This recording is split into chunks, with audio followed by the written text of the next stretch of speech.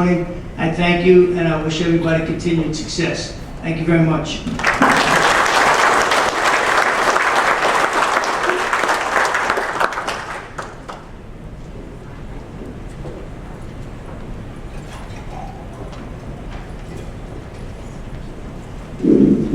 By the way, since I've been proclaimed Den Mother over the convention, and Witch of the South, it is our request that if you brought some business casual clothes with you, pants for men, maybe slacks for women, dress in business casual for Wednesday night's banquet. If you can, please don't not come because you only have khaki shorts.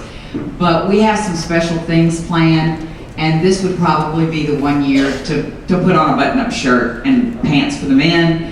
And if the women have a cocktail dress, don't wear it. But we do have some special things. So that's from the Den Mother. Now, Lydia, as the treasurer, I have put the balance sheet.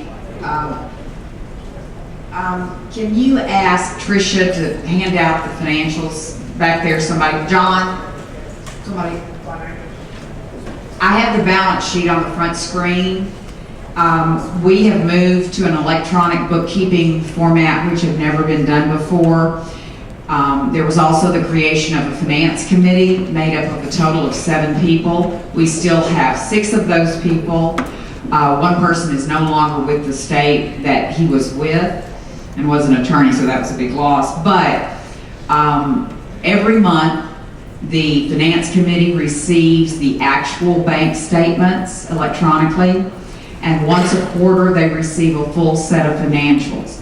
So this is dated June 30th, as you can see, and it is compiled from August 1st, when I was elected. As you can see, it says we have $75,800 in the bank account. That's actually not accurate because we have not compiled anything from this convention. But on June 30th, on that day, on Saturday, there was $75,000. We are due $6,900. A lot of that has been paid at the convention, and that would also be a few dues that have not paid. To the best of my knowledge, there is only one state, and there are a few tribal commissions that didn't pay.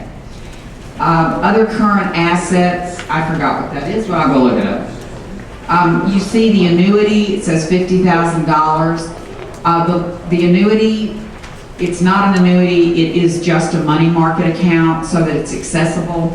I'm happy to tell you that, and there will be a more in-depth finance committee report this afternoon that will allow you time to ask questions or anything you want to know. But there was an annuity that had been tied to a board member's life. And upon professional advice, we were advised that that was not a proper execution of a nonprofit's, if you want to call them extra funds. So that's been changed so that it's accessible. You see that we owe very little in accounts payable. Total equities and liability, $133,000 and change. Then the 2 pages, you may have a front and back, or perhaps it's stapled together. We tried to be eco-friendly. Didn't work all the time. This is a profit and loss statement, and you can see some detail of where the money came from, where the money went to. You see that there are insurance costs. We, of course, had to have liability insurance to hold this fabulous conference at Monte Carlo. We also have board of directors insurance. We did have some professional advice from CPA, from a financial investor, an attorney. We've paid fees with the IRS. I don't know if you guys are aware, but the IRS, the federal tax ID number had been fallow or dormant for 19 years for the ABC. It is officially reinstated, and we are currently working with the IRS to establish our exact classification. We wanted to be a governmental entity. That didn't pass, so we wanted to be an affiliate of the government, and we're still working with the IRS. But that is in progress, and we have credit cards. Mr. Mazzulli has a $2,000 card limit, and I have a $2,000 card limit. for the first time that I can remember because, well, I went to Marshall's yesterday. But we at least have credit that we can use for small purchases. It won't settle up with the Monte Carlo, but the only reason we could get that is because we have a valid federal tax ID. Do you have any questions about these financials? Tricia's passing them out. They're passed out. They're passed out. Tricia is the program manager from the state of Arkansas, Right. and she's done an awful lot of my work, so thank you. Any questions? If not, I would entertain a motion for the, do you want to do that, Mr. Mazzulli? Is there a motion to approve the financials as submitted at this point? Okay, what's your name? Tom Katsalois. I cannot spell it, but I have it in writing out there. Was there a second? All right, second, Frank Gentile. All in favor? Aye. Any opposed? It carries unanimously. I will have a more in-depth report to go over some details this afternoon. Thank you all, and congratulations on coming to something that I've been coming to for 20 years, and I feel it's really important. I am very honored to be here, and I'm really honored to be your treasurer. I want to be your secretary and bump out Joe Walsh, but no.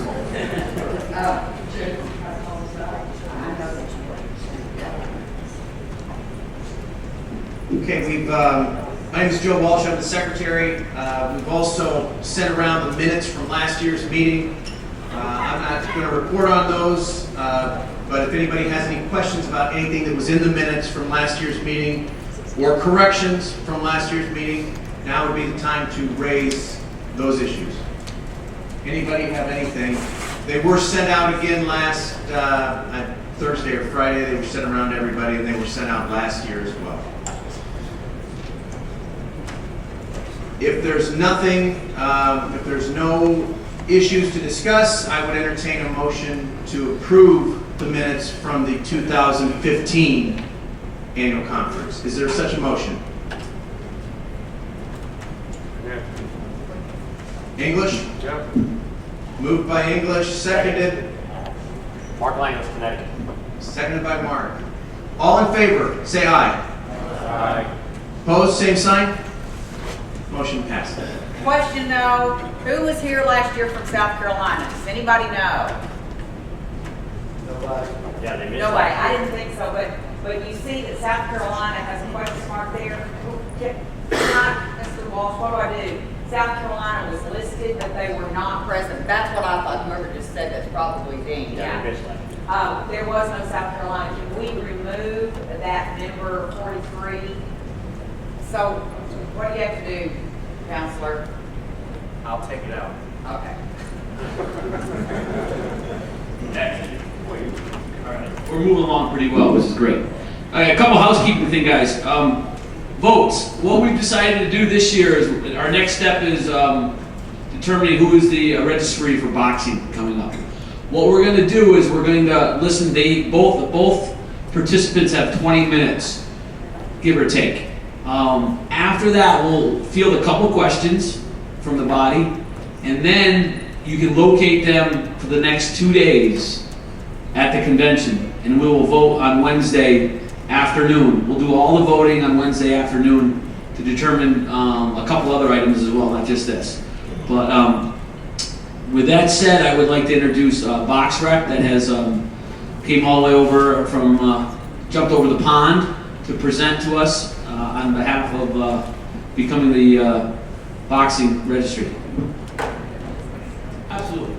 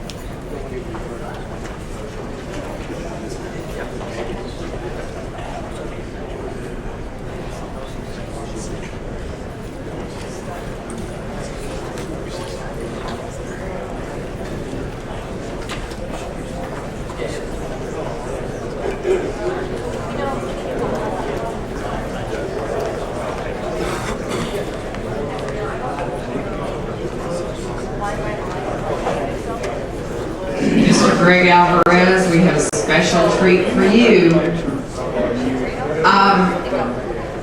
I tell you what, the Monte Carlo rolled out the carpets for us.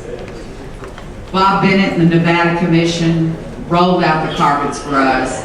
And I am extremely proud to present the former mayor of Las Vegas, Mayor Goodman.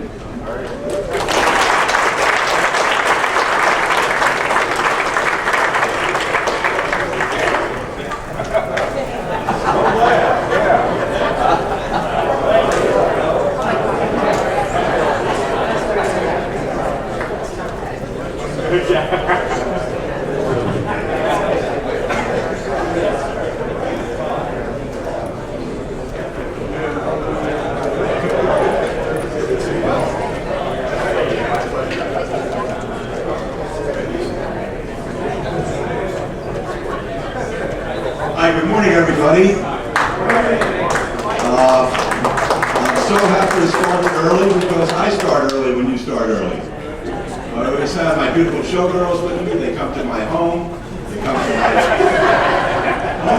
They come to my bedroom, and they come next to me and start applauding to start my day off right. And then they hand me my first Bombay Sapphire Martini. And I start drinking usually about 7 o'clock in the morning, and we go until I can't stand up any longer. Sort of like some of the fighters that you gentlemen are regulating. You know, when they asked me to be here today, I thought back to my prior life. Before I was the mayor here, I was the mayor for 12 years, and I was term limited. But before that, I used to represent the mob. And, well, gotta tell you the way it is. How many saw the movie Casino? Okay, well I started out with De Niro. I played myself, and every time you watch it, I make 13 cents. So please keep on watching it. But I was thinking about that life, the life as a lawyer here, and how much contact I actually had with the great sport of boxing. My first venture into that area was when I was hired to try to break an injunction that had been placed on the De Jesus Duran fight.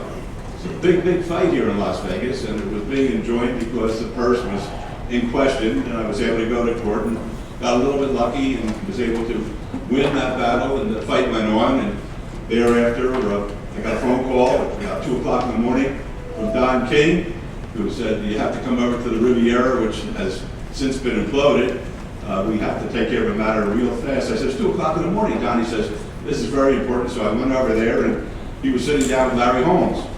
And they had some kind of dispute as far as their contract was concerned, and they wanted to reinvent the terms of it. So believe it or not, at 2 o'clock in the morning at the Riviera Hotel, I drew up a contract on a napkin.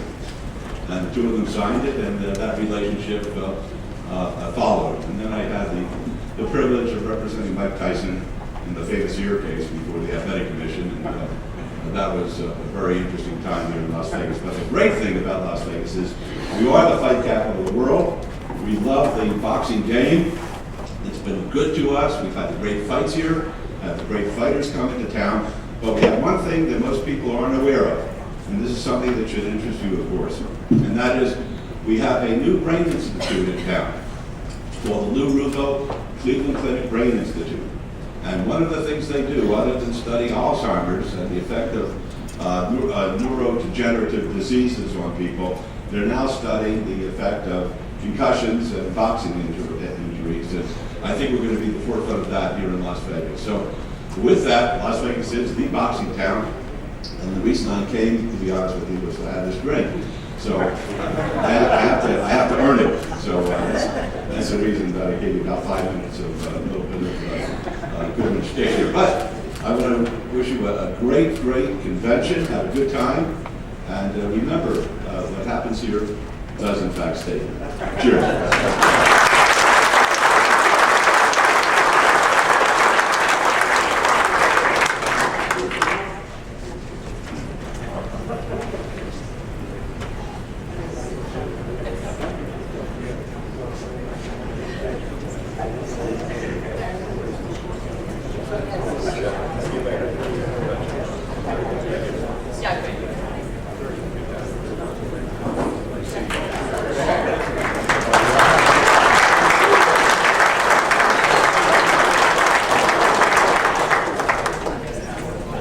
Thank you. Thank you for doing that.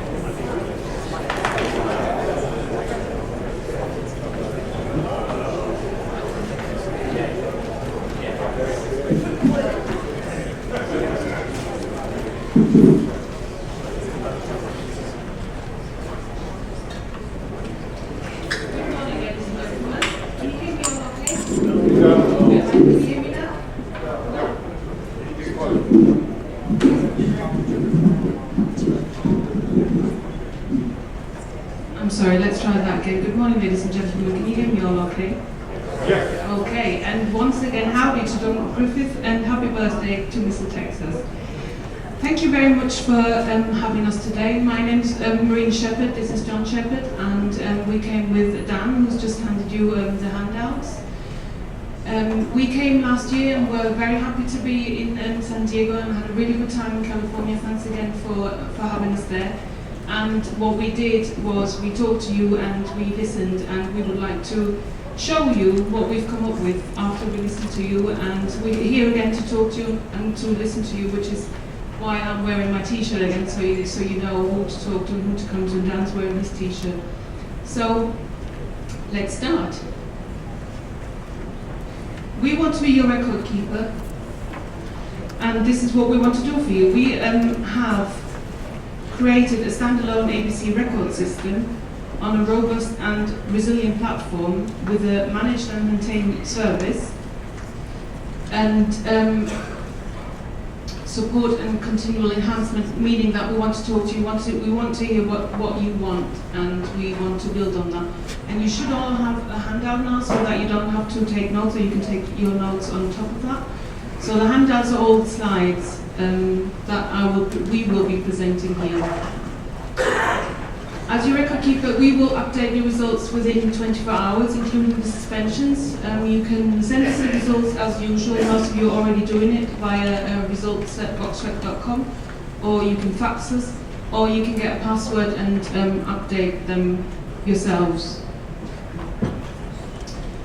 This system that John and I are presenting is not a mock-up. It's a system that is working, that is live. We've come with our laptops, and we're happy to demonstrate it for you. We've got a table out there so you can come and get your login for your commission and see what it looks like for your commission. It will work on the laptops, the computers, and your mobile phones, so any device, anywhere, anytime, 24/7. So it's based on our architecture, and it's reliable and resilient, meaning it'll be live on the net as you are used from us, that we're always live on the net, we're always there. So if at 3 o'clock in the morning you want to go and check out Fighter, you can do that. You can log into the ABC system and you can have a look at these suspensions. Data, system and security, to tell you everything about that, I brought John along, who's programmed the system together with Dan, and that'll be on the next slide. So, managed and continually updated servers, a hot standby, daily backups, and an audit history with rollback function. I think this is...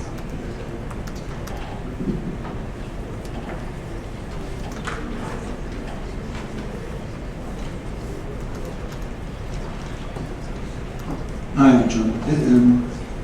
This is really boring bit, but the technical security, we take it very seriously. The website BoxRec.com is, as I speak, it will be under attack from either a Chinese or a Russian or a Korean or some African or some Nigerian hacker. It's a continual thing.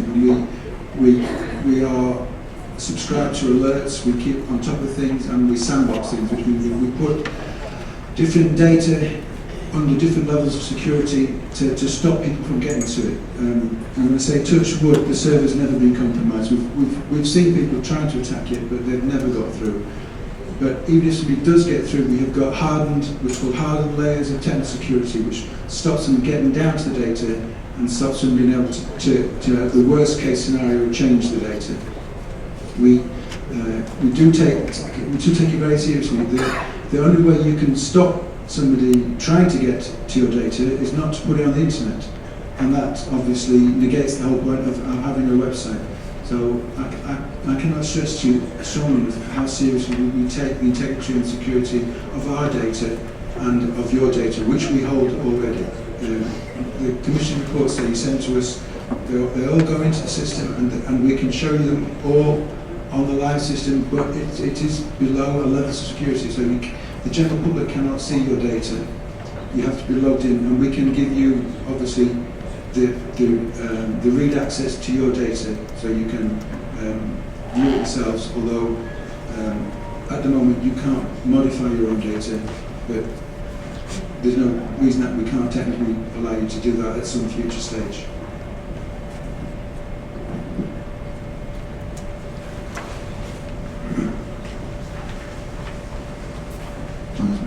More boring stuff. Okay, so the data that we maintain is in a relational database, which means that you can look at it in very many different ways. You're only limited by your imagination. So we can give you reports to your heart's content. We can overwhelm with you reports about your data. So if I know there's several commissions here today that have asked for data reports to be sent to them, and we've done that. We're very happy to do that. We're very happy to format the data. We're happy to send you your data in whatever format you wish. It's your data. It belongs to you. We're just the transit mechanism. So I'm going to get to tell you about the real exciting things. I'm really excited about the system. I think it looks good, it works, and it's got a lot of functionality that we know you want.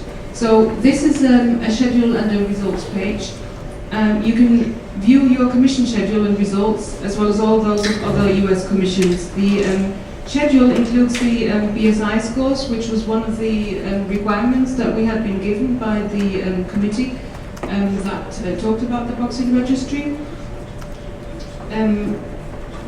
It includes the records and any suspensions for each boxer. There on the screen online, you can approve or reject about.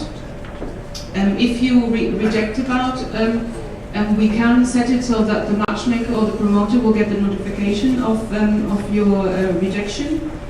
And this screen also allows you to view the change history of all bouts and events, meaning that if your fellow commissioner is logged on the day before and he's changed something, you can click on the little icon and see what he's done, or she. There you go, the screen. If you reject about, if you accept about, you don't have to say anything, but if you reject it, we ask you to give a reason, or the system asks you to give a reason. This is, again, our proposal is not something that you have to do, but we thought it would be nice. This is an example of a boxes page as it looks in the ABC system. On the top you see the Nevada Athletic Commission. We've just pretended we're the Nevada Athletic Commission since we're hosted here today. So if you log in as a different commission, then on the top you will see the name of your commission. So you can see the boxes page, including his suspensions there. Again, you can see the BSI, the federal ID. and his biographical data. But I think the important bit here is to see the suspensions, start date, end date, and the comments if there is one. The boxes pages as well as all other pages can be printed. Oh, just let's go back one step. I forgot to say here, if you see that little red flag there, have I got a pointer? I've got a pointer. See that little red flag here? That means that this boxer will be suspended on the day of the show. This is just an example. This boxer wasn't suspended on the day of the show, but we had to show you how the red flag would work. And this one, the yellow flag, that's a boxer who was suspended at the moment, but on the day of the show he will be cleared again.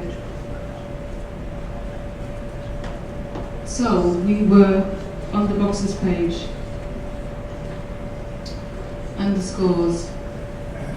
The next page that we have created is every official has his or her own page with if it's an official with the shows that he or she has worked, and also with every commissioner also has the page. Then if you want to email him or phone him, depending what the person's put into the system, you can see you can mind yourself of the happy faces and the contact details. Now, important for you is to know who's the boxer or what's his name, what's he done so far. So there is a page with the boxer search. You can refine the search on the top there. Oops, sorry. And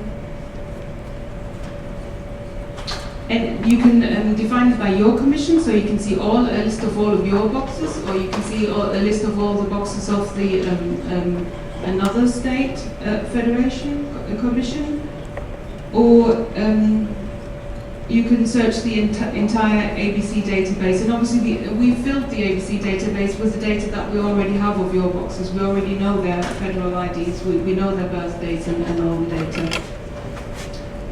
And here, what we thought we heard from you last year is that you can create a new boxer yourself. So you can upload, get a new federal ID, which is unique. Again, we can do it further so that you can upload everything yourself, including the picture and everything you need to know about the boxer. Now again, we're talking a lot about suspensions today, and I think it's very important. This screen here shows the latest suspension given by a commission, so you can choose between either to see your boxers that are suspended by any given state, or you can choose to see the suspensions that you've lately given out.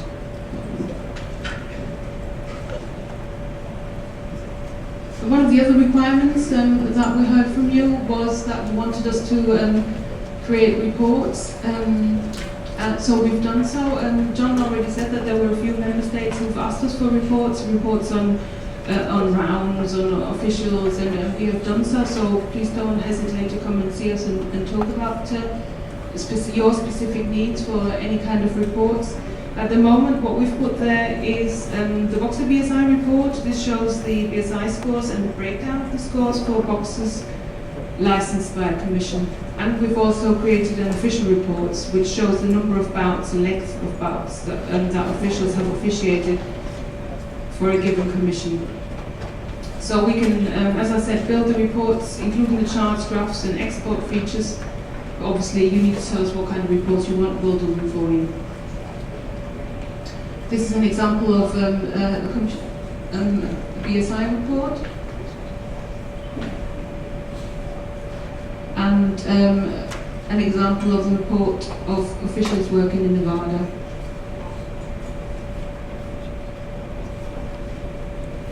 So I've been going through the top menu on the side, and here, so we've seen scheduling results, the boxes, the suspensions, and we've seen the reports, and now we're onto the directory. So we've created a directory of commissions, so that again, if you want to talk to each other, you have this data here, and you can fill out and change your own contact details.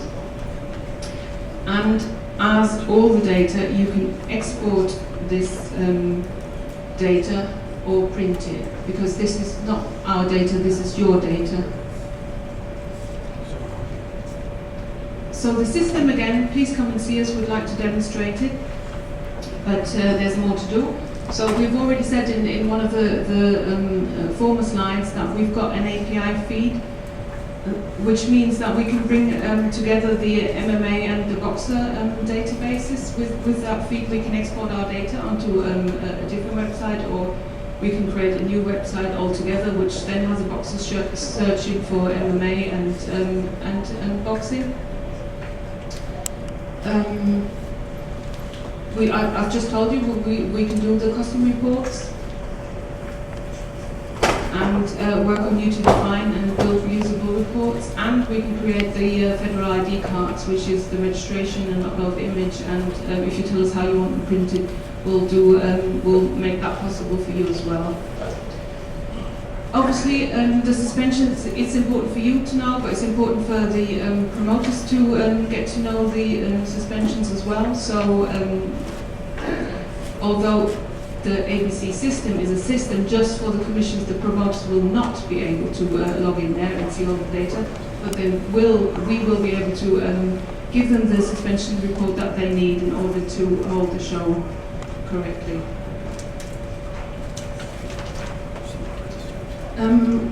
We've put down some final thoughts and told you that this is a working system which works on computer, laptop, tablet and mobile, that we'd like to see for you to come and see us. We have been given criteria, and we believe that we can fulfill all those criteria, which is the commission system which we have built just for you. The medical database, the suspension system, we've got the backup service, we're available 24/7. And we again wanted to stress that we would like to be your record keeper, and we will keep your records in the way that you need us to keep those records.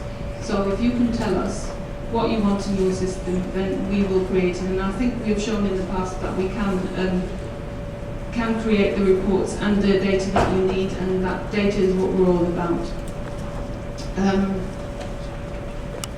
We already said we're offering the solution at no cost to you, including the maintenance, the support and further development. And have I forgotten something? So, again, please come and see us, talk to us, email us, phone us, come in person. And with that, I have used 16 minutes and 30 seconds.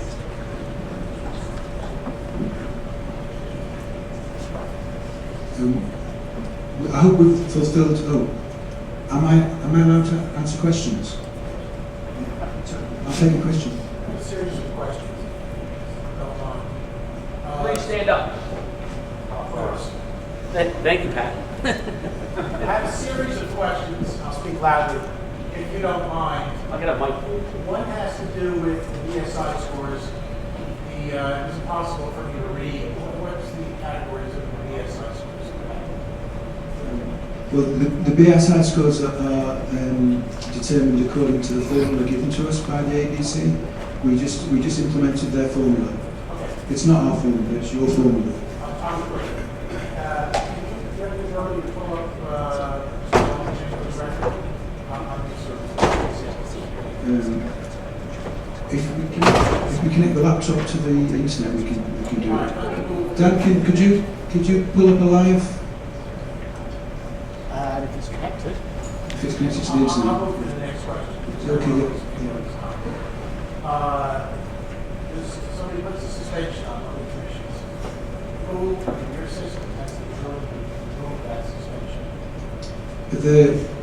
The system, are you talking about this system or the system that exists already on The BoxRec? ABCs. The ABC system, well, at the moment, only we have the right access to it. We can give the commissions right access if the commissions are happy to have the right access. Yeah. Sorry. Who has to contact you, this group here, to have the suspension removed? Any Well, commission? One commission? The commission who gave out the suspension. Now, the last question, take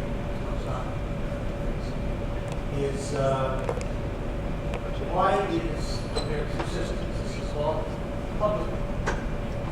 We here, except for the tribes, are public agencies. So the ABC data is historically been public. Yes. Why are there two systems? Because people that are not necessarily commissioners also need this data. White House and others. Yes, that's a good point. The data is paid for by the American taxpayer.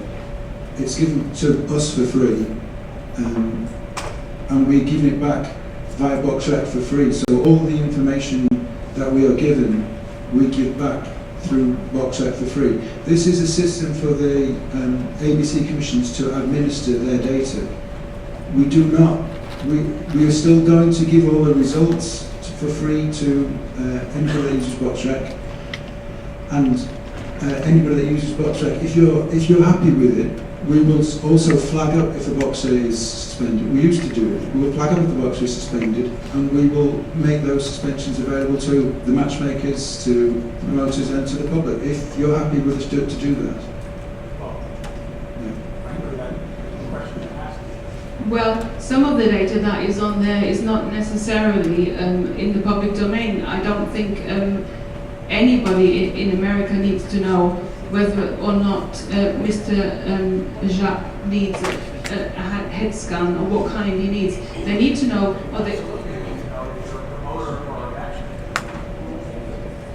they need to know that he's suspended, and we're happy to give out that information, but it's private medical records. Yeah, well, again, this is your system. If that's what you want, then we have the ability to do it, and we will do it.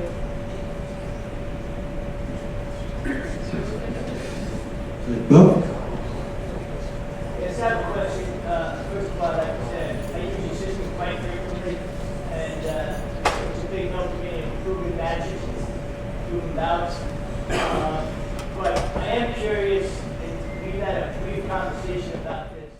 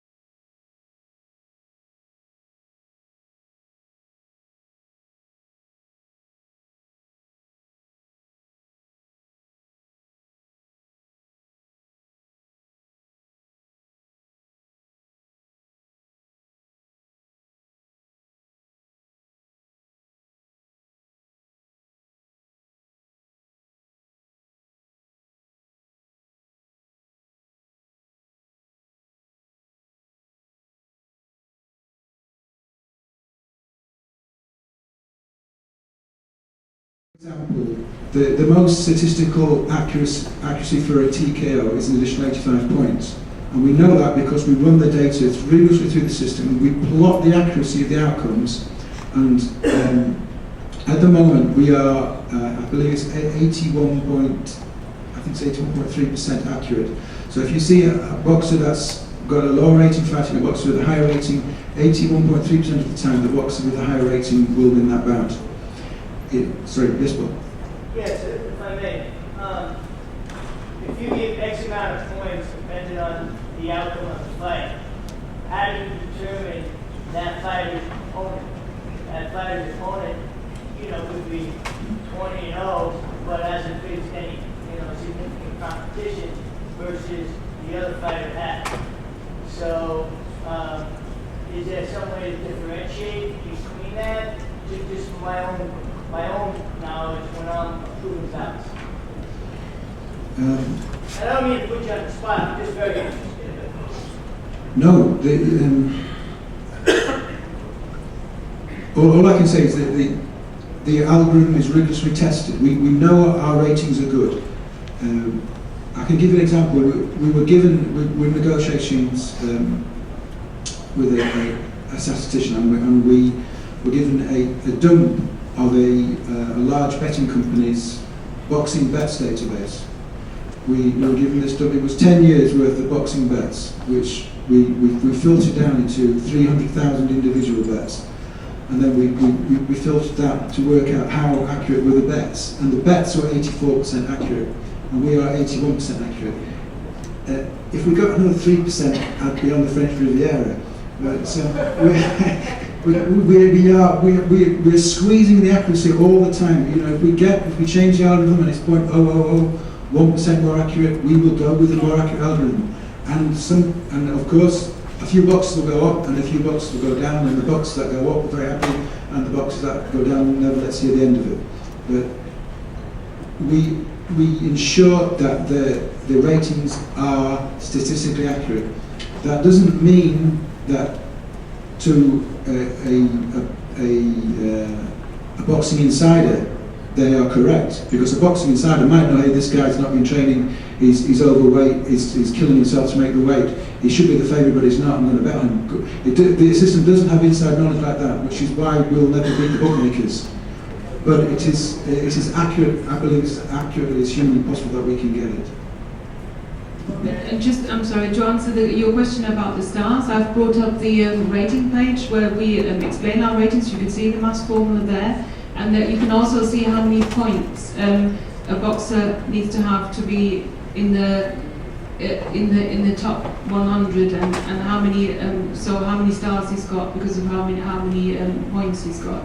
Obviously, the points are different for every weight class because there's so many people in it. Different people are in different weight classes, so it's different amount per person in the minimum weight. That's an important thing. A caveat that I need to add that the ratings only work for tight divisions. So in our rating system, you cannot compare a flyweight to a heavyweight. You cannot compare to a heavyweight of 2015 to a heavyweight of 1955. There's no way to statistically measure the accuracy of that. So although on BoxRec.com we have a pound for pound list and we have an all-time pound for pound list, that is just, you know, it's based on our ratings, but there's no way to test the validity of it. So I cannot say as a fact that, for example, that Lennox Lewis is better than Joe Lewis. It's just, there's no way that you can statistically come to that conclusion. That the ratings are only valid for current boxers within tight divisions. So you can maybe go one or two divisions either side. If you go further than that, they don't make sense. You can't compare the flyweight with a heavyweight.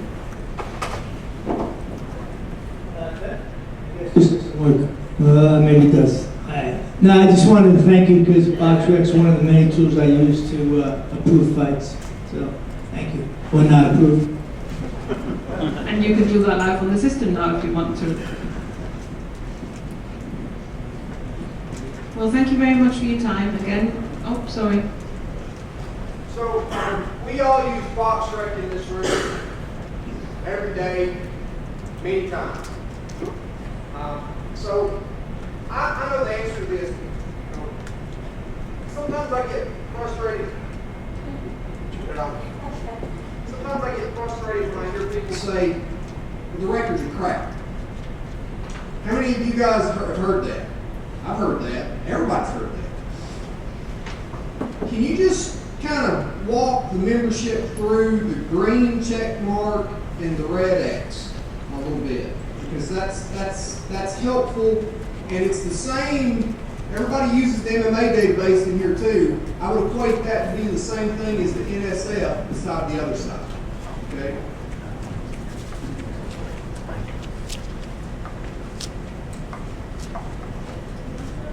Yeah, sure. Thanks. Yes, the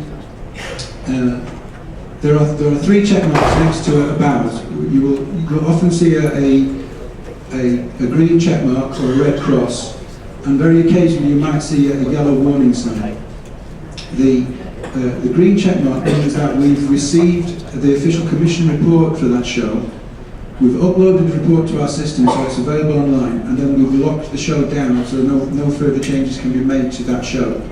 So if you see a green check mark, you know that that show, the information has been verified against the commission report.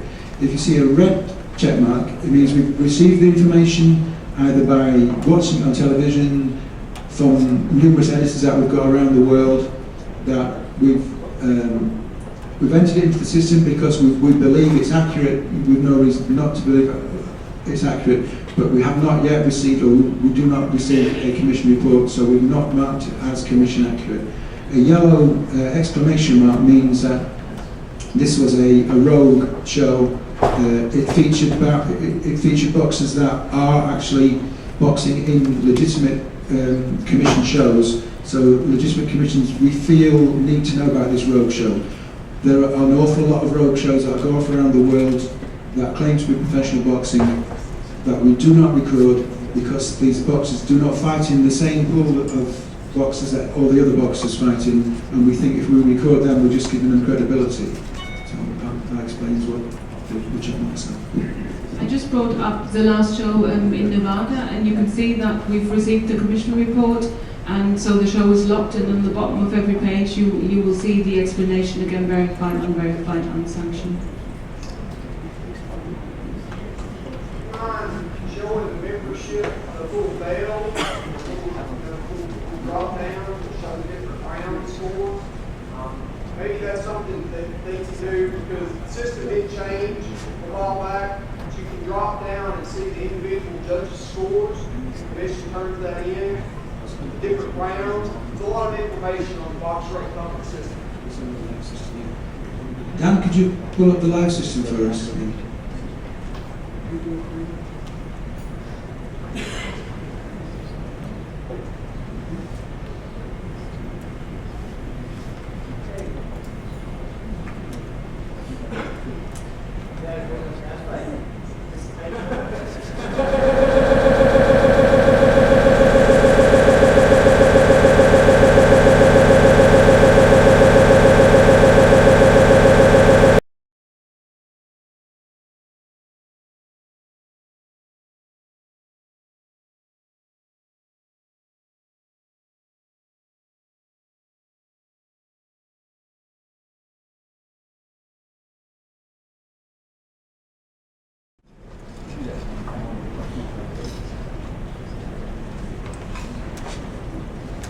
Has somebody else got a question? Oh, sorry.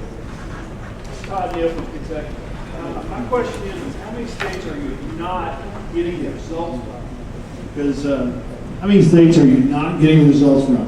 Because our secretary was actually not sending them to you. Yeah. And recently began to send those. Yeah, so, I mean, I'm just asking how accurate are they since you've not received it? Yeah, you're asking to make myself very popular now, aren't you?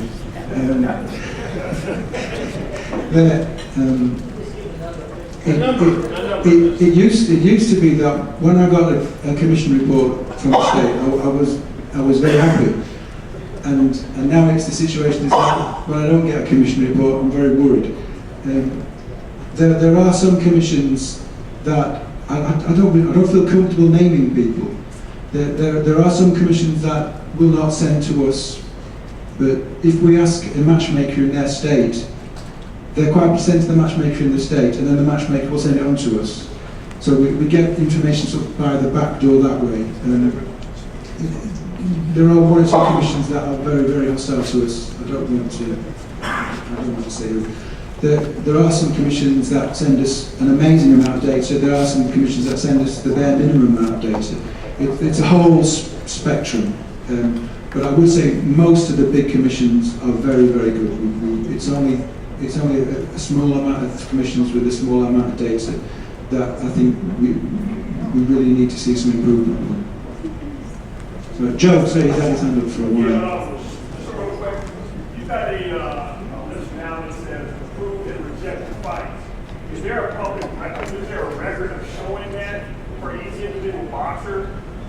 the reason why I asked that question is because I have a lot of promoters who promote in one state or another state, back and forth, and they like to get a fight going no matter where it is.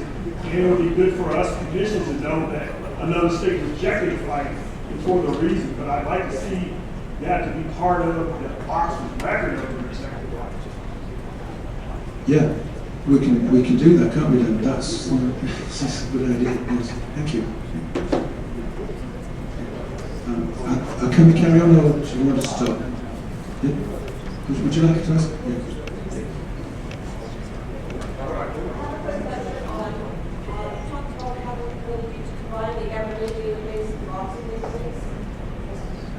I'm combining the MMA and the boxing database. We have a lot of fighters that switch back and forth between Muay Thai boxing and MMA. Is there ability to show the suspensions from the MMA system and the boxing? Because sometimes a fighter is not going to necessarily tell you if you don't do a lot of research on him. To find out he's suspended somewhere else, you could be allowing him to fight on a suspension. Well, obviously, I can't speak for the MMA database people. I did speak to Mark Bratler about it, and he's very happy for us to work together to exchange information. And an API is a technical term for an applications programming interface, and basically it's a protocol which says, have you got some data? And we'll say, yes, we've got data. Will you give us that data? Yes. And this is a two-way street, so we can say to their system, have you got data on this fighter? Yeah, it's suspended. And they say to us, have you got data? And it's a protocol. It's an exchange system that we use. And we also use the API for various commissions around the world. A commission map around the world will have a website, and it'll have a list of their boxers on the website, and it may even have their suspensions on the website. But underneath, it's fed by BoxRec. You never know that it's BoxRec feeding it, but it's fed through the API. So some commissions want to show what they've got, and we're happy to push the information up to them, and that's live information. Thank you very much for your time.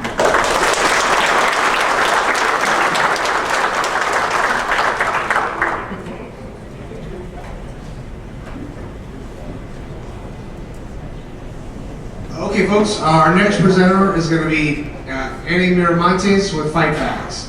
So, Annie, whenever you're ready, come on up, sir.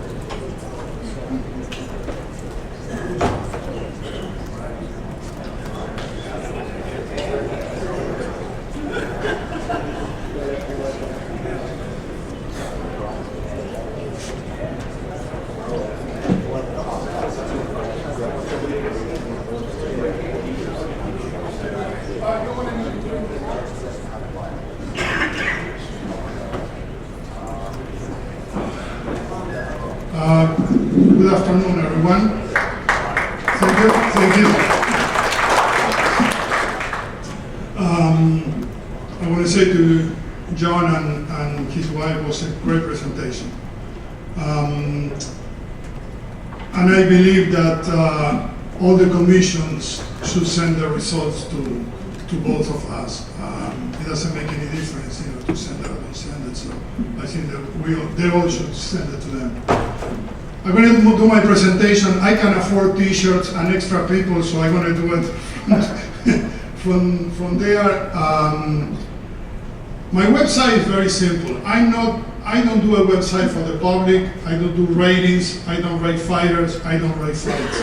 I work for the commissions and I work for the promoters.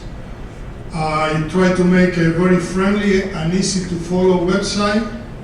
I'm going to show you the promoter's part that only the promoter can see, the commission's part that only you guys can see, and how you can approve or not approve a fight.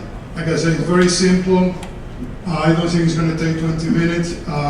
Also, I follow everything that the ABC require. I hope you guys are happy with it. And of course, I will answer any questions after, and I will be outside for the next 2 days.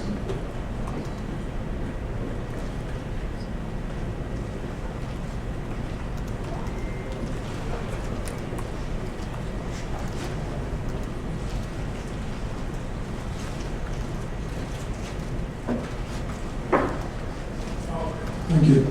Okay, this is the promoter's site. Like I said, this is not a website open to the public, so it's not any kind of presentation. The promoter, each promoter will have a number like they have now as a customers, and they will have access only to this part. I put the Santa Cruz Frampton as an oncoming show.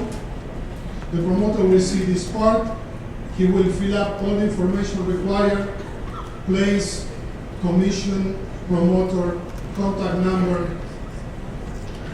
After that, he will add the fights.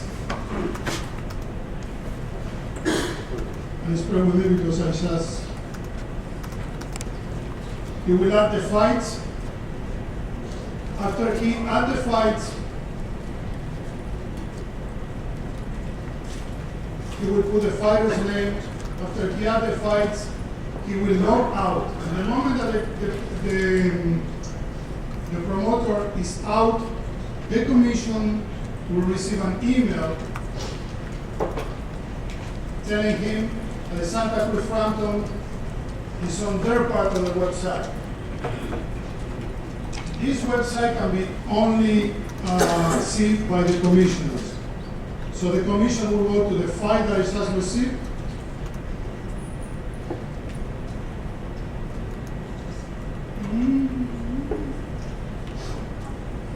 He has the date, the time, the promoter, the contact. In this case, there are two promoters, the location and the state commission. He gives you the card. I put 4 fighters. You have a spot to make a medical request. Each commission have different medical requests. You will check the fighter. If you need any kind of medical exam, you will put it there. And any remarks that you have, if you approve the fight, you don't approve the fight.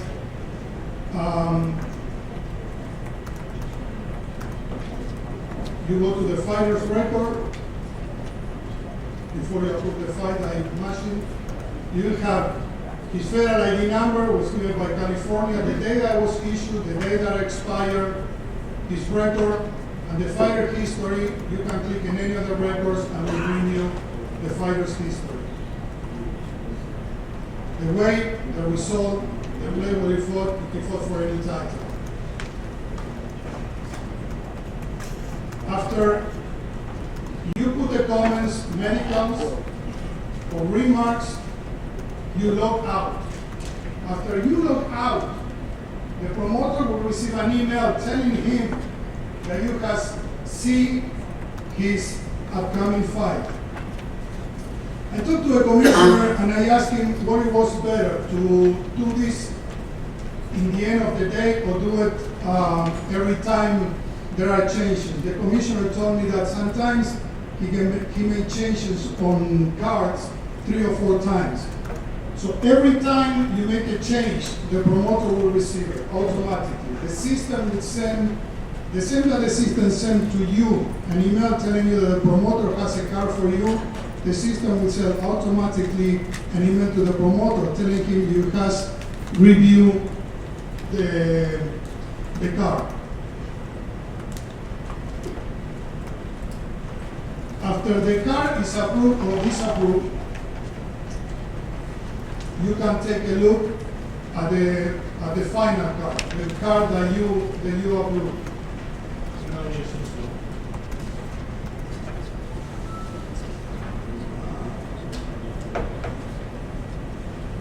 See the whole record got the juice.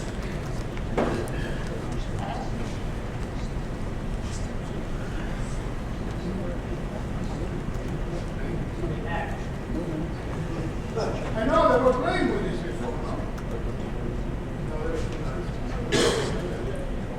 I don't know about John.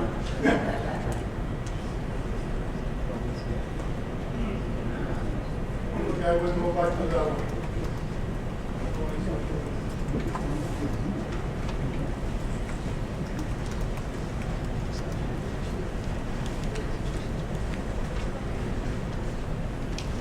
Stay with me. I will try later.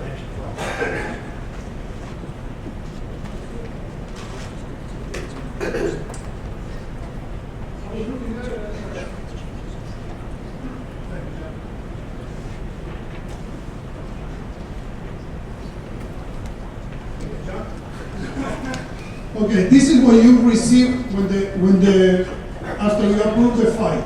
Now, this will give you the option to put the results there, and this will automatically come to me, or you can use the sheet that you normally use. You have the feeling that Texas and Nevada, they've been using that one for a long time, and maybe they prefer to use that. But you have the option. This one will be automatically, and at the moment that you fill it up, it will be on the results. The only that you need to add are the judges and the results. You can put the suspensions. Then we give you the option to put the suspension yourself, or I can keep putting the suspension like I'm doing it now. Then again, it's your choice. I was requested to the commissioners to have access to the suspensions. The commission will have access to only put and take the fire that they suspend, and you will have access to the whole suspension list like always. And also, you can issue a federal ID. If you want to do it, you can do it. If you want to issue the federal ID, you can ask me the way of doing that. You have the suspensions and federal ID, you have both options. And then, of course, you have the contacts of every commission. Let me go back. If a fighter is suspended,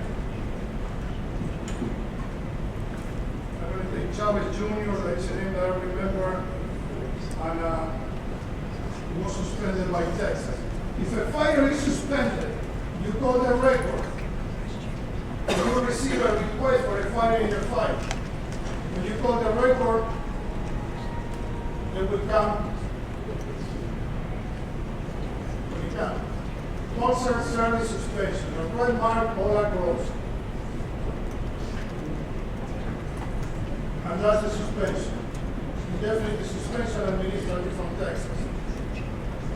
I also put that mark in some, when it's license denied, that some commissioners take it as a suspension and other ones not. Also put that red mark when a commissioner requests to be called. Some commissioners say call before license this fighter or call before approving the fighter. That will be your choice to do it or no, but at least you are advised that it's something on this fighter's record, on this fighter's comments that you want to see.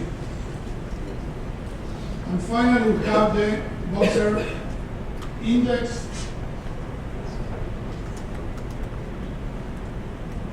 The name of the fighter, this one again. The fighter is suspended, and you will see that mark on the fighter all the time until the suspension is lifted. Once again, the commission can lift the suspension, or they can send me an email for me to lift the suspension. Otherwise, it's okay.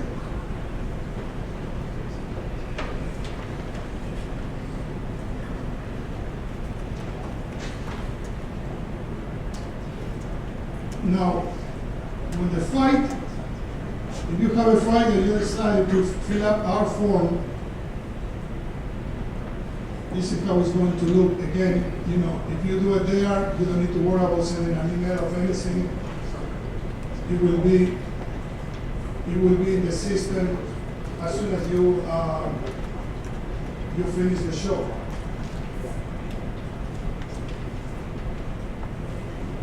And that's how it's right now.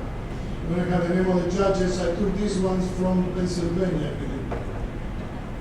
The results, federal ID numbers, date of birth, the weight, and if you see any comment, the fighter is suspended, you will put it there.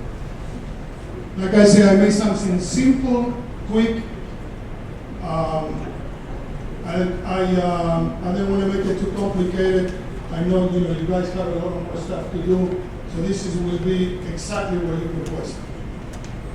I'm done.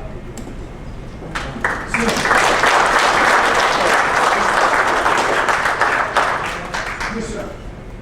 Real quick question. Hand him the mic. I don't need Keep on his screen all the time. you mostly. But the question I got, going back to the young folks, the big red marker cups. I didn't see on there what the indefinite suspension was for, although when you get individual records now, it's on the split over. Yes, yes. Is that somewhere in your system? Yes, it is. In this particular case, was an administrative suspension, so it's saying administrative. Now, if the fighter needs any kind of medical, neuro, orthopedic doctor must clear left shoulder, it will be in the comment exactly the way that you sent it to me. Sometimes, some commissions put indefinite suspension and then they put the medicals. Another commissions don't put indefinite suspension, they put the medicals. Remember, if the guy needs a medical exam, he's suspended. And this time will be no doubts, he will have the red mark, and you will know exactly what the fighter needs. The fighter that failed drug test. Some commissions don't put that the guy tested positive. I think there's some legal issues, and not everyone can put that. So, for example, let me see, California, Nevada, New Jersey, they use Maryland, they use a code, violate rule X. If you send that one, everybody will know what that violation to our rule is. And if you are not too sure what it means, contact the commission and he will tell you. But every time you see a rule number or a rule number on the record guy, it's because he tested positive. I give that information forever on the fight. So you know, there are some fighters that has tested positive a couple of times. I think it's important for you to know that you're dealing with some fighter that he already did this twice. It wasn't an accident. The same with the suspension history. The suspension history is always in the fight. Some fighters have been suspended to take neuro 3 or 4 times. I think it's important for you to know. If in a suspension, say, contact commission, or it say, for example, like Virginia, has banned a few fighters to fight in Virginia, you should contact the commission to ask them why you banned this fighter from your commission. Normally it's because they have no skills. But it's always better that you keep communication with each other to be sure what was the reason for that commission to take a determination like that. The federal ID numbers, you can put the federal ID numbers or you can ask me to put it. After the last convention, I request passport of foreign fighters and driver license of local fighters. Some commissioners, they told me that it's illegal, they cannot send that information. I understand. What I find out also was that many of the foreign fighters, especially Mexican fighters or Central Americans, they have 2 last names. And some people don't understand how this system works. You see in a passport somebody named Garcia Perez. Well, the last name is Garcia, it's not Perez. First is the father's last name, then it's the mother's last name. So when you have a foreign fighter, you want to put the federal ID, but you're not sure how the name goes, just ask. I know it's not easy, because, you know, some guys have 3 names and 3 last names. So you need to make a choice. Well, I will tell you which one it is. And to finalize my presentation, a picture of MMA is going to show you what we've been doing together. We've been exchanging fighters, and I put in the record of the boxers. If the guy is an MMA fighter, you will see MMA fighter and the reference number from the MMA. And the MMA start doing the same with the federal ID numbers. So I think it's important when you put a guy in the MMA system, if that guy is a boxer, please give him the federal ID number. If you ask me for a federal ID number and it's a pro debut, but you know the guy is an MMA fighter, please tell me it's an MMA fighter. So we keep exchanging. So I'm going to give them a few minutes.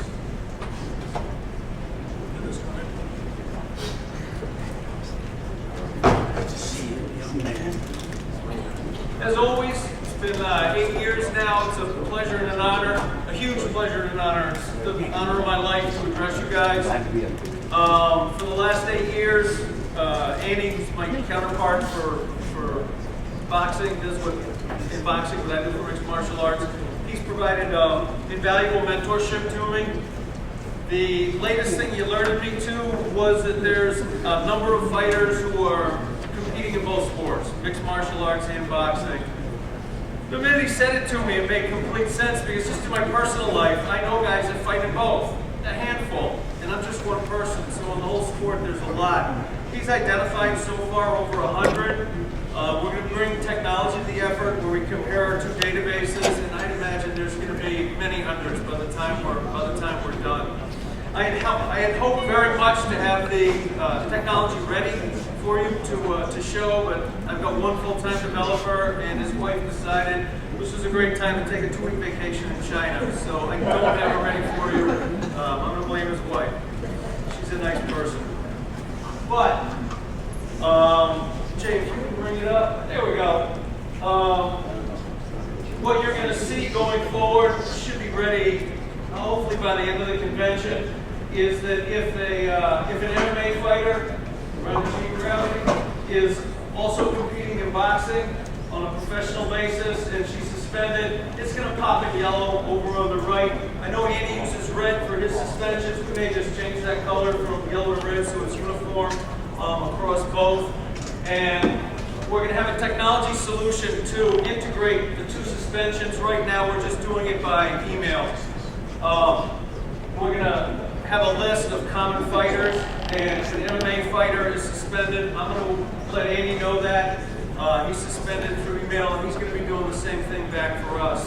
And I'm hoping it's a modest but important step forward in terms of safety. Anybody have any questions? Oh, I'm sorry. That show will be shown the same in our website. So, you know, when we're going to use, like I said, want to put the system together, and everybody, you know, uses somebody already, maybe an MMA suspension, but sometimes you have a guy that's going to fight and he's suspended an MMA with a medical suspension. So the guy will be in red, and then it will be your determination to take that MMA suspension to boxing or vice versa.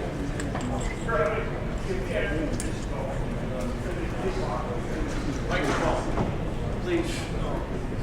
No, I mean, I was saying, the reason why you guys do knock out the kickboxing battle, you guys do knock out the kickboxing battle, and we don't really have a system for kickboxing.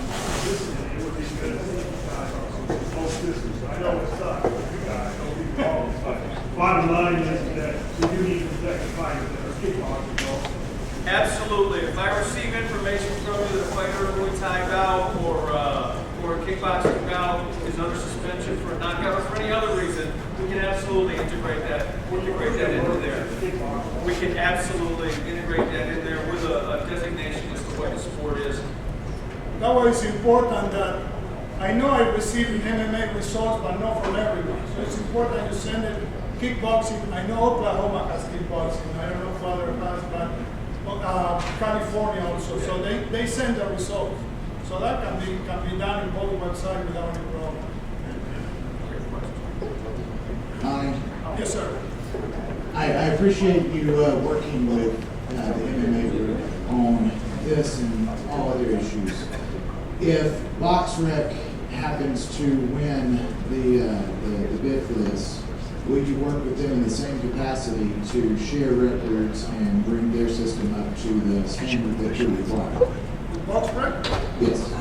Everything is possible. I can tell you yes or no. You know, we talked last year, Sean and I, we talked last year, you know, we sit down, we talk, and we then came to an arrangement, but, you know, we're very friendly with each other. We're competitors, but, you know, everything Yeah, comes because down. the last thing that we need, if there is a transition from Fight Facts to BoxRec, is a gap.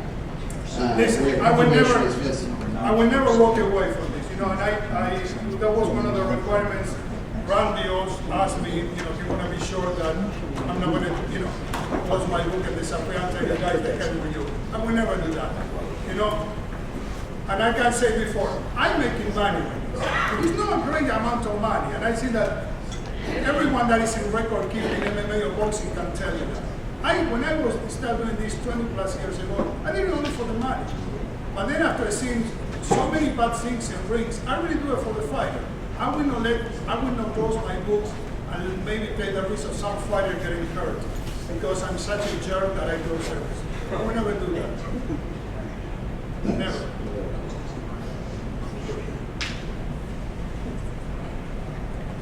I'll be outside. I will, you know, this is going to be, I don't know the slow process, but every commission is going to need to have a password, it's going to need to have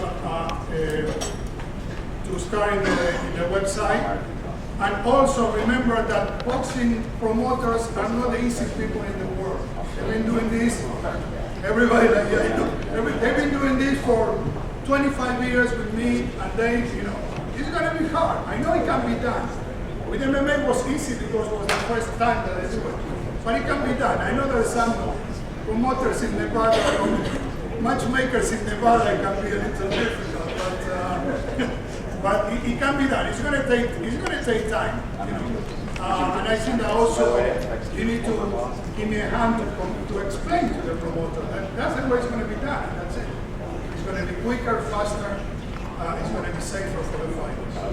Because I'll be outside, I'm sitting next to the MMA, they separate us from BoxRec, they don't want us together. So if it's any question, you know, what we're doing together, when it's in us, I'll be more than happy to do it. I thank you all for your support through all these years, and I hope that we keep working together.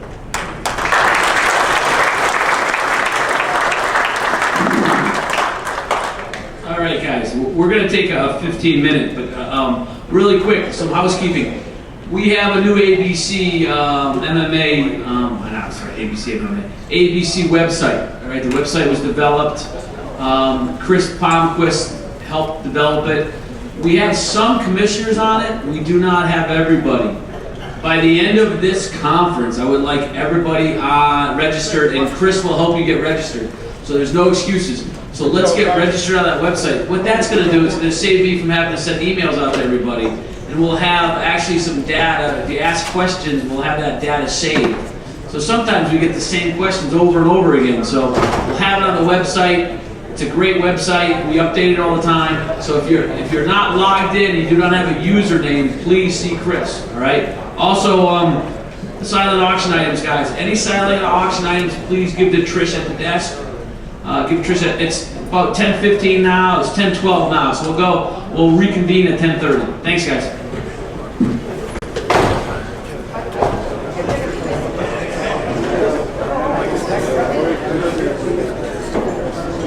It's in my pocket. You got it? You have this right here? I got it.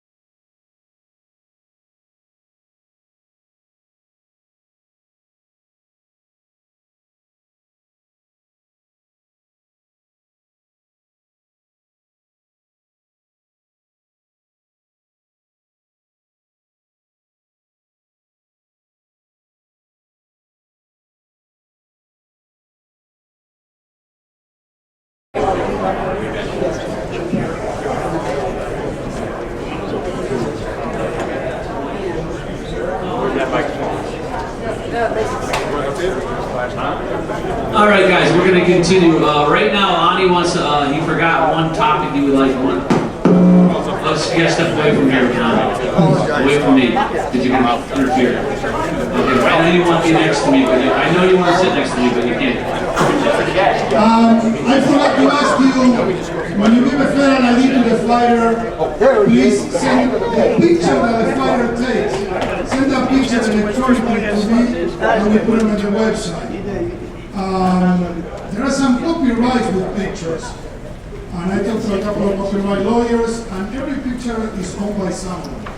So to save me a problem and save everyone else a problem, if you send me the picture that you use for the federal ID, that will be the picture on the fighter's record. Thank you. All right. Okay, guys, let's go. We're a little early.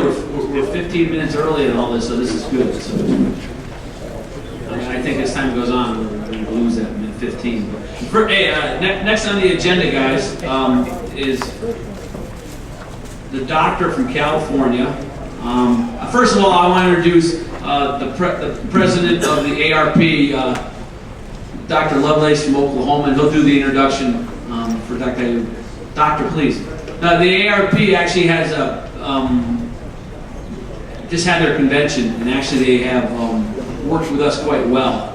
And these are all medical doctors that are ringside physicians. And as we all know, it's very important for your doctor to be a ringside physician, because you put a doctor in there that doesn't know what they're doing, and you can see their eyes bulge out of their face. So, doctor.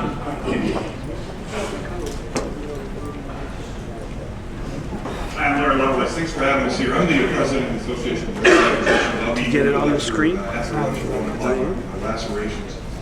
Just to update you a little bit, the Association of Ringside Physicians had our conference this weekend, Saturday and Sunday. We just finished. We had 118 doctors from around the world. We had doctors from Europe, Asia, South America, most of the United States.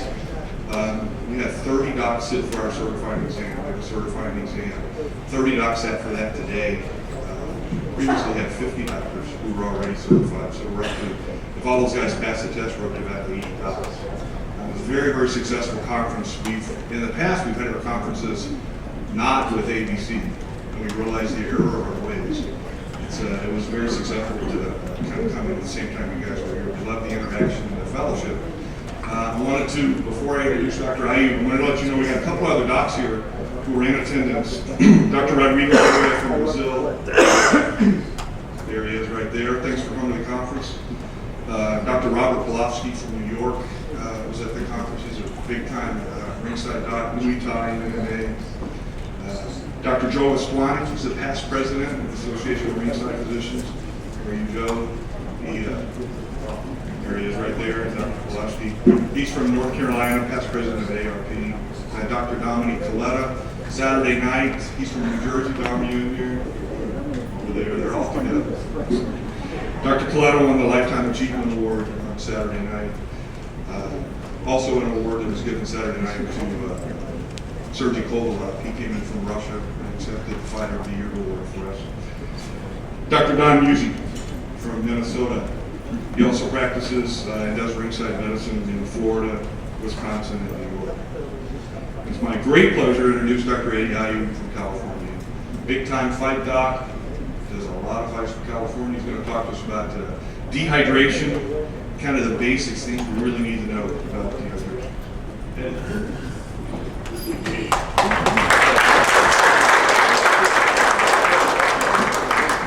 I'm just going to take a second to get the thing up on the screen.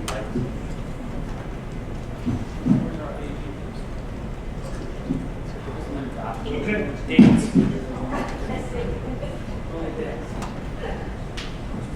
I'll just stand here and tell you that you're all very unlucky not to live in California, because it is the best place in the world. And also, Andy told me not to start without him, and he's here, so. And I lost my shirt in the casino this week. Just could not get anything together. thank goodness I'm a doctor, and to make up the $2,000 is like 5 minutes in my office. You know we are all rich. Everyone else.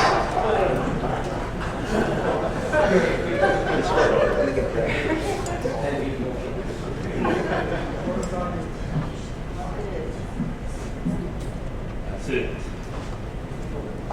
All right, I guess I'll just say flip. So when you go, oh, you want to?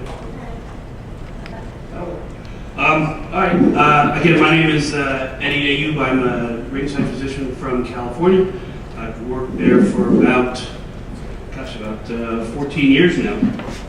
And we do probably more fights in California than any other state. We are on the forefront of change, and change for the safety of fighters. That's what we're all about. And then making this sport a better sport. This is kind of the hot topic now, dehydration and rehydration. And what we're trying to do in California is make it safer.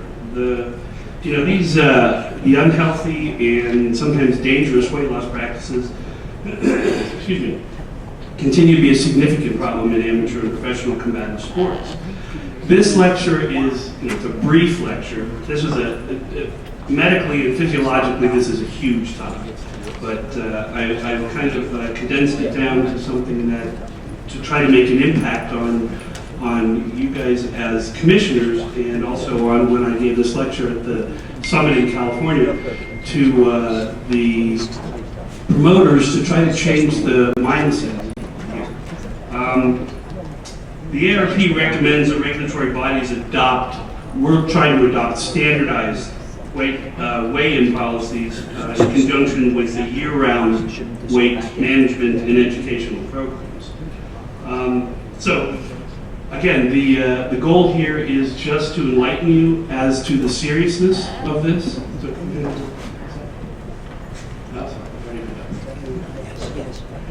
Number one, I'm going to go through each body system and show how how dehydration and rapid rehydration affect it.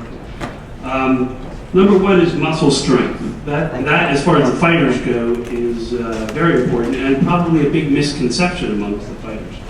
Muscles work because blood carries oxygen to them. Muscles need oxygen, obviously, to work properly. So when you look at dehydration, you start out with somebody dehydrated, you get decreased blood flow. Dehydration is really less fluid in your system. With less fluid, you have less blood. With less blood, you get decreased blood flow.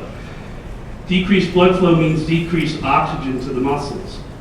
With the decreased oxygen to the muscles, you get decreased function. And so the conception that if I can come down from 20 pounds to fight at a lower weight class, I will be as strong as I was at the upper weight class. And that just is not true. Physiologically, it is not true. Next slide, please. And then the heart. Decreased heart and cardiovascular function is a big issue with dehydration. Dehydration leads to increased what we call cardiac contractile force. That's literally the heart's strength in pumping. So when you get increased cardiac contractile force, the heart is actually working harder. Along with that, you get an increased heart rate. This is all from dehydration. So the average dehydrated heart rate tends to exceed 120 beats a minute. When you start out at 120 beats a minute, and then add activity to that, the combative sports, you have a substantially increased heart rate. Both make the fighter more susceptible to an MI during and after the event. Now, is this really realistic in a 23-year-old fighter that we're going to have? Do we get preponderance of MIs during the fights? I don't know, probably not. But would I let a fighter go into the ring dehydrated with a heart rate of 120 before he fights? No. I don't want to take on I don't want to have him take on the risk of potentially having a heart attack on that. So the bottom line here is that I wouldn't let somebody, even though the chance of a 22-year-old having an MI is slim, mean, we've had it before. We had a lecture about a fighter just yesterday who had a heart attack in the ring, or just after the heavyweight fight. Is it common? No. Is it likely? No. Is it possible? Yes. So I wouldn't let a fighter start a fight in a dehydrated state. They need to be monitored before and after the fight, which would mean a doctor's got to pay attention to this. And when you're paying attention to the fighter that is in a dehydrated state with tachycardic and 150, 160 beats a minute, you're going to have to pay attention to that and not to the next fights. So doctors aren't going to want to take on the risk. So also, it's more likely that fighter post-fight is going to need to be transported, and that's an increased cost to promoters. And that's generally where this is going to, where hopefully we're going to get a change as far as the promoter's idea of this, is that it's going to cost them more money. Nutrition, that's an interesting one. In that, again, dehydration, we're talking about this blood flow thing. Dehydration, less fluid, so you're going to have less blood flow. Blood carries all the nutrients in the body. When you have less blood and less blood flow, you have less nutrients in the body. Again, decreased blood flow, decreased nutrients in the body causes an increase in lactic acid production. It's a byproduct of cell metabolism. With increased lactic acid, you get increased cell death. So increased cell death in the muscles, even on a microscopic level, will cause decreased muscle function, decreased ability to make your muscles function. And what this really means as far as fighting goes is you're going to be weaker. The idea, again, that fighters believe that when they're fighting at a much lower weight than they should be fighting at, that they're going to be as strong as they were at the higher weight, and that is simply not true.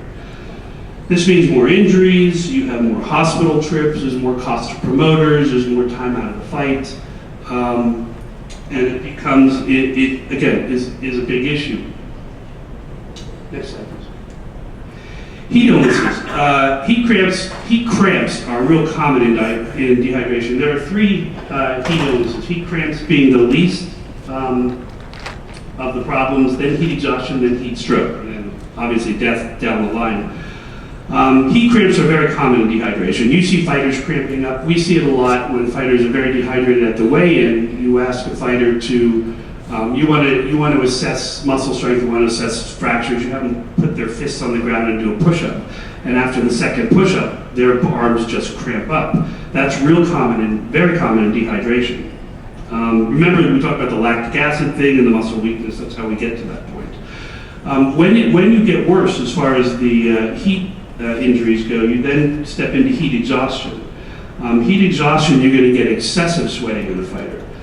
With excessive sweating and more dehydration because of sweating, you're going to get more weakness. And in heat exhaustion, we start to see mental status changes in fighters. Mental status changes in anybody in general gets heat exhaustion, but specifically in the fighters now.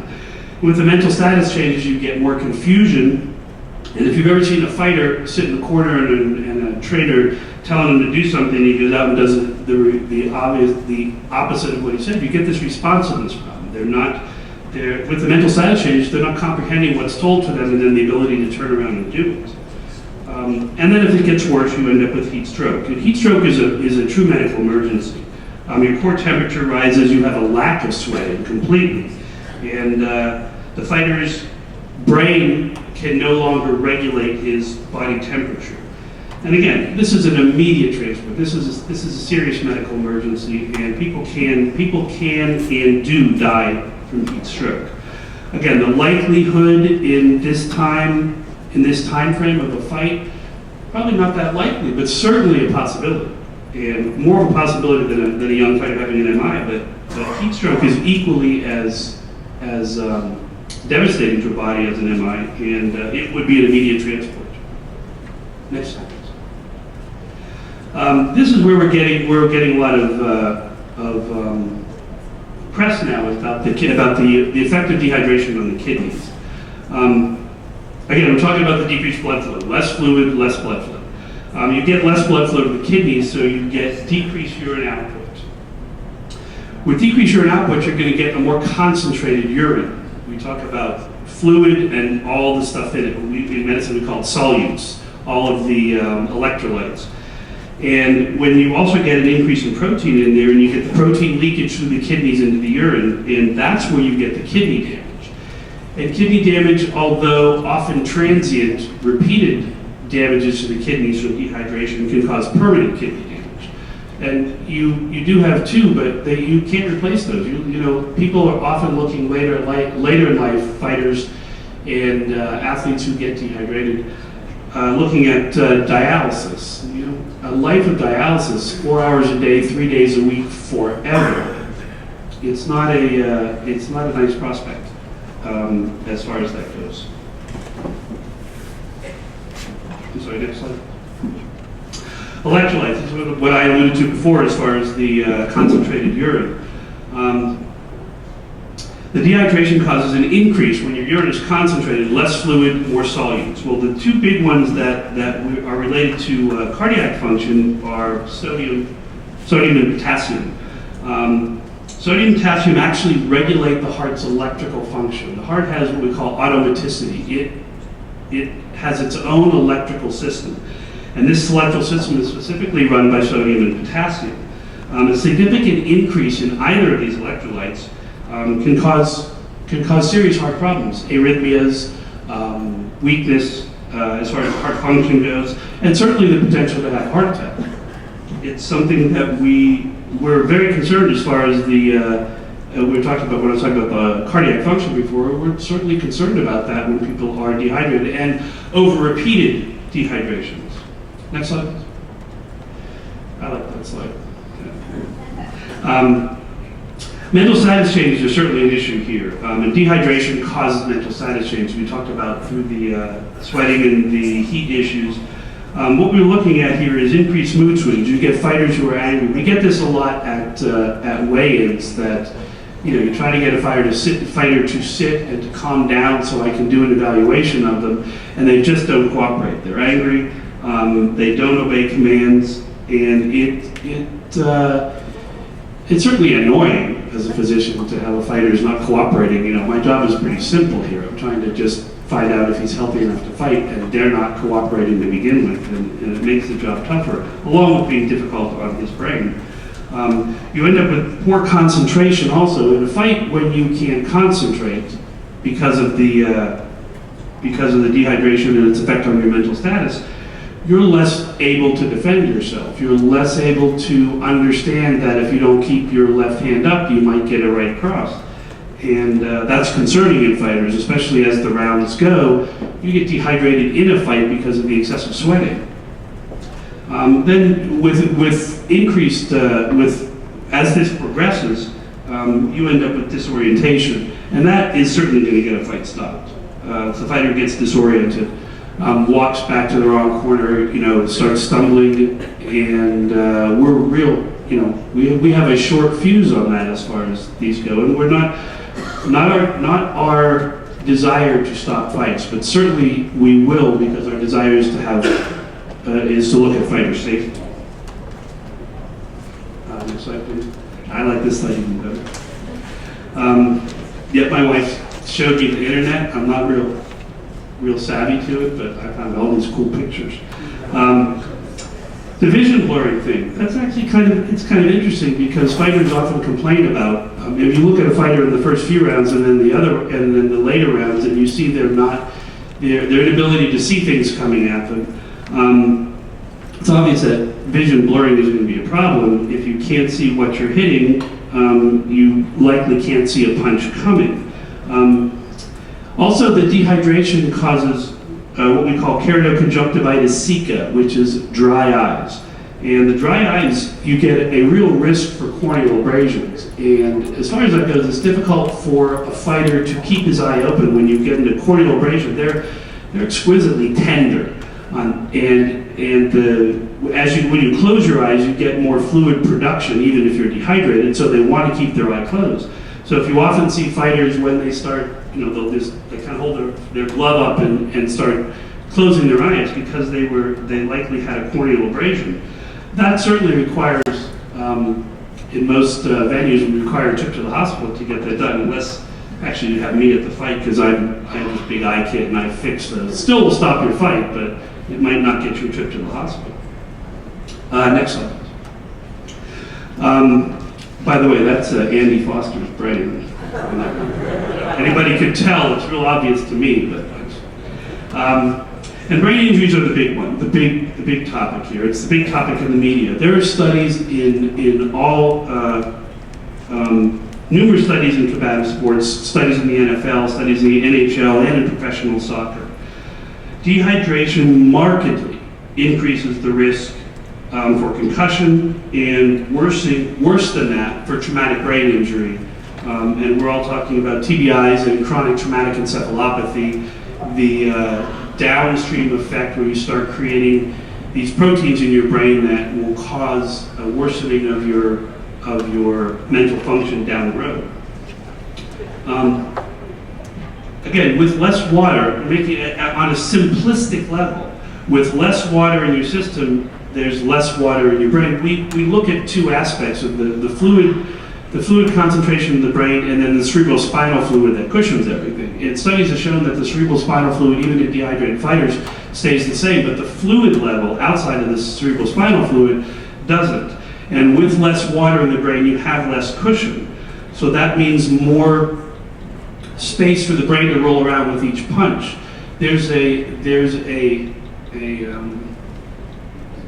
can't think of the word I'm thinking of, but when you get hit, you get two reactions of your brain. When the punch comes in and hits your head, your brain pushes forward with the momentum of the first punch, and then you bruise the front of the brain. And as the punch lets go, the brain then rebounds and hits the back. So you get two actual bruises at one time. More cushion in the brain, more fluid, and there's less of this movement. With less fluid, with dehydration, you get more of this movement. We call it a coup contra coup injury. So with each punch, you get two injuries on the brain in two separate areas. And this is a problem because you get more, there's more movement, there's more space for the brain to move, so you get a harder, if you hit something from here, it's one thing, but if you stand back here and hit it, it's much harder and much more damage. And so we look at this on a level of the amount of damage that does the brain. If anybody saw the movie Concussion, when they made that movie, they had these areas movie where they showed a brain as it was hit in the NFL, and they showed the brain, the microscopic bleeding each time. It was a good show of how that actually works. So, on a bigger level, this is still microscopic, but with this repeated things, these boxers and mixed martial artists do this over and over and over again, hundreds of punches a day, every day of the week in their training. So this is where we have this downstream, the traumatic brain injuries from an acute injury, then down the line chronic traumatic encephalopathy. The realities of this whole thing is I know the ramifications of dehydration. I'm a physician. I'm a pretty good one, and I understand what's going on here. And if I see at a weigh-in that a fighter is significantly dehydrated, and there's only 24 hours to do it, and in California we ban IV hydration to keep the playing field level. But if I know there's only 24 hours to rehydrate here, I'm not going to let the fighter fight. I look at again, my job is not to make policy for you guys. My job is not to change the sport. My job is just to keep the fighters safe. It's a simple job in that respect. And if, like I said, if I see a fighter who is dehydrated, significantly dehydrated, and I know the amount of time between when I'm examining him and when he's going to fight, I'm just not going to let him fight. I'm looking at his health today, his health tomorrow, and his health 30 years from now. 24 hours is not an adequate enough time to rehydrate, even with IV hydration, certainly with oral hydration. So then what? What's the solution? Certainly changing the rules on dehydration would help. Don't make the system such that the fighters feel the need to cut dramatic amount of weight, or that the fighters see a benefit to cut the dramatic amount of weight. So a lot of this is, you know, it's hard to change a guy who's, everybody in MMA, they're all looking at the UFC. Everybody wants to be a UFC fighter. That's where the money is for them. So, you know, they're changing the conceptions, changing the belief in fighters that if you weigh 175 and you fight at 155, that you're going to be as strong as you are at 175. It isn't true, but they think that they are. So we need to, you know, since it's hard to change the thought process of a 22-year-old who's looking at big money down the road, who thinks he can make big money down the road, you guys have to make these policies yourself to keep them safe. That's, as I see it, that's your job. So that's one aspect of it. Or allow longer time between the weigh-in and the event to rehydrate. I mean, that is the obvious other solution to it. If you can't stop fighters from dehydrating, you give them more time to rehydrate. And we then teach them how to rehydrate properly. Or, you know, you leave it in my hands. And if you leave it in my hands, I'm going to stop the fight. So that's it. Anybody have any questions? If I don't know the answer, I'll certainly make it up and you wouldn't know the difference. So, anybody?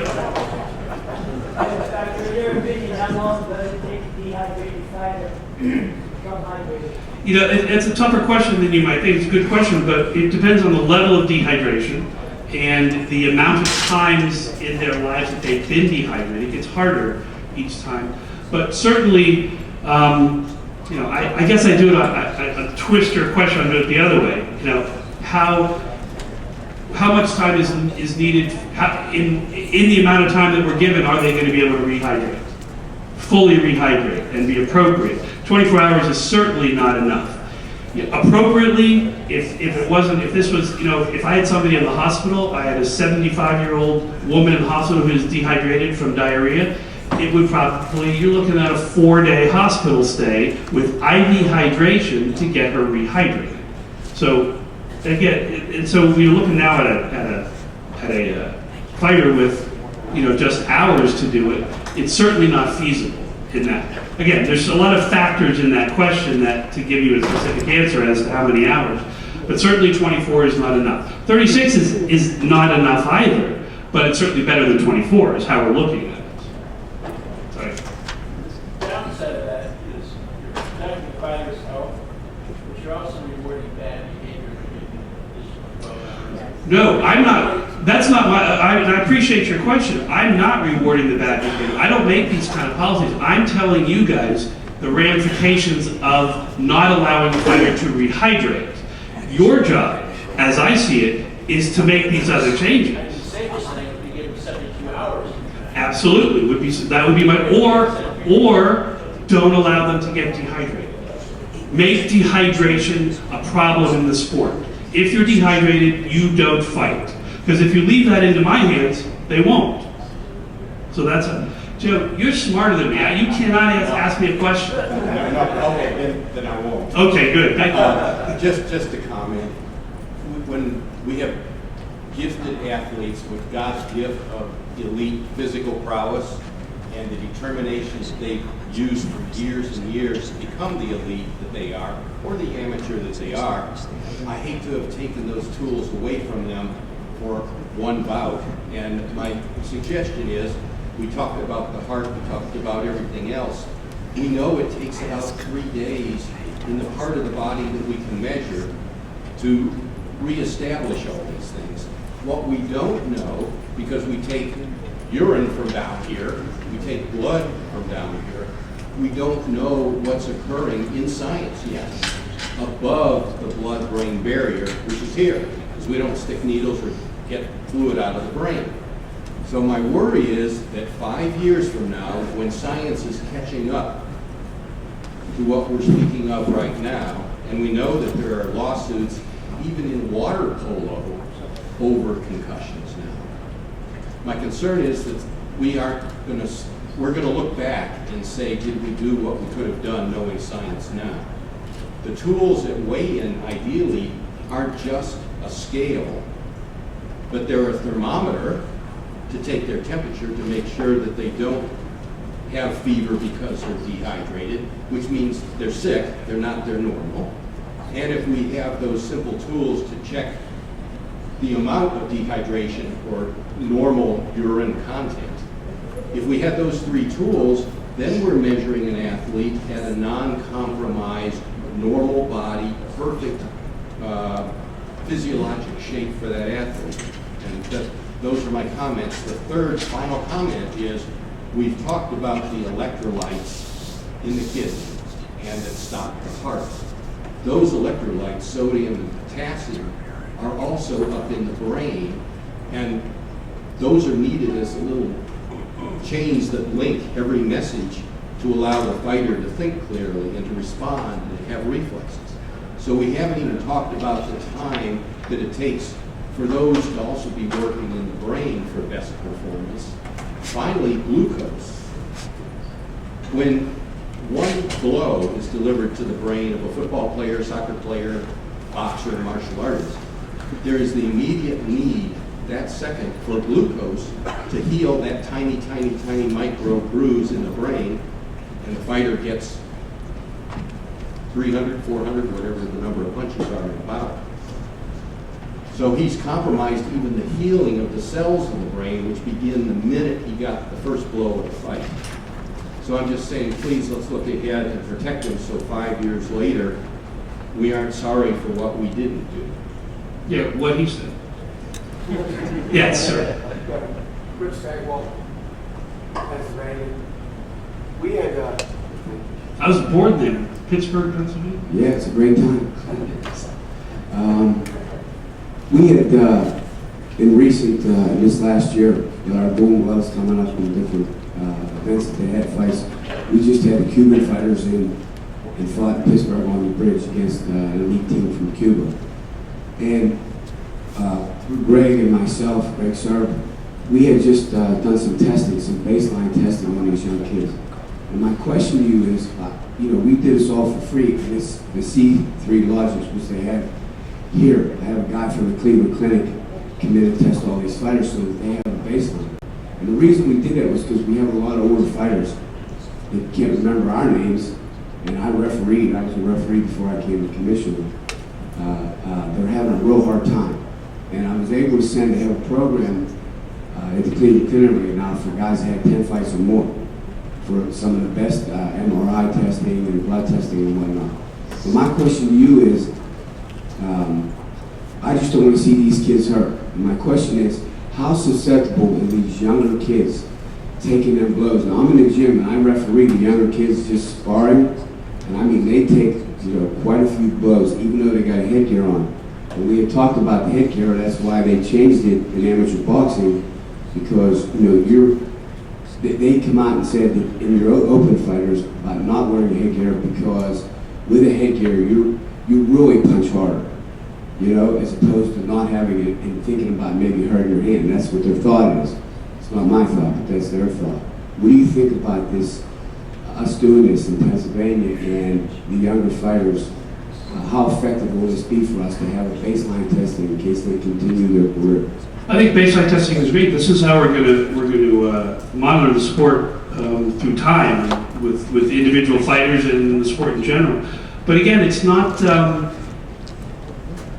Boxing is a tough sport. Always has been a tough sport. You cannot be a baby. Sorry, cannot be a baby and be a boxer. It's a tough sport. But what I'm looking at is if people in the gym have eaten that day, have eaten the night before, have had a lot of fluid, they should be at their peak when they're training. That's a whole nother issue as to whether boxing and mixed martial arts should still be a sport. That's for somebody smarter than me to figure that one out. But what I'm looking at here is a fighter that is not to his peak physical activity. Like Joe was talking about, these are elite athletes. We want them to stay elite athletes. Again, it's a tough sport. You're getting hit 300 times a day. It's a tough sport. What I don't want them to be so dehydrated that each punch becomes exponentially worse. The next 300 or 400 punches are exponentially worse than the first ones because we've let them do something that they shouldn't have done. So I appreciate your question, but I look at it a little differently in that certainly all this baseline testing is great. This is how this sport progresses throughout time. But what we're looking at is not for the training fighter. It's for the athlete in competition who comes in and is in a state that a non-euvolemic state, not his normal state of his body. In the back, Doc, first. Sorry.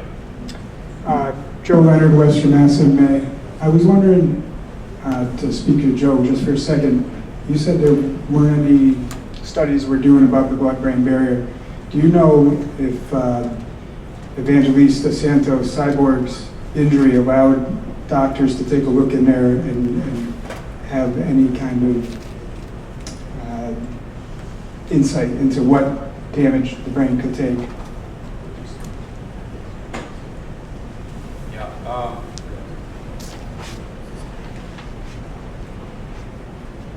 Thank you. We actually saw some x-rays of that fighter. We actually saw x-rays of that fighter during our meeting and talked about it. It doesn't really relate to what we're talking about now. Right. Because obviously that fracture's on sort of the outside, hopefully didn't extend into the inside.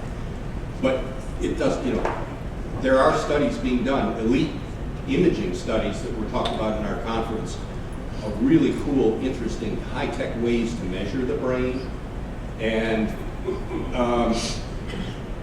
we're doing all that, and it's coming. And I'm just saying, can we stay ahead of the curve when we know that it's intuitive that fighter really isn't his best, and we're encouraging him by our rules to compete at less than their best. You asked a question about the blood-brain barrier. Don't get confused about that. The blood-brain barrier is kind of like a filter. There are drugs that I could give you that would get into your blood system, go to your muscles, go to your heart, that sort of thing, but they wouldn't go to your brain.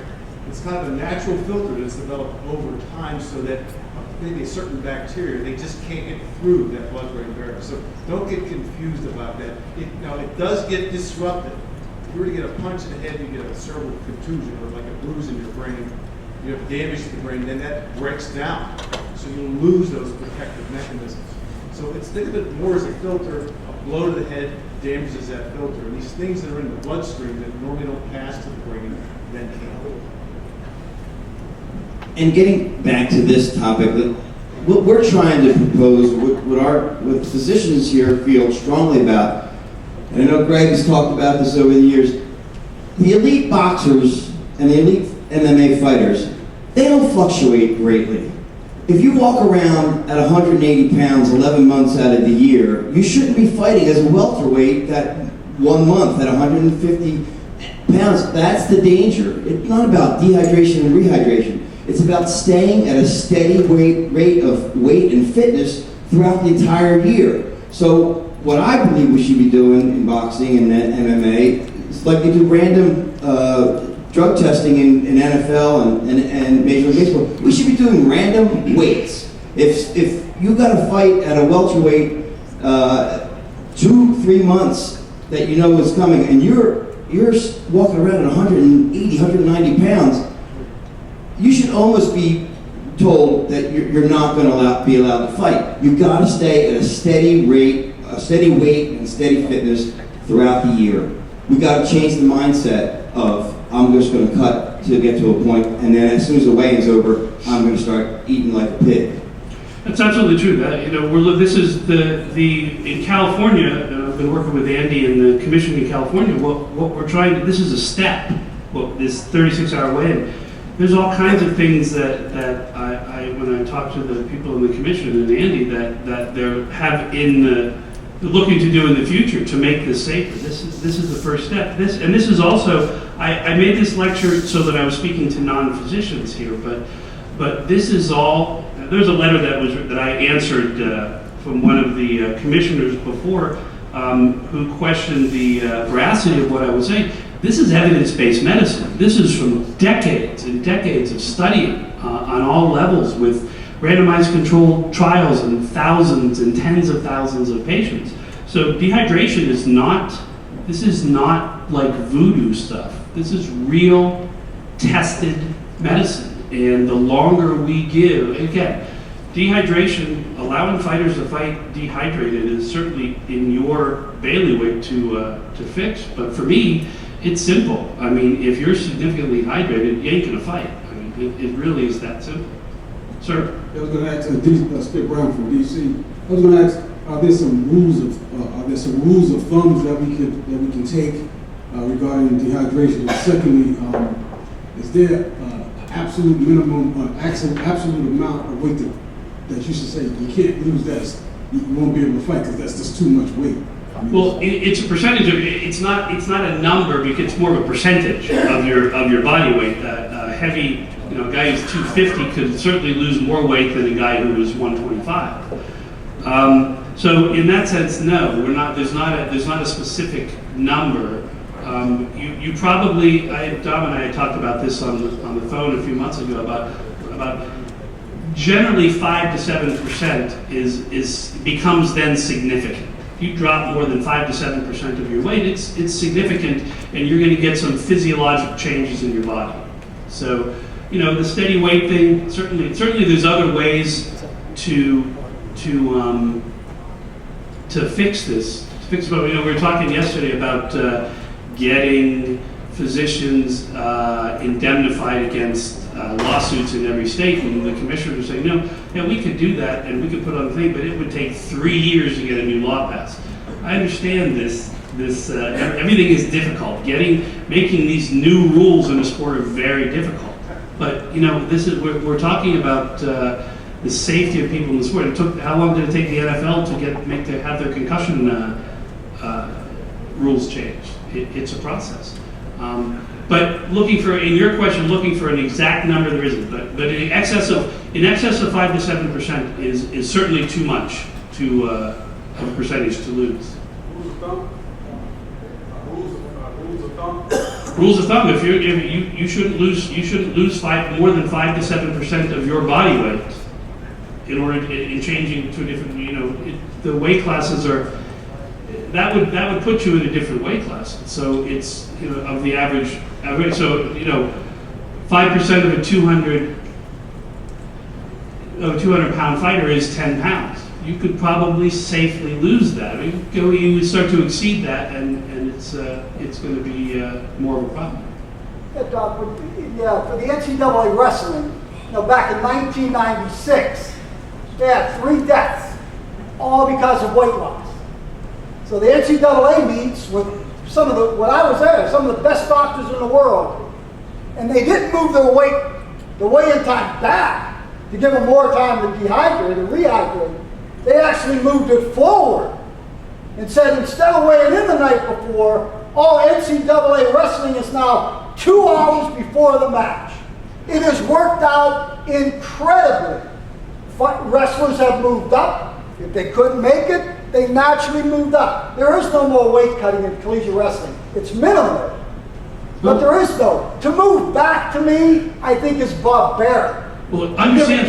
More time to rehydrate. I don't make that policy. I was asked by Andy to say what are the ramifications of dehydration and what is one of the solutions we can have, or here's what we're looking at. What are the solutions to this? Well, certainly don't. In your opinion, is it better to weigh in to give them more time to rehydrate, which means they have already dehydrated, or is it better to move the weigh-in the day of the event so they don't dehydrate? Obviously. So they don't need to rehydrate. Obviously, not allowing dehydration is the solution to the problem. So, you get UFC to come into your town and you have the weigh-in an hour before the fight, and you knock off their 2 main events because they're dehydrated, they ain't coming back to your town. I understand the politics of it, but the politics is not my job. My job here is to give you the medicine, give you the physiology. I agree, Greg. I'm the opposite of Greg. I'm the opposite. Go ahead. Let's do it, Greg. Many years ago, we did a study, and we asked fighters. Vernon Forrest, God rest his soul. I went to Vernon and said, Vernon, I'm giving you a $1 million check tonight to fight Sergio Moro. And Vernon said, oh yeah, I know that. I'll give you a $1.2 million check if you fight him the day before, knowing that you just lost 12 pounds by sucking salt and sitting in a bath and losing 12 pounds in 2 hours. And he said, 200,000, I absolutely will stay dehydrated. It's 200,000. So I go to the 4-round fighters. $100 a round, start boxing. Cheap as a bastard. He doesn't pay anybody. Years ago. I go to a 4-round fighter and say, hey, instead of giving you $100 a round, $400, I'll give you $200. $800. But you gotta stay dehydrated, knowing that you had to cut all this weight. You know what he said? Absolutely, I'll say extra $400, geez, I can feed my family.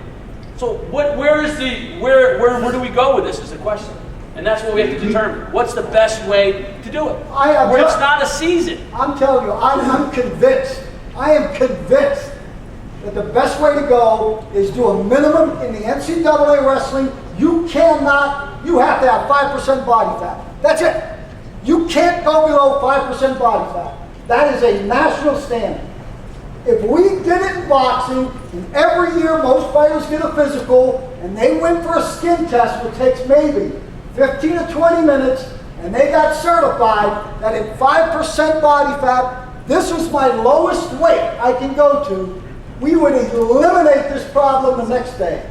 Eliminate it. Absolutely. That's what all you guys are here to make those decisions and make those rules. I'm just giving you the science behind the problem. Somebody so small be so smart? We say the same thing about Dom Coletta. Exactly the same thing. Any more questions? Yes, sir. Doc, I understand body chemistry changes, and I think I saw that your body acid, like a acid, goes up if you dehydrate. Correct.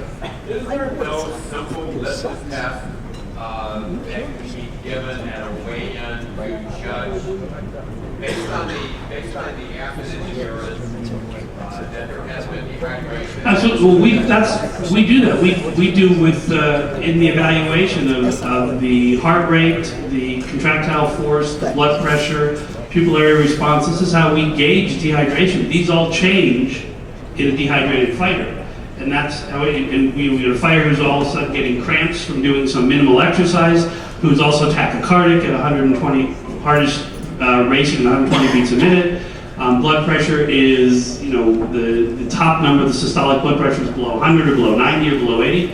These are the diagnostic tools we use to test if a fighter is dehydrated. So yes, there is sort of a litmus test in that. This is what we don't make this stuff up. This is medicine. This is how we gauge dehydration, whether it's in a fighter or whether it's in a 75-year-old woman who's had a week of diarrhea. This is how we test it. Like take out a piece, do a biopsy of the piece of their skin and say you're dehydrated? Oh, you mean literally litmus paper? Oh, I thought you were being esoteric.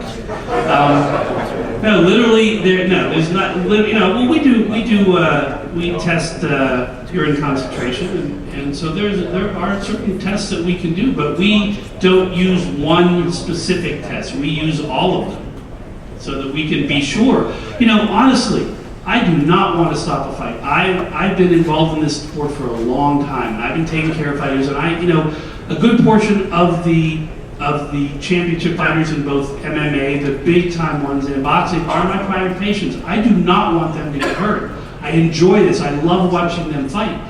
But I in good conscience, I can't let somebody fight. And the day when I overstep my bounds and Andy says, get the fuck out, you're done. You can't do it. We don't need you here.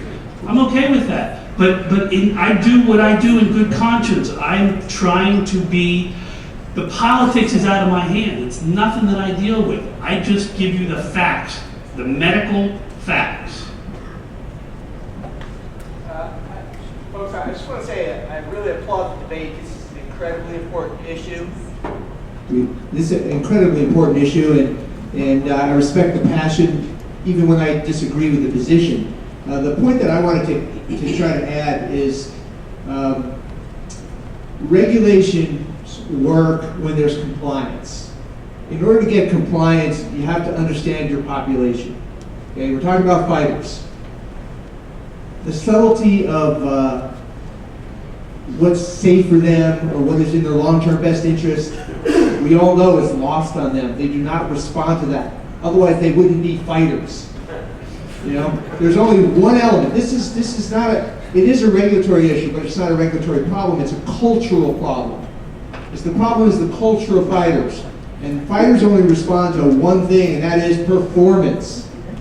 If they believe that cutting the weight, weighing in, and trying to get the weight advantage gives them an advantage in performance. The only way you're going to change that behavior and gain compliance, regardless of the regulations that we take, and I'm saying, yeah, we do need to change the regulations, is we need to educate them that this is hurting their performance. That's the only thing these athletes respond to. And that evidence needs to be put in the simplest possible terms. It needs to be convinced to fighters who are leaders in the industry, because fighters only listen to other fighters. This is not going to be a quick solution. We know that. It's going to be a long-term thing to turn this around. But I think that is the side that needs to be addressed, is recognizing the population, gaining compliance, because they begin to believe that this is hurting their performance. That is what their actions hinge on, not long-term safety, not that those subtleties are lost. We have to convince them that this dehydration, which is part of their culture, is hurting their performance and adversely affecting their career. Well, that's what I'm saying. This is, again, you're beyond my purview here, but I look to you guys, honestly, to do that. Because if you leave it to me, if you leave it up to me, fighter's dehydrated, he ain't gonna fight. And that doesn't matter. It doesn't matter to me whether this is a young kid, 22-year-old up from Mexico making $200, or whether it's Manny Pacquiao. It's the exact same thing to me. I don't make that discrimination when it comes to physiology. I will cancel the fight. So what I'm asking you is, don't leave it up to me. Don't put it in my hands, because you won't like the result. Make the changes, make it safer for the fighters, change the mindset would be wonderful. But if you leave it to me, you're not going to like the result. Thank you.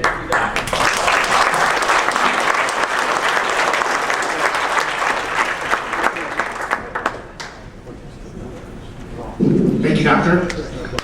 Next, we'd like to welcome Eric McGracken to do a report on combat sports law.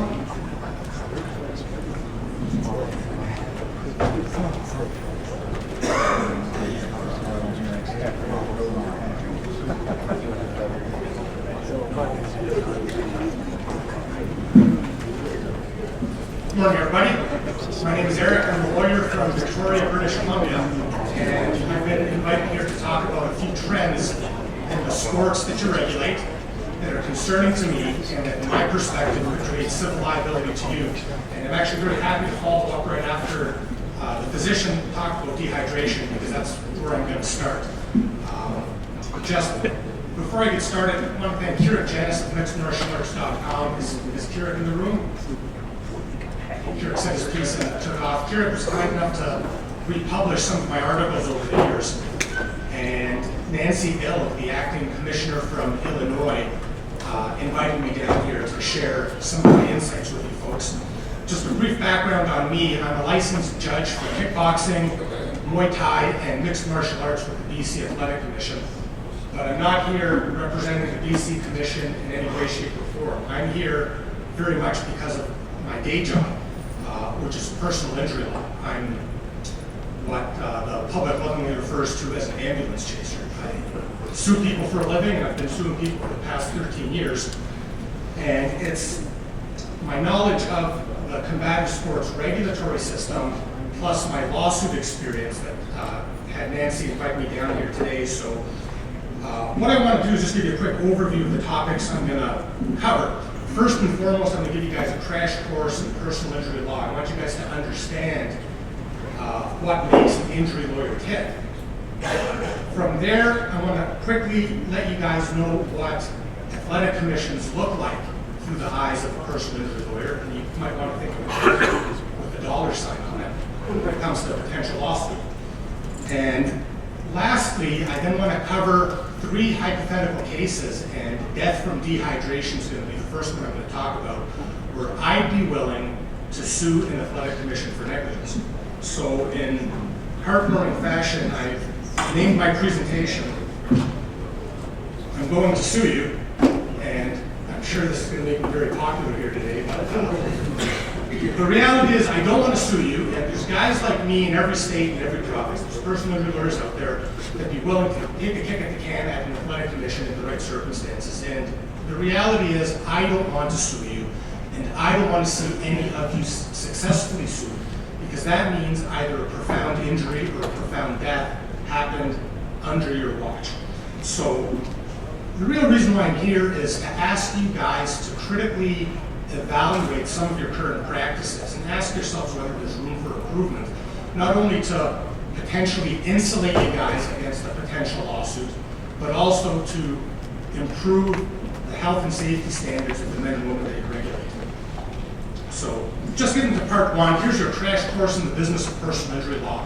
When a client comes knocking on my door, there's basically three things that I look for, okay? And guys like me work on a contingency basis, so clients don't need money. When a client comes in, rich or poor, if they've got a good case, I'm willing to take it on. I'm going to spend my own time on the case. I'm going to finance the case myself if I think there's merit. And what I'm looking for when a person knocks on my door, number one, I'm looking for either a profound injury or death. If the person's dead, it's the estate that's going to be hiring me. Number two, I'm looking for somebody else that I could point the finger to. I'm looking at somebody who's going to be partly or wholly responsible for that injury or death. And number three, and legally this isn't important, but on the business side, this is very important. That responsible party needs to have deep pockets. I need to sue somebody who has the ability to pay, who could either talk settlement with me, or if I have to go to trial and get a court order, that defendant has the ability to pay. Now, I want to take those three criteria and superimpose those on what you folks do for a living, which is regulating fighting, regulating combative sports. Number one, injury and death. We've got that. People are injured in these sports, people die in these sports. It's happened, it's happening, it's going to happen. So the potential claimants are always out there. There's always somebody who could die under your watch and they could point the target at you. Number three, I'm just going to skip number two for a moment. Number three are the deep pockets. If somebody dies or if somebody's profoundly injured and they're looking to sue, they're going to be looking to the athletic commissions. And the reason is you guys all have deep pockets. Okay, maybe not as much as the doctor who just presented, but all of you folks have deep pockets.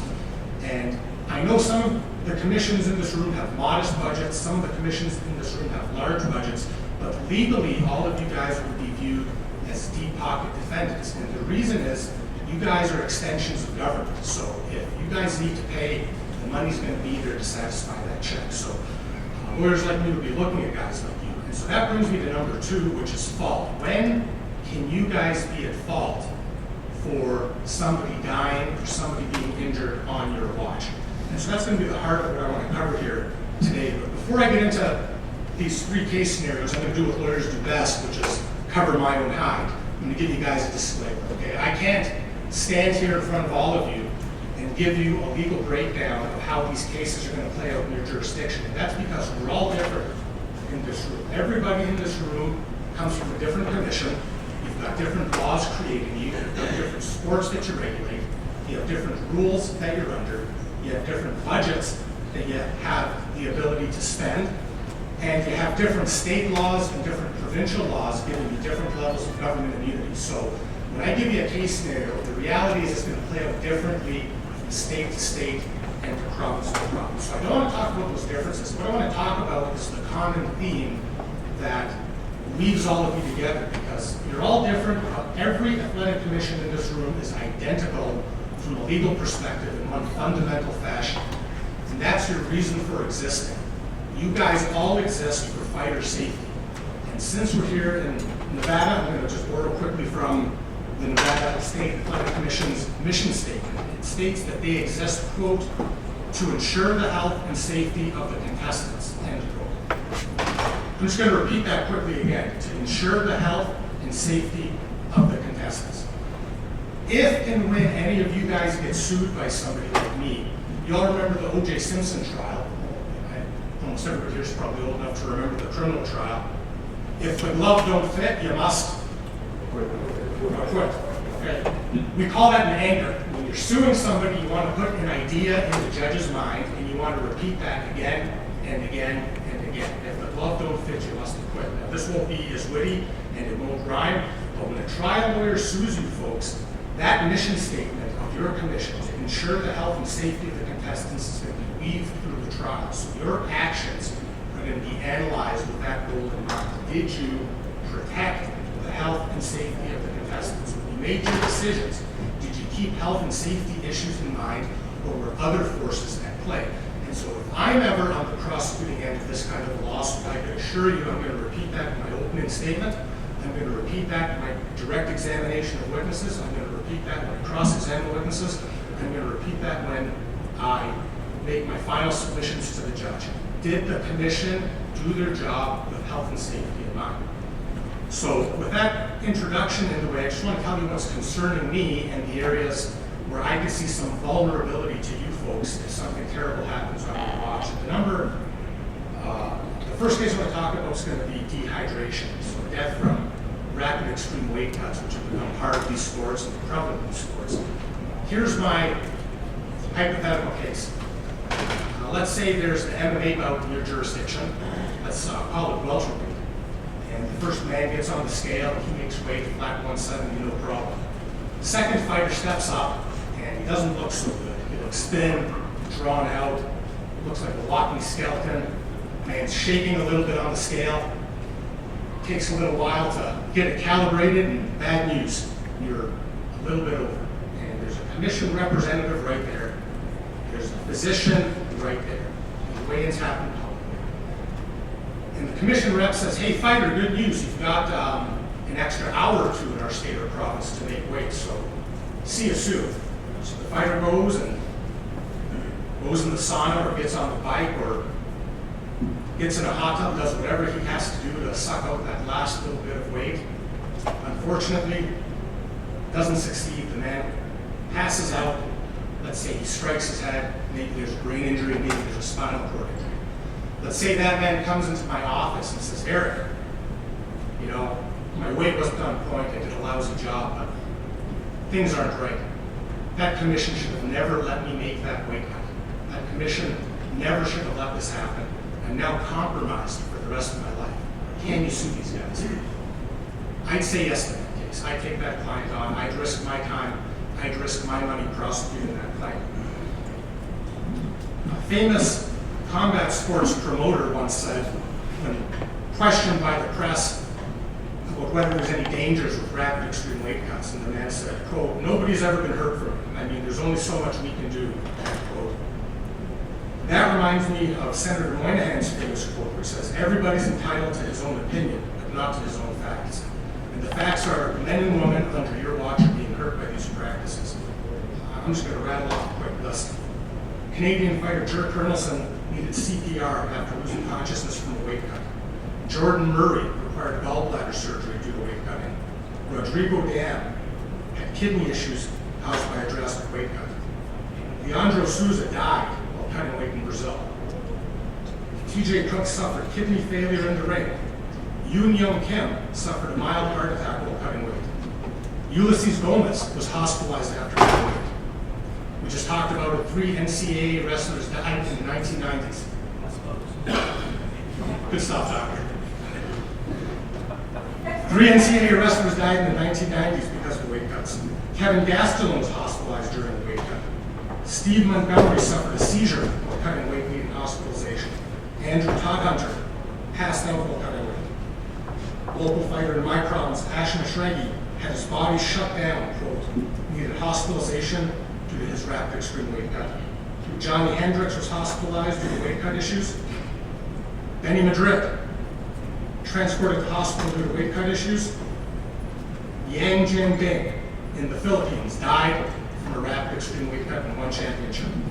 So there's the list, okay? And you guys all know, you regulate these sports. The list is far, far greater than this. This is what's publicly reported. These are the stories that get media attention. If the lawsuit ever happens, here's where you folks are vulnerable if you don't address current practices. Weight classes fundamentally exist. Why? Can anybody tell me why do weight classes exist? for fairness in the sport, for the safety of the competitor, and for a good competition among the combatants. Thank you, Doctor. So, fighter safety, there's the key phrase right there. And I'm going to weave in why you folks exist as regulators, which is fighter safety. Here's why this lawsuit would be tempting to me. If somebody gets profoundly injured, we've got weight classes designed for fighter safety, and we have regulators allowing these weight classes to become perverted, to be abused, to become one of the greatest dangers to fighters in boxing and mixed martial arts. The weight classes are being turned on their head to the detriment of the fighters. The list that I just read out would be the knowledge base that commissions ought to have, and so commissions couldn't plead ignorance when it comes to the dangers of letting men and women become profoundly dehydrated. Just a correction, Leandro Souza, that you said that in Brazil, that was regulated by any commission or federation and so on. Right, no, I understand. I only point that out to show that fighters are in fact dying from these events. The heart of the lawsuit would focus on the fact that weight classes are designed for fighter safety. Commissions are allowing these weight classes to be perverted with an adverse effect on fighters. And we've got a Brazilian death, we have a Philippine death. It's just a matter of time until there's a North American death. And so I'd encourage, and there's a heated debate here shortly, but I don't have the answers. Okay? I can tell you legally what's important. Dehydration is the danger to these fighters. So finding a way to tackle that issue is what's going to legally insulate commissions. And we've got two sets of real difficulties here. We have fighters dying from the cut itself, and we have fighters competing before they're properly rehydrated. And if you look at boxing's death list and MMA's death list, the pattern there is it's the heavyweights that aren't dying. It's the lower weight classes that are dying. When there's a brain injury death in the ring, chances are dehydration is playing a role. So there's the common thread. So I'd encourage all of you to listen to the ARP. When they make suggestions to tackle this issue, take a look at your policies and make sure you're taking proactive steps to have fighters not fight while profoundly dehydrated and have fighters not make weight while profoundly dehydrated. If you don't, you're compromising health and safety, and if you don't, you're exposing yourself to greater risk of civil litigation. I've got two more topics here I want to cover, and I'm happy to tackle any questions you folks might have. I'm going to call it doping, negligent doping. Here's another perfect storm waiting to happen. Let's say you're a commission, and I'll tell you right now, this doesn't apply to everybody. All of your rules are so different. Some of you folks just don't have the ability to do this. But let's say you're a commission, and you've got the ability to drug test both professional and amateur fighters. And let's say you also have the ability to drug test in and out of competition. But for whatever reason, you don't use these powers. Okay? You don't test the amateurs. When the big events come to town, you maybe test them. You don't test out of competition ever. And what happens is a culture develops. It becomes known that amongst the fighters, amongst the trainers in your town or in your state or in your province, you could dope. The commission's not looking at this. So a fighter dopes, and let's say there's a profound injury. Let's say the opponent, brain injury, spinal cord injury, whatever it is. And that clean opponent comes to me and says, Eric, I got beat. I was the worst man that day, but I never would have stepped in that ring or in that cage if I knew my opponent was doping. Can you help me? And the answer is yes, I'll take that case. I'll sue the dirty opponent, I'll sue the cheater, and it's going to be a lawsuit based on civil battery, civil assault, and I'm going to plead fraud. I'm going to say doping constitutes legal fraud, which took away the consent to fight. And I like my chances of winning that lawsuit, and that really shouldn't concern any of you, because that's the fighter. But remember what I told you folks about deep pockets, the basic elements that I'm looking for. Chances are the doping opponent doesn't have the money to satisfy the damages that my client's going to be seeking. And that's where I'm going to turn my target on the overseeing regulatory agency. If the commission doesn't occasionally use their powers to test out of competition, if the commission doesn't occasionally use their powers to test amateur fighters, where they have the statutory right to do that, I would argue we've got negligent doping testing. And you have to remember fundamentally, you folks all have the ability to test for PEDs, not to catch a doper and not to suspend that doper and not to find that doper, but you're given that power to protect the clean athletes. Going back to my mantra that's going to be repeated during any type of a lawsuit. You exist for fighter safety. You're given doping control powers for fighter safety. And to the extent that you're not catching the occasional dopers out of competition, you're encouraging the culture of doping that exists in the sport. And the clean athletes out there are being compromised. If something awful happens under your watch, there's going to be some vulnerability to litigation from a commission. So there's case number 2. Case number 3, this is sort of the elephant in the room, and it's been touched on a little bit. The brain injury lawsuit, the CTE lawsuit, the concussion lawsuit. I was asked by a reporter a while ago to explain how the brain injury lawsuit is going to play out in mixed martial arts or in boxing. And the reality is, I don't think athletic commissions have the same kind of exposure that leagues like the NFL had in the massive brain injury lawsuit that they were involved in. I don't think there's going to be an across-the-board successful class action lawsuit, and I think you folks actually enjoy a fair level of immunity when it comes to avoiding liability on a brain injury lawsuit. But here's the one thing I'd encourage all of you to keep in mind. This is the one case I would take on, okay? Fighting's dangerous. Fighters get injured, fighters get killed. Sometimes it's the inherent nature of the sport.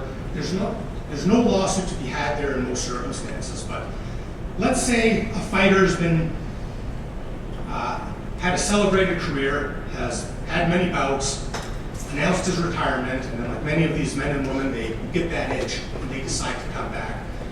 And over this fighter's career, especially on the latter part of it, there's been some noted changes in the way they act and the way they present themselves. Maybe he has some dizziness, maybe there's some disorientation, maybe there's some memory loss. People that know him know that there's some signs of social instability, there's some erratic behavior there. But this man has a tremendous record. You look at Fight Facts or these other programs that are there, and he'll get his gold star or his 4 out of 5 stars. And he comes for a license, and your commission says, yes, here you go. And the doctor signs the form, says this man is fit to fight.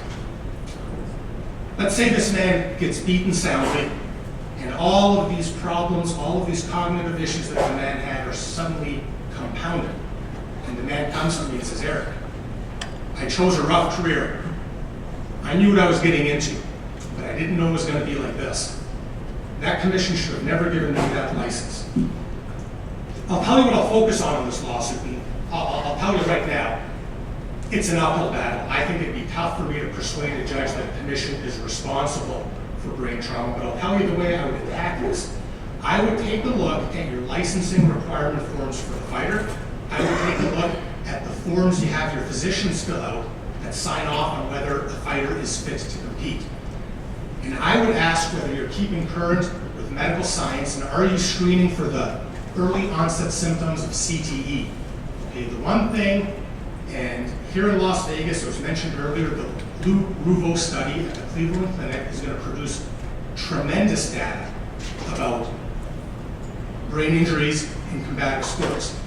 I encourage all of you to be completely up to speed on that and take a look at the early warning signs to decide if or when you guys should pull the plug on a fighter. Because the one thing that's become crystal clear, there's a lot of doctors here that could correct me if I've got this wrong, but CTE is a disease of mileage. The one thing we know is that there's only so many hits to the head a fighter can take. You as regulators who have to decide who can get licensed and you have to make that decision with health and safety issues in mind.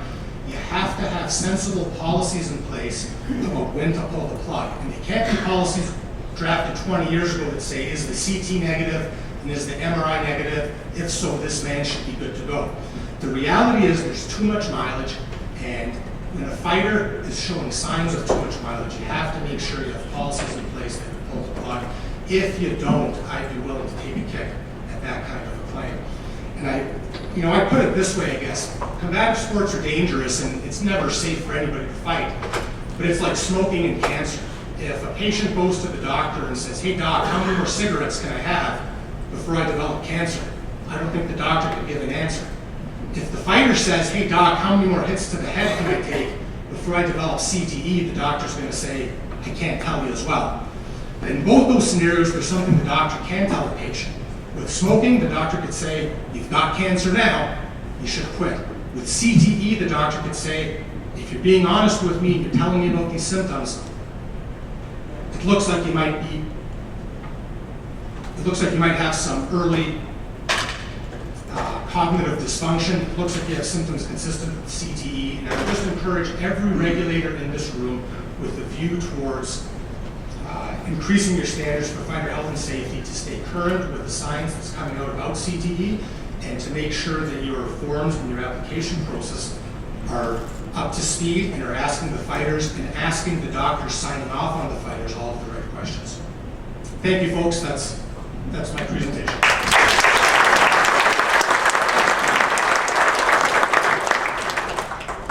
If there's any questions, I'm happy to take them. Otherwise, I'm eating into your lunchtime.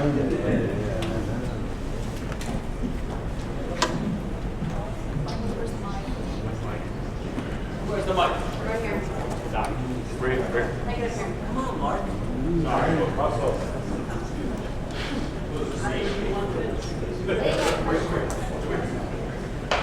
As you may know, casually speaking, I've probably been involved in the majority, not all, but a majority of the catastrophic injury lawsuits involving boxing in the United States over the last 20 years. I think the presentation was very good in the sense that you should all be scared to death to the extent, and I don't think this is really generally true, but to the extent that you don't do everything you can to stop injuries because you want to, which I think everybody in this room really, really does. There are liabilities, as counsel has pointed out. I don't want people afraid to do their jobs, people leaving either the medical profession was done, or in terms of being ring physicians, or being so afraid you don't want to be a commissioner. There are tons of immunities for state bodies, and which most of you are, except the tribes. That's a different story entirely, and I'm not going to deal with that. With respect to dehydration, we have, and I kept quiet about that, but for 20 years, literally easily 20 years, I don't know where Greg is, but we've been involved in this debate. There's been some progress, but not a hell of a lot, really. It's the same debate, periodically.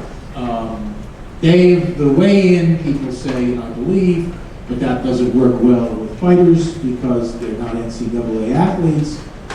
But I think it is time to address that, and because of this, I did want to speak up. But one of the things you should all do is, and many commissions are doing it, you should all inform the fighters under your jurisdiction of the risk of inappropriate dehydration.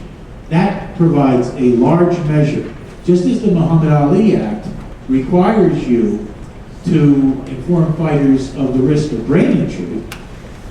That same thing should be done with respect to the risks of dehydration. I've seen that some commissions have done it. I've seen the paperwork. I would suggest that you all do it. And whatever commission has appropriate paperwork, I think California does. I may be wrong, but in any case, you should share with the rest of the commissions because it's a good way to avoid. Primarily, once the fighter is informed, the primary responsibility lies with him and his trainer. But I'm sorry, what's it? Possibly the manager. See, the managers often don't know, but the trainer does. Okay. Much of what you spoke about, I kept having flashbacks to the Joey Gamache lawsuit in New York.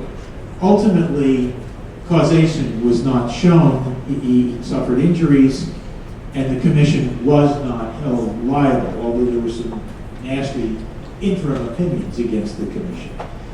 So don't be too fearful, but try and inform the fighter and the trainers about risks and the right way to avoid those risks.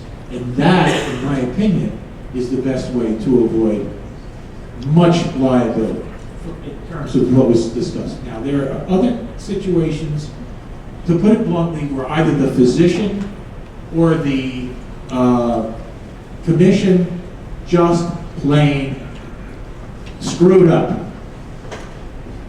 badly. I've been involved in those, I've seen them, no one's happy about them, and there should be liability in those circumstances. But to the extent that you just try and do your job the best you can, don't be influenced because you want a fight to go on, you got a pretty good level of protection under the state laws, immunity laws. Thank you very much. I guess I'll just finish on the note though as well, and you're absolutely right. When you go from state to state or province to province, there are different levels of immunity. I'll bore you all to tears with those breakdowns. I'll tell you this though, to the extent that there may be immunity with respect to any of these topics, I'd encourage you just from a perspective of fighter safety to be the driving force, not immunity to the actual lawsuit. Yeah, one last question. Good talk. Learned a lot. I think it's good information everybody needs to know. You mentioned that you would happily take and file a lawsuit when the fighter comes and says he shouldn't have been fighting because he was dehydrated. You would take it as a financial yourself. I'm going to ask a question. I think I know the answer, but I want to hear you say it. Are you less likely or as likely to take the lawsuit from this fighter who shows up at your office and says, the damn commissioner or that damn doctor wouldn't let me fight because he said I was dehydrated and now I've lost my career, I've lost my chance of being a professional fighter? No, wouldn't touch that lawsuit. That's the nature of the beast, and that's the commission doing their job.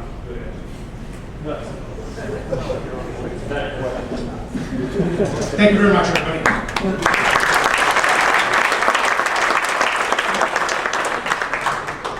All right, guys, a little housekeeping really quick.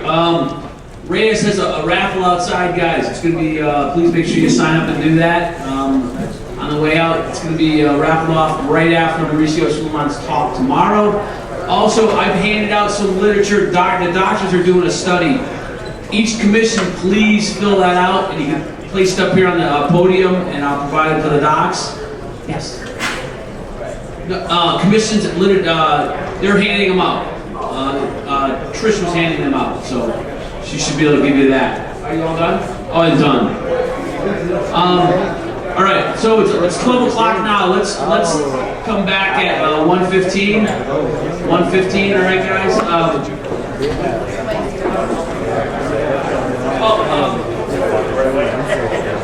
Oh yeah, guys, really quick. Voting members, please. Your representative, please come up here and see Cowboy.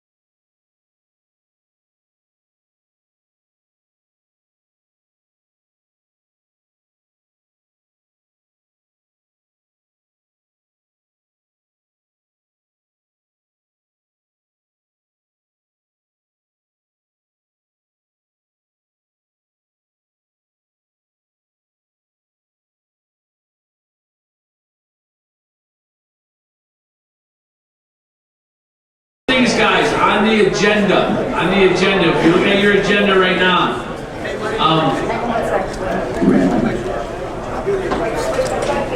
we are going to have the session is going to be open down to housekeeping and previous issues and voting. All right, so on the agenda now, everything will be open up to the point to the very end where the housekeeping is, just so everybody knows that. All right.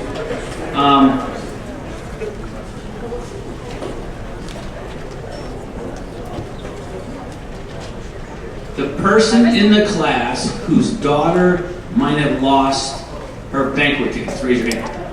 Okay. Lydia's on her way. We're waiting for AV. Oh no, we're good, Doc. We're good. We got lights. Okay. All right, guys. Next on the agenda. Hope everyone had a nice lunch. Next on the agenda today is Dr. Lovelace, the president of the ARP and ringside physician in Oklahoma in Chickasaw Nation. So, Doc, take it away. Do you need a? I'll give you a. Okay. I can advance.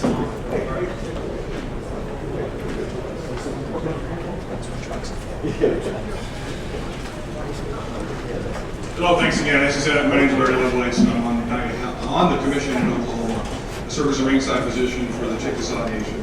I've been doing ringside medicine for over 30 years. President of the Association of Ringside Physicians. If you missed what I said this morning, we had 118 docs at our conference this morning. 30 took the test to certify, 50 were already certified. So we're growing exponentially. We're pretty proud. We're talking about facial lacerations, and you may say, I'm not a doc, and I don't know anything about facial lacerations, but I think you should. We all sit ringside for boxing and cage fights, and I think you should all know a little bit about what's going on. I've made it so that an hour from now, you should be able to look at a cut, just sitting ringside and tell your husband or your wife or your mom or your dad, say, that's a really bad cut, or that's not a really bad cut at all, or if it gets worse, it's going to be stopped.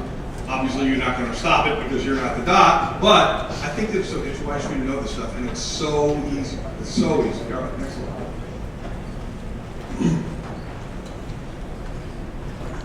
All right, so that's it. Next. So as the duties of the ringside physicians, beside doing a good history and physical on the fighters and providing care in the interim, we always are concerned about safety. We frequently get called up. One of our duties is to evaluate the laceration and advise the referee, should this fight be stopped or should this fight not be stopped. Some of the lacerations are really obvious. You got to stop this. It's a no-brainer. Next one. Some of them are pretty clear. You don't have to go to medical school to say that's bad. Next one. Next one. Some of them, maybe it looks hideous, but it's not. Next one. Maybe it doesn't look hideous at all, but it's in a really bad place. That's what we're going to do today. We're going to figure that out. Next one. Next one. And stop it. So that's my goal. I want you guys to be able to leave here today with a really good knowledge of how to evaluate the cut and be able to say, yeah, that's a bad one, or no, that's not a bad one. Yeah, it's better with the lights down a little bit. All right, next. So we all went to med school. All the docs went to med school, and we studied the anatomy of the face. And I'll tell you, it's hard as hell. It's a year of just of labor and missing sleep and stuff. For the next, kind of go through, we searched the surface anatomy of the face, go ahead to we did all the superficial stuff, we dissected down, did all the deep stuff, we did the arteries, we did the veins, we did the cranial nerves, we did the nerves, we did it all. So it's kind of, if you don't use it, you're going to lose it. So unless you're a plastic surgeon or ORL or an ENT or a guy who works with the face all the time, you're not going to remember this. To the next slide. We forgot. We basically forgot. I don't remember any of that crap that I just showed you because it's not part of something I do every single day. I'm an ER doc working in the trauma center.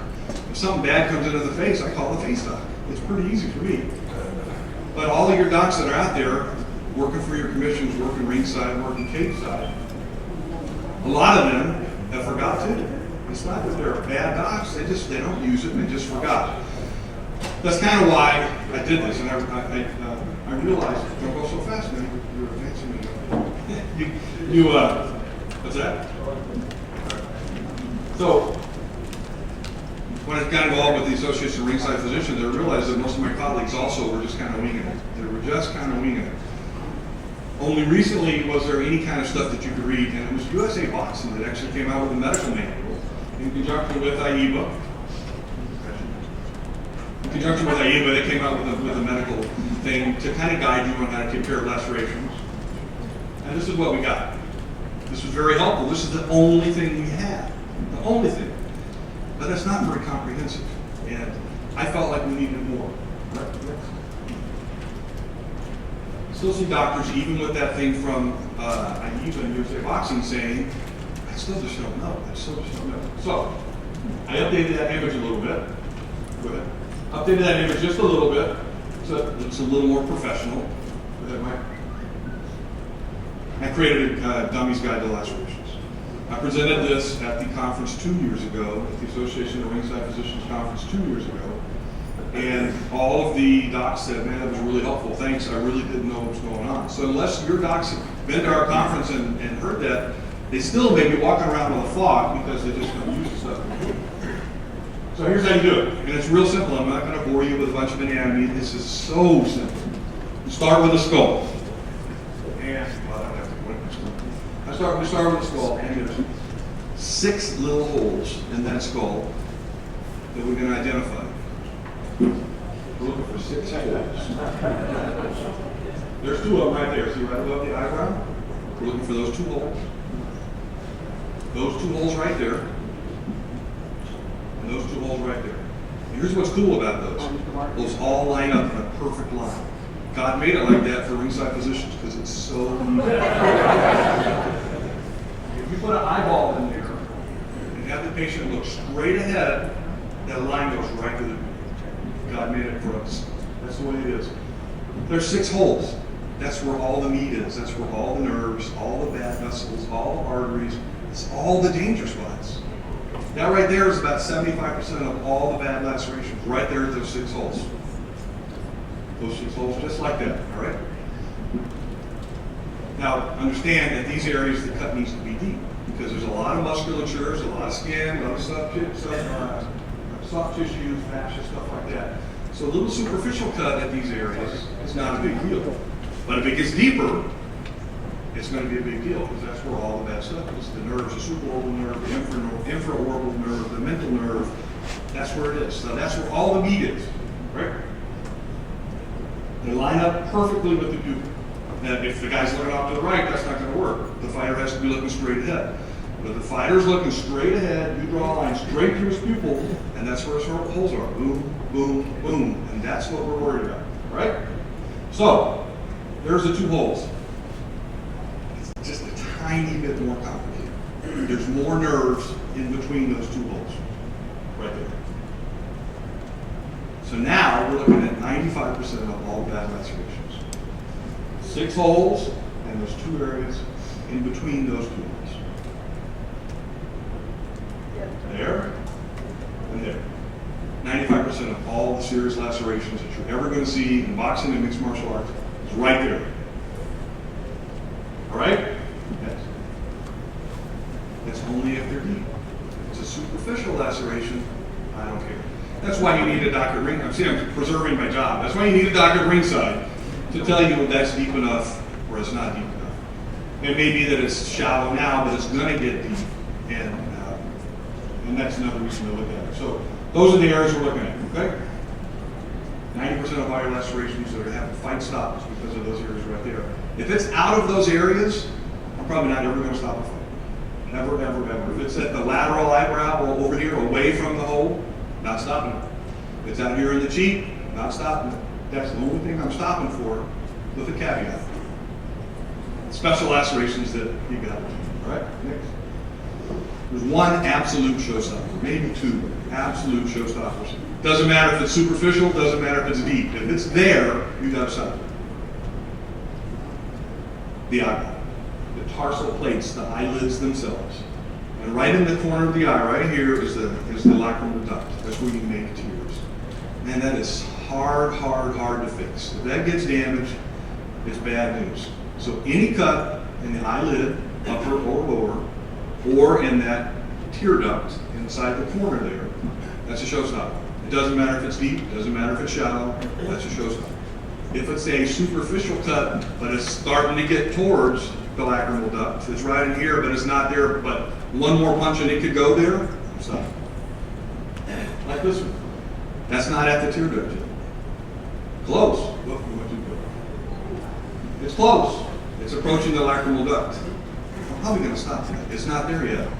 One good punch and it's in the tear duct and we're done. Right? Got the eyelid. It's over. Not one more round. It's over. Got the lacrimal duct, got the eyelid. Done. Showstopper. It's over. Got the lacrimal duct, got the eyelid. It's done. Next up is another special laceration. Maybe it's at the lateral eye. Remember I said the lateral eyebrow is not a big deal. I don't care how deep it is. There's nothing out there that's going to get injured or damaged and mess up their face. I don't care. But if it's bleeding so much that the blood is getting in his field of vision and he can't see because he got blood in his eye, now you got to stop it because he can't defend himself. You have to have binocular vision. You have to have both eyes working properly to get proper depth of field and depth perception and to be able to adequately defend yourself. So all the other stuff is off. If blood is getting in the fighter's eye and he just can't see, you got to stop it. You can't fight with one eye. So you go one step further, not part of this lecture. If a guy gets a hematoma of his eyebrow and it gets so big that he can't see, again, you got to stop it. You got to have both eyes working and unobstructed to be able to continue to fight.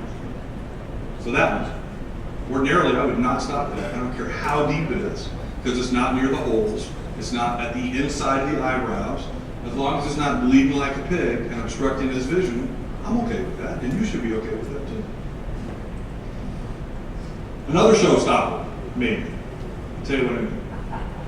The vermilion border. The vermilion border is the border of the lips at this base. So the edge of the pink of your lips. That's called the vermilion border. Vermilion's a word for the worm. Okay, next. Next. So if you get a laceration that involves the vermilion border, it actually goes through the border of the lip, it's kind of a bad deal, only because it's very hard to repair.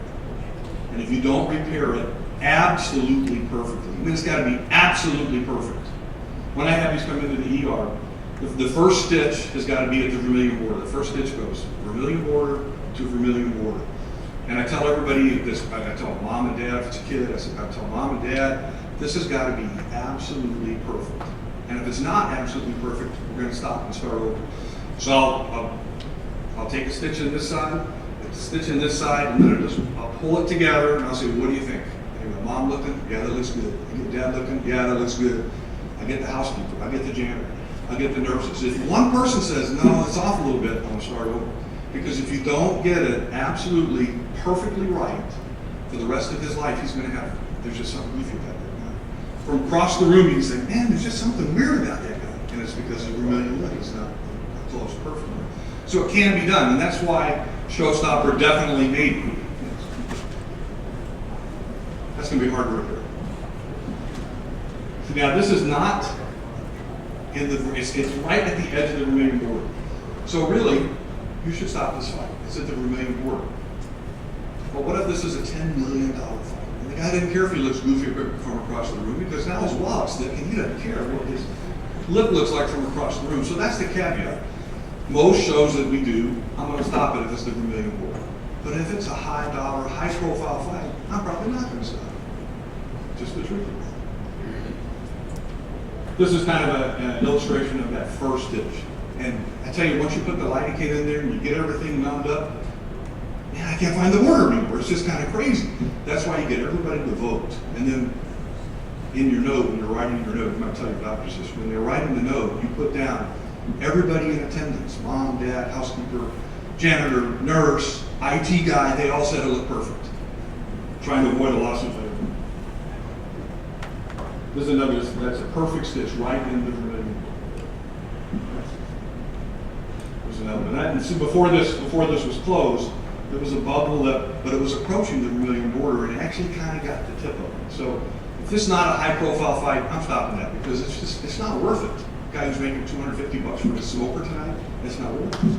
But if it's a high value HBO, Showtime, MMA, UFC, Bellator, I'm gonna let that go. I don't care. And I know the fighter doesn't care. Now, when the ref gets me in, I may say, it's gonna be kind of ugly. It's gonna be kind of hard to fix. Give him the opportunity. Maybe the guys get this. He might say, I'll stop the fight, and I'll take the blame for it. That's just the truth of the matter. The legal order, most people say you gotta stop it, but the truth is, it can be fixed, and you gotta kind of weigh your options. I bet I'm gonna get heat for saying that, but it's the truth. So that's pretty much what we're gonna teach you. I'm gonna review it real quick and show you one other thing. Next. This is what I just taught you. You're gonna line up along the pupil. All the really good juicy stuff that we're worried about injury is in a line, just like that. Next. These areas, you should all know this already. These areas are very dangerous lacerations if they're deep. If they're superficial, I don't care. Here's the updated image. I took this from the USA Boxing AIBA manual and just kind of updated it, made it look a little more pretty. I added some things to make it look even more pretty. And I thought, it might be kind of cool to have a pocket card. I started off with the face and I decided to make zones. And this is just purely me. You won't find this in any textbook. This is just purely me. I said, let's just make what we call the red zones and the yellow zones. But this is all based on what I just taught you with the 6 holes. We're going to call zone 1 the tarsal plates in the lacrimal set, the eyelids. The eyelids in the lacrimal set. Red because it should probably be stopped. It should be stopped. There's no probably. Doesn't matter how high dollarified it is, doesn't matter how high profile it is. If it's in the eyelid or the lacrimal duct, you gotta stop that fight. So that's zone 1. Zone 2 is the vermilion border. It's red, but it's more kind of a pink. As we discussed, you may let a vermilion border go depending on what's going on in the environment. 3, the supraorbital and supratrochlear nerves. That's at that hole and inside, not outside, at the hole and inside. Next. 4 is the nasal bridge. Now I put that in there mostly to accommodate USA Boxing. Mike Martino's in the back, I don't think he's even seen this. USA Boxing has different rules than what the pros do. But a lot of the docs that are in attendance and some of the people here may be associated with it, USA Boxing will not let you fight with a fractured nose. So I put this in there so the amateur boxers can carry this card around and know that 4 there, the nasal bridge, is a yellow zone, but it's red if it's fractured. USA Boxing stops it if it's a fracture. Next. 5 is the infraorbital nerve. That's the hole down here. Anything near that, if it's deep, you're worried about it. Next.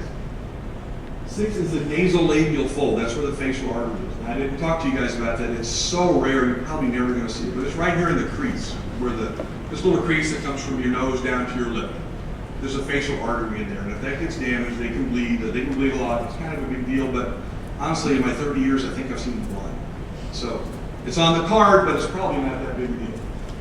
7 is the superficial temporal artery and the facial nerve, and it's right here in front of the ear, on the big cheekbone right in front of the ear. So a bad cut there is another one that you're going to have to think about, but very, very rare in boxing. Now in MMA, these guys are kicking each other and stomping each other. You may see it there. So I put it on a card. I don't want you to memorize a whole bunch of stuff. I want you to memorize the 6 holes in between the eyebrows. But you can refer to the card to look at the nasolabial fold and zone 7 out here. 8 is the facial artery at the masseter, right here where the little notch in your jaw is. That could be a problem. It's probably not a problem if it's deep, but I put it on the card just to remind people. And then 9 is the mental nerve. This is that hole right here. This is that last hole. Okay. So I got really fancy. I thought, well, now I've got this fancy card I'm going to hand out. This didn't make it even fancier. So what I did was I made this for the docs to carry. It's got all the zones, what's red and what's yellow, and what could happen. Like if they got a cut in zone 3, they could end up with numbness over their forehead. So they can kind of cheat and they go to the commissioner and say, well, this is in zone 3, and he really did get numbness of his forehead, or he get number 7, he may get facial nerve injury, he may have numbness of his cyberbatic arch, or may get a numb lip, just to make the docs look really, really smart. It doesn't matter, either you're going to stop it or you're not going to stop it, but I wanted the docs to be able to carry something and make it look smart. So that's what that's. All right. Then I thought, I'm making cards, I might as well make a template for the seconds, the guys who are in the corner. And this is the card that shows pressure points to stop bleeding. And I didn't notice until I started doing this research. So the black lines where they end is where you would put pressure. So it's hard. If you've got bleeding out here, just put pressure right there. Put pressure right there and that bleeding stops. If you've got bleeding all up in there, pressure right there. So the seconds and the coaches, if they know that, in between rounds when somebody's putting Vaseline and ice and stuff, somebody can put pressure right there and stop that bleeding a lot more effectively. So I just included that so that people would know. So, it's time for your quiz. All right? Next. This is just review really quick. The red zones. Go ahead.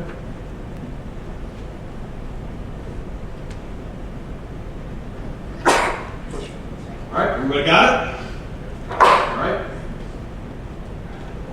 Stop the fight or let him go. Stop it. It's in the medial aspect over the hole. You're going to get the supratrochlear nerve. You don't need to know it's a supratrochlear nerve. You just need to know that's bad.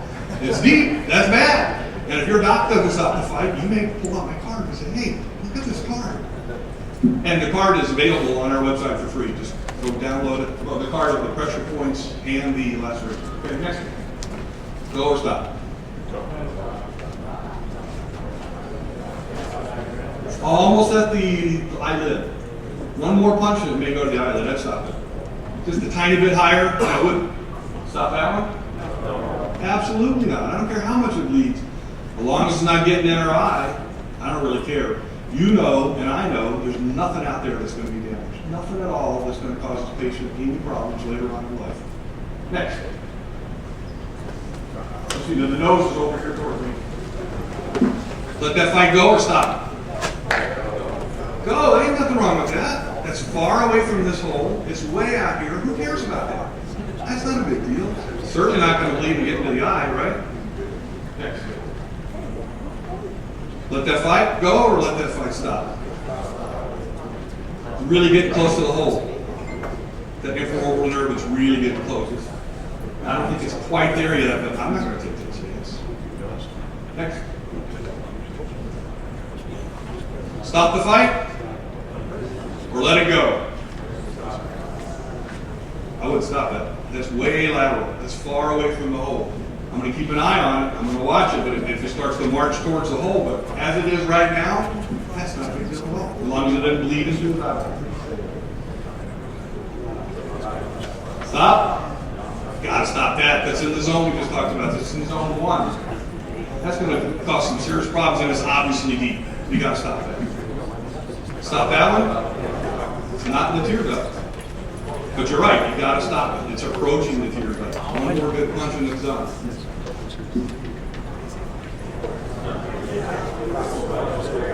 It looks pretty bad. It's in the bad zone. We're gonna have to get in there with a Q-tip and pry it open to see exactly how deep it is. But that's probably at that infraorbital nerve, and I wouldn't take a chance. I think this is a high-profile fighter, but I'm probably not gonna let that go. Stop it or let it go? I let it go. That's it. It's not in a danger zone, but it's approaching. It's approaching the danger zone of that supratrochlear nerve. Stop. Everybody should say stop. It's in zone 1. It's in that area that, oh my God, if that gets bad and if it gets worse, there'll be all kinds of problems. So you should all stop. All right? Don't stop anything he ever does. Hello. Yeah, it's in the Vermilion border. Unless this is just a high-profile fight with millions of dollars on the line, you're not going to let that go. It's just going to be unbelievably hard to repair. And he's going to, like I said, he's going to be the guy that looks goofy from across the board.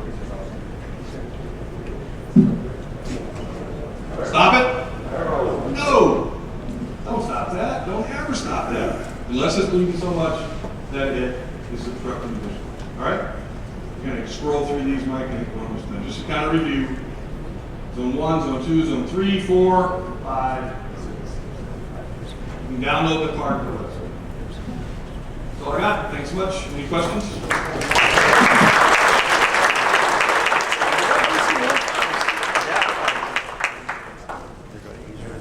My question, right? Just one question. What was the website, sorry? ringsidearp.org. Yeah, the website is ringsidearp.org. can download the cards for pressure point bleeding and for facial lacerations.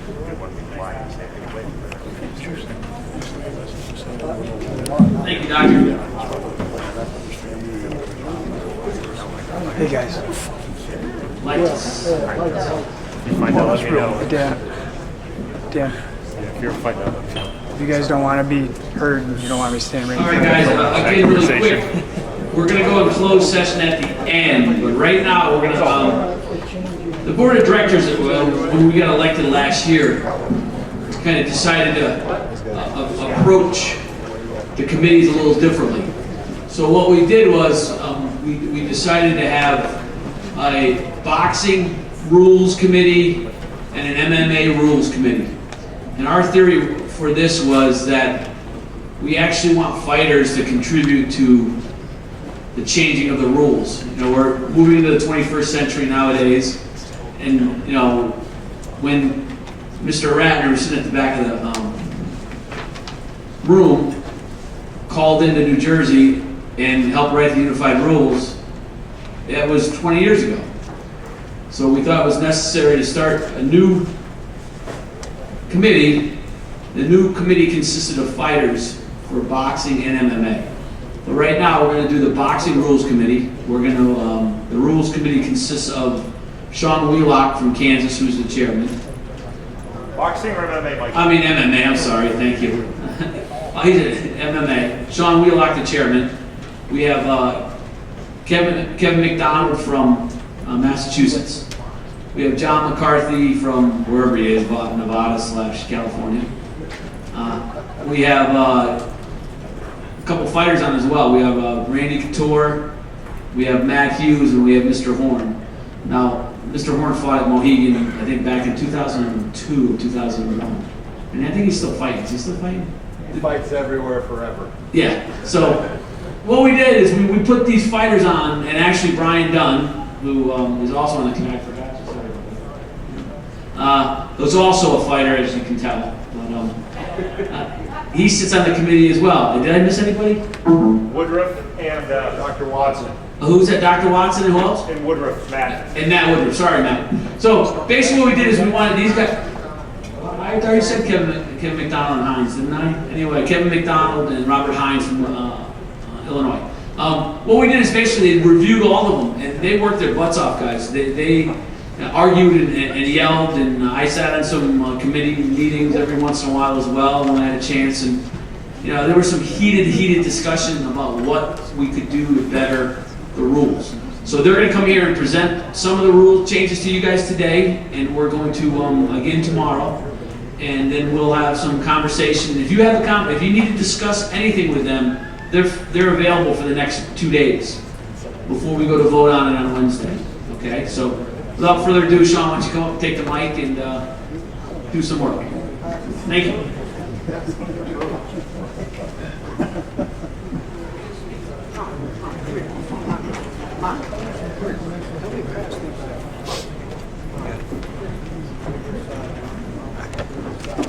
Cool. Thank you, everybody. I'm Sean Wheelock. I am a commissioner for the state of Kansas. As Mike said, the chairman of the new ABC Rules and Regs Committee for Mixed Martial Arts. So when this was formed last year and I was appointed by President Mazzulli, we approached this with two ideas in mind. Number one, how do we make MMA safer? Number two, how do we make MMA better? And we feel like this is a sport that's continually evolving. It looks a lot different than it did 5 years ago, let alone than it did in April 2001, the last time there was any sort of look whatsoever at the unified rules of MMA.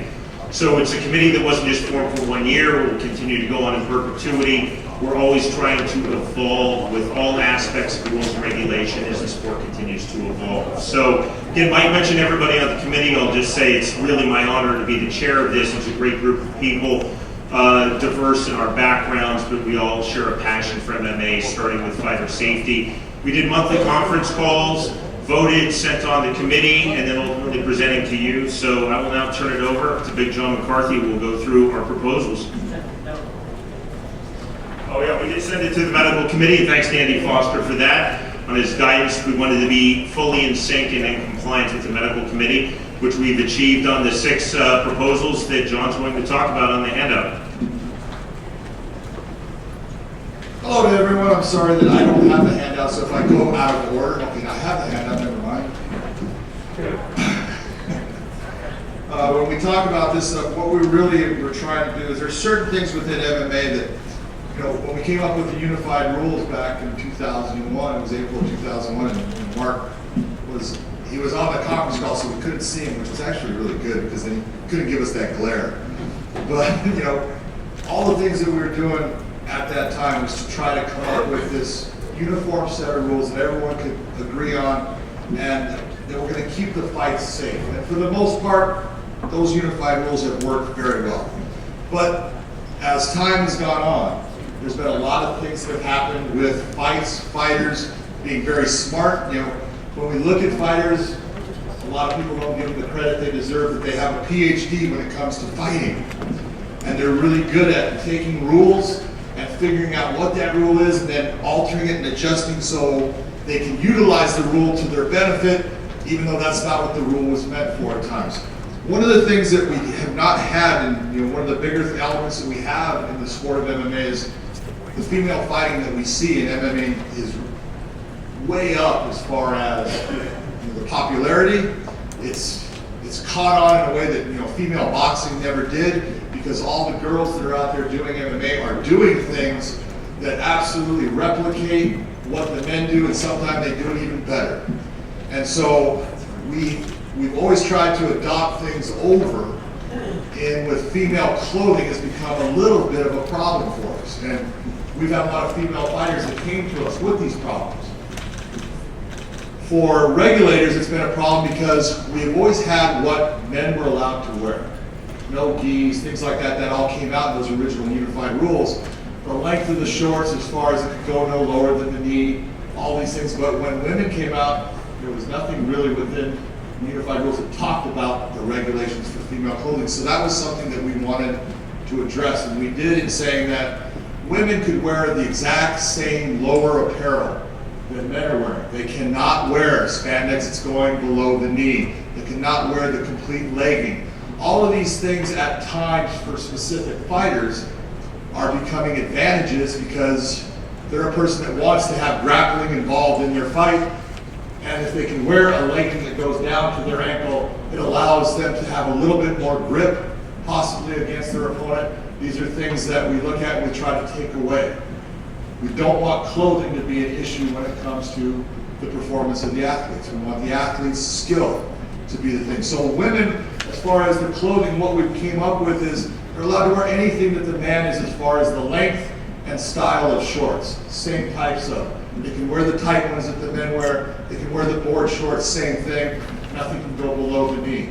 When it comes to the tops, we have come up with the fact, and this is going with a lot of female fighters in discussions, a lot of them like to wear the sports bra look. They can wear doubles, they can wear triples if they want, as far as protection and covering. The sport bra is allowed. Tank tops is out. Wrestling singlets are out. Regular t-shirts are out. What the female can wear is either that sports bra or they can wear a rash guard, a tight fitting rash guard. And the reason for the tight fitting is the loose clothing becomes a problem with the fighter's fingers getting caught, bent, twisted, broken, and we don't want the clothing becoming an issue in the fight. So a tight-fitting rash guard, which is normal in jiu-jitsu and wrestling competitions for the females, that's what they're allowed to wear. It's short sleeve or no sleeve. Again, no long sleeves, because the long sleeves become an issue as far as absorbing sweat and making them better as far as being able to hold on to their opponent. Any questions about the female clothing part? Okay. One of the next things we have, and this is one of the big things, the grounded fighter.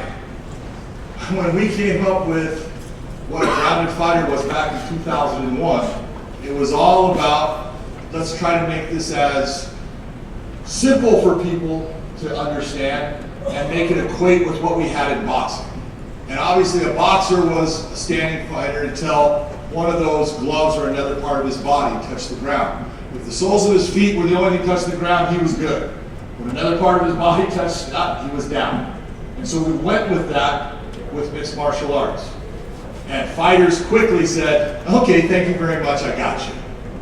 And they started playing this 3-point stance where they'd have their feet, but they'd get in a position usually against the fence where they thought that possibly they could get kneed or kicked in the face, and they would take their little fingertips and they would touch the ground with a fingertip. And if you're the fighter over them, it's very difficult to know that that's occurring, because you'll be in positions where your eyesight won't show you that those fingers touch the ground. So many times the officials will start to say, grounded fighter, and the guy take his hand off. He's up, he's down, he's up, he's down, he's up, he's down. And it was a playing of the rule that ended up becoming problems for the fighters in the fights. It becomes problems for the promotions, because we'll have a foul occur because of that hand up and down, and the knee comes, and at the time the knee came, the fingers had just touched the ground, and we had officials that were confused by this situation, and fighters are sitting there going, hey, I have my hand down. And so, as officials, we started trying to do things instead of telling the fighters, hey, we want you to put your whole hand down, we want you to bear away, put your fist down. But there was nothing officially within unified rules that verified what a grounded fighter was besides anything more than the soles of the feet. So what we've done is we went and practiced, and we went and got in the gym and got punched a lot and figured out, look, we need to change what we say as a grounded fighter. And we have come up with the concept of, if a fighter is on their feet, absolutely, come up here would be great. Take our former fighters, all three former pro MMA fighters. But if a fighter is on their feet and decide they want to just put their hands to the ground, they're going to have to put both hands to the ground to say that they are grounded. That is not a position the fighter wants to be in. They can get hit, yes, they can. And that is exactly why we want to put it with the two hands, because they're not going to do it. Fighters are smart. They can put any other body part down. He puts a knee down, he's down with his hands up in the air. Doesn't matter. He's a grounded fighter. He cannot be kneed or kicked in the face. But if he's going to play the game of being up against the fence, and he wants to put just one hand down with one fingertip or anything like that, he's not grounded. He's going to have both, which opens him up for punches and usually keeps it. I can tell you, I've gotten to the point, I don't want to put both of my hands down because I want to keep one to protect me. So I've got to change the way I do things, and that's what we want to do. We want to change what the fighter is doing. We want them to put them in a situation where they go, this is no longer a good position for me to be in, I'm going to do something different. And if that is drop themselves down to a knee, great, you're grounded. Drop yourself down to your butt, great, you're grounded. Drop yourself down on your arm, great, you're grounded. But you cannot just do this one little bit with the fingertips touching the ground anymore. You're no longer grounded in that position. Any questions on this at all? Anything I'm confusing you with? You guys are so sharp, I love that. All right. The next one we have is heel strikes to the kidney. Now I know there's a lot of people that come from the boxing world, and we've always, for how long, said no kidney punches. No kidney punches, because we don't want to damage. But the thing to look at is in MMA, if these guys are not going to stay up. If these guys are in a normal standing position, okay, and Rob decides that he's going to kick Kevin to the body, he can roundhouse kick to that kidney area with what will end up being somewhere in the area of 100 to 120 mile an hour kick, and that's legal. He can get a position on Kevin where he has his back, and he can attack that with punches, with knees. It's all legal. It's been legal since 2001. But what he can't do, I'm going to make him put down there now, is go into guard, be in his guard, and he cannot strike with that heel towards that area. It's not something that is damaging. I can tell you long ago, Jeremy Horn was one of the guys on our committee. I was doing a class at his school teaching. And I brought this up, and he goes, now, John, you know what? I think I could do some damage with that. And I said, I'll tell you what, I'm going to teach the class, and come on down here, I'm going to go to your guard, you start hitting me to the kidneys, and we'll see how much it affects me as I teach the class. And so I started teaching, I go on for about a minute, minute 10, finally he stops. All right, you proved the point. He said, oh, no, I'm going to die soon, I swear to God. It's killing me. It's annoying. It is annoying. And that's good because it annoys the fighter enough that it makes them move.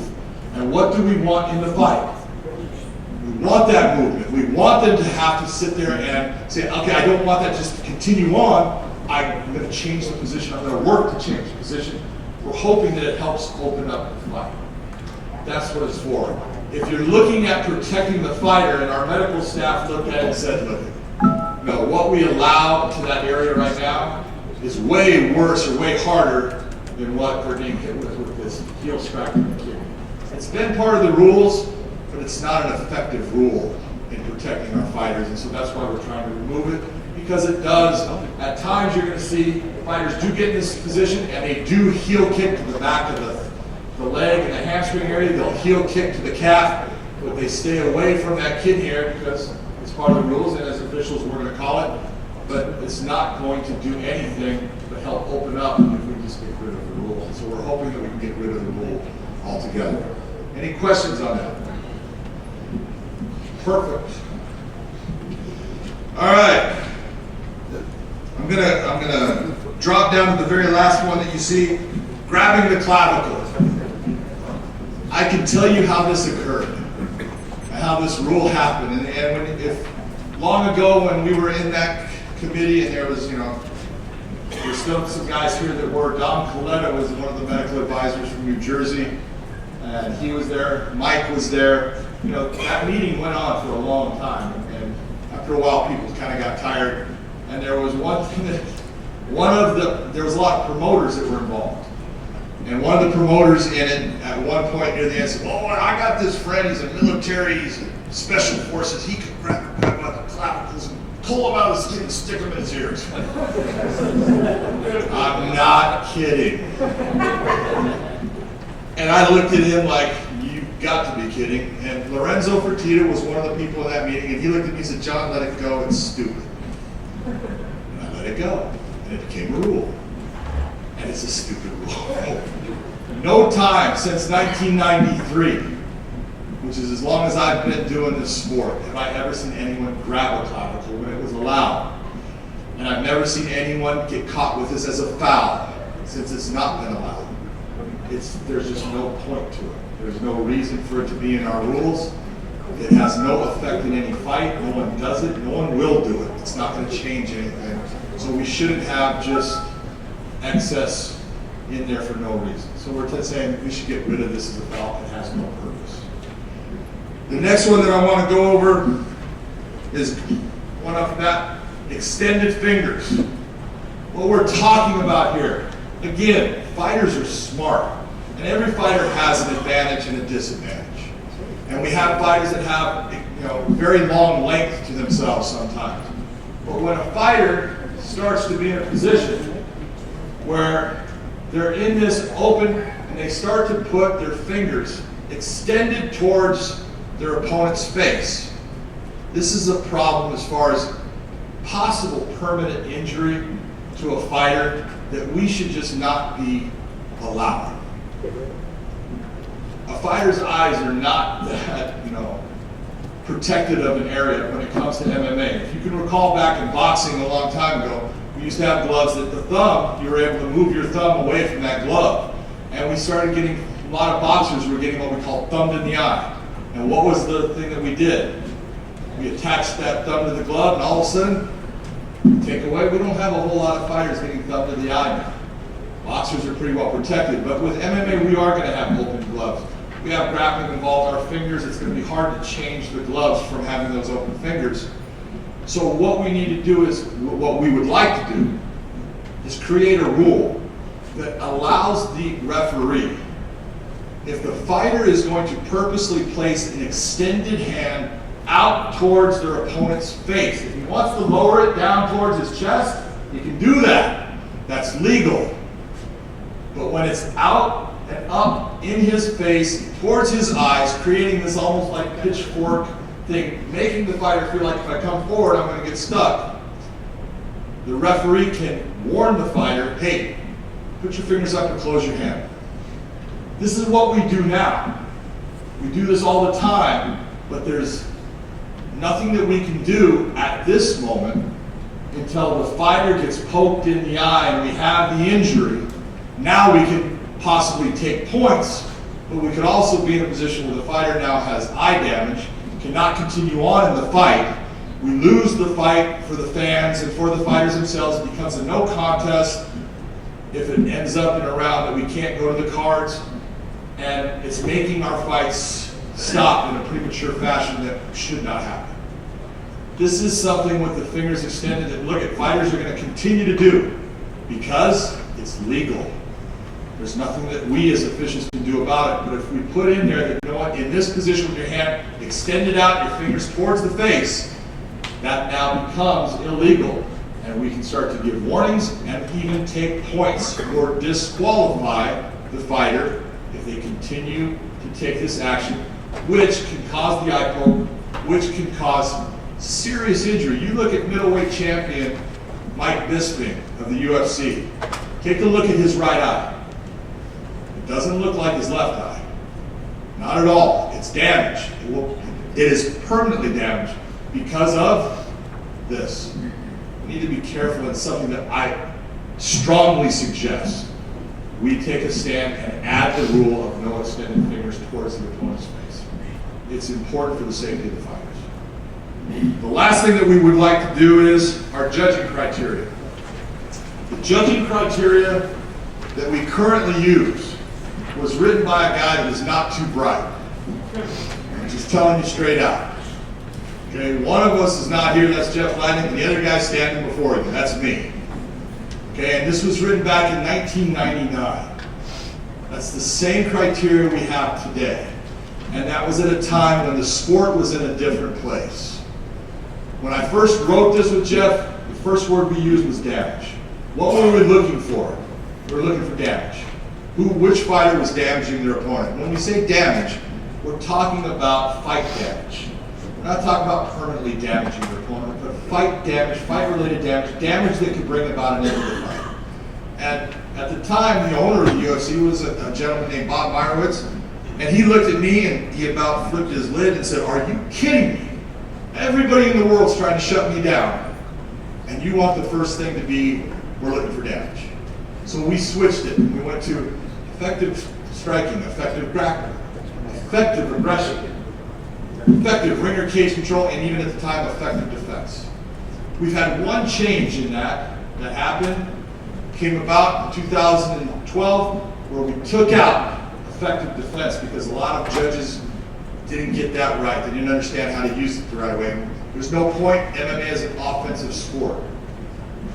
But that whole thing of effective striking and effective grappling, it's still kind of part of what we're doing, but we're segregating it and saying, what makes up a fight? Aggression and cage and ring control is nothing but dance. If I look mean, doesn't mean anything. If I move around a cage or a ring very well, but I never touch my opponent, what have I done? I haven't fought, and what am I here to do? I'm here to fight. So the first two things that we're looking at is our effective striking and our effective grappling, and those are what we want the judges to concentrate. That is what they score the fight on. That is how they judge the difference between these two combatants, is by who is the better striker and who had the more effective grappling. Which item was done the most is what they're going to weigh the most, and they check that through who was effectively damaging their opponent. The ring criteria that we use today doesn't help our judges, and what we're trying to do is clarify for our judges exactly what they're looking for, make it simpler for them to say, look, this is why I gave the round to this fighter A over fighter B. It's the damage that he created is what we're looking for. When we say damage, it doesn't mean marks. It can. Marks that are created through heavy strikes. We always are going after heavy, damaging strikes over light persistence. Cumulative damage is something that we will look for after we don't have the knockdown damage or the heavy damage that we're looking for first. And the judging criteria that we're trying to introduce It's got all of that explained out for our judges to go in order so they know exactly this is the person that I have to go with because of my judging criteria. It closes things down for them, but actually makes it easier. That's why we're trying to change the judging criteria. Any questions? Wow, you guys, love this. Yes, sir. Simple question. Yes. Quick. This was run by the full medical advisory committee or something? Every one of these was done by the full medical advisory committee. The doctors went over all of it and gave us unanimous on all of them that they were okay with all of these changes. Anything else? I'm sorry, I can't hear you. Since you opened that door about Dr. Coletta being from New Jersey. He is. Yes, he certainly is. However, he does not speak For the New Jersey State Athletic Back in Control 2001, Board that's in what support, excuse me, in support of your rules changes and being the first state in the union to professionalize MMA, also to write those unified rules for MMA.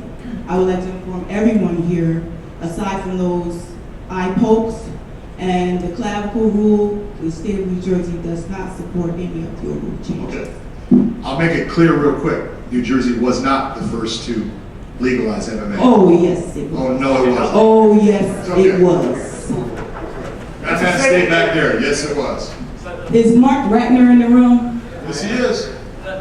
Can you lend some education to this gentleman? Yeah, please do. No, Mississippi was involved. Yes, it was. But New Jersey was the one to get the credit. Thank you, John. Thank you, guys. I appreciate it. And what's going to occur, guys, what's going to occur now is you have until, well, tomorrow we also have another session with some of the fighters who are going to come in with their comments. These guys will be back up. If you have any questions, don't hesitate to speak with him directly. Like this last question should have been approached to him without going public on it, but that's okay. So let's move forward. Our next committee report is the boxing committee, and again, they've worked hard. They've met every month or so to discuss it. I've been on the calls, and that committee consists of Matt Venezuela from Arizona, he's the chair. Greg Sir from Pennsylvania. Big Greg from the great state of Texas. I think that's it. And I'm sorry, Stephen Weisfeld as well. Stephen is actually one of the premier judges and an attorney, so he jumped aboard with us. So Steve, come on up here, please. Give us a few minutes and we will be up and running. Thank you.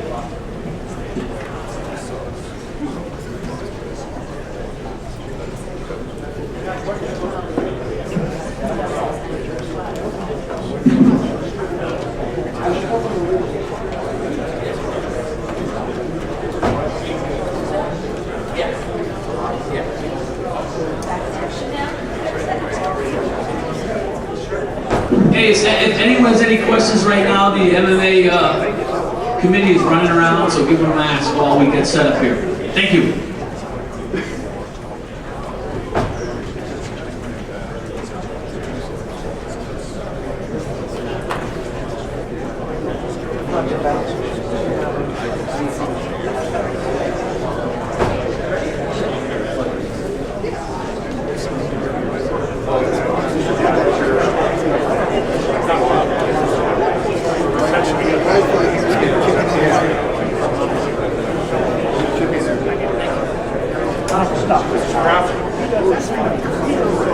Mike, you ready to go? All right. Okay, we're going to go ahead and get started. It's a privilege and honor to be here. Let's go, guys. Sit down. Let's go. And I just wanted to say, I'm not sure why we followed the MMA with all the people that were up there. It's a tough act to follow, but we do have a big guy as well. We have Greg Alvarez from Texas. We have Greg Sir from Pennsylvania, who also assisted. We have Steve Weisfeld. We actually have a lawyer, and they didn't. So I just wanted to point that out. So thanks, Stephen, for participating. Mike Mazzulli also participated as well, and myself. So again, I just wanted to stress the fact that I would be sitting back there unless Mike Mazzulli came to me and told me, Matthew, I need you to be a part of this committee. And so I just encourage all of you that don't let somebody appoint you, be the one to appoint yourself. Why? Because we have work to do. And so, again, I want to give the MMA people a round of applause because they have a mass majority of rules to go over. And so with me, ours were fairly simple, so we should not take that long. But again, thank you, Bob Bennett, for opening up Nevada and Monte Carlo for us allowing us to be here. So, with that being said,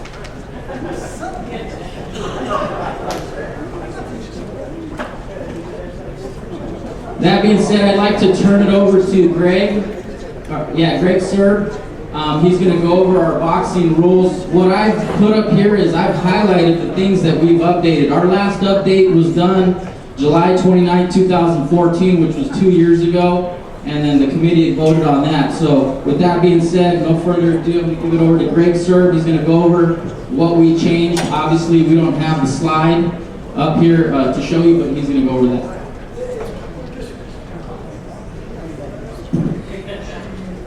Right in the beginning, we're just going from uniform rules to unified rules. A lot of this is going to just be technical in nature.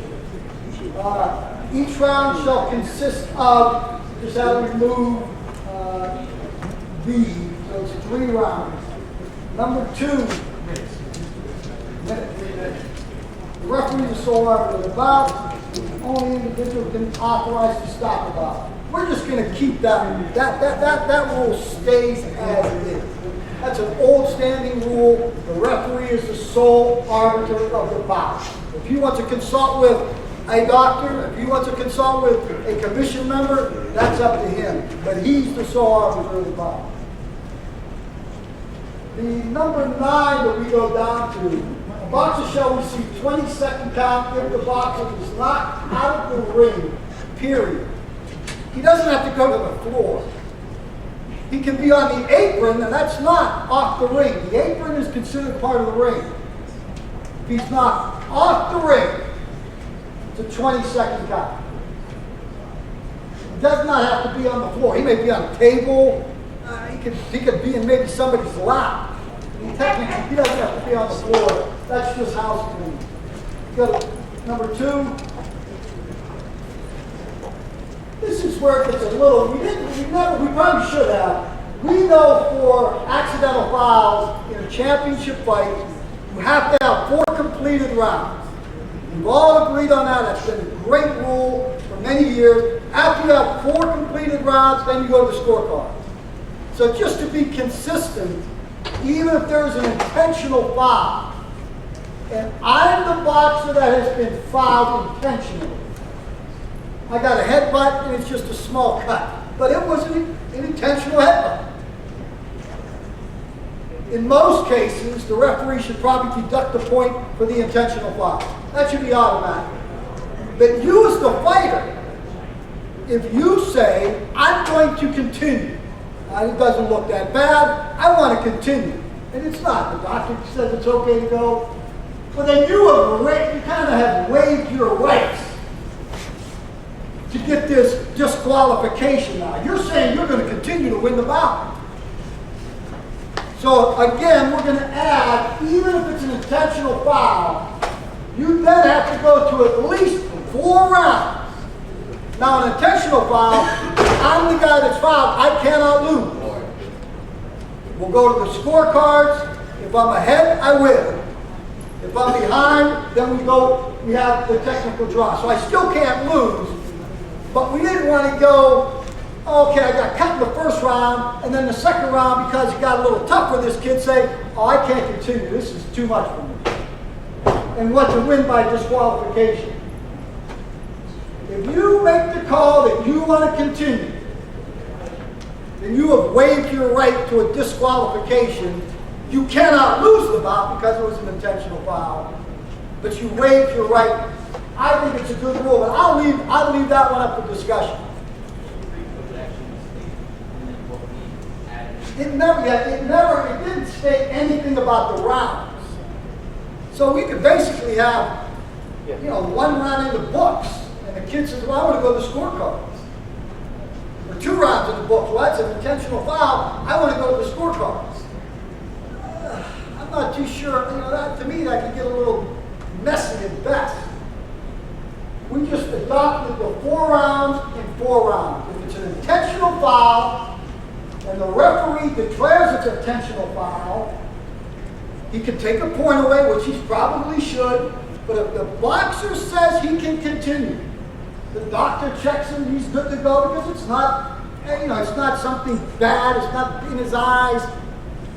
Then we're going to go to the same 4 rounds that we went for an accidental foul. The only difference being, me as the player, I cannot lose if it later becomes worsened from legal blows. The one thing I will mark, we've had 2 fights this year. That the fight, an accidental foul, in this case it was the right eye. And the cut was pretty good, but he wanted to continue. Later the fight stopped, but the cut was on the left eye. And the commission lost their bearing a little bit and said, oh, that's the, that was a cut, but that was the eye, and they went to the cards. So what I was telling everybody, as soon as that ref tells you that's an accidental foul, cut left eye, you should mark that on your master score sheet. Round 3, accidental foul, cut to his left eye. Because you know that later, if that's the eye that the doctor says, yeah, we're going to stop it because of that left eye, then you know you're going to the scorecard. But if the doctor comes up to me and says, oh, I didn't stop it because of that, his right eye's a mess from illegal punches, well then son, you just got TKO. It's a little system, but it's very important to write it down exactly where the accidental, or in this case, intentional foul occurs. Any questions on that? I don't want to belabor that point, but it just makes, to me, it makes it a little bit more consistent in what we're doing. So it really doesn't change. So if later on in the fight, say the 6th or 7th or 8th round, it goes back to that eye gets worse, he still has the option of then going to the scorecards. He'll go to the scorecards, and he can't lose. He cannot lose. Technical draw or he wins. Or he wins, correct. Greg, the way you described it is perfectly appropriate in Washington. But I've recently been involved, as you know, in some situations where some liberal-minded referees that didn't understand the purpose of the rules perhaps made errors as a result. So may I suggest that the wording to be a little bit more specific, that you say, if there's no disqualification, because some referee is going to read that, or somebody who's not here, and say, well, this applies whether they don't disqualify, you do this.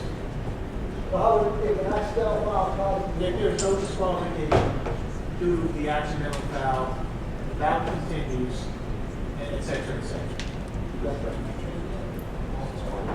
You're not going to vote down on this. Yeah, but you follow what I'm saying. and you're going to put that where that with an intentional foul causes an injury. The injury causes a possible stop. Where do you want to put the words of that? No. You got to make it clear that there's no disqualification. So, stop. The end round after the 4 round, and there's no disqualification. That was it? Yeah. Okay. That would just clarify a little bit.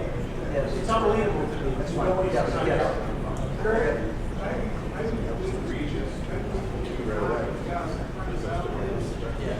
Yeah, we'll reprint it so everybody can take a look at this. I'm going to make a decision with my attorney. Okay. Come back, this is a big deal for us. It is. And this is not, California rules always different rules. We don't use this in playoffs. This is weird.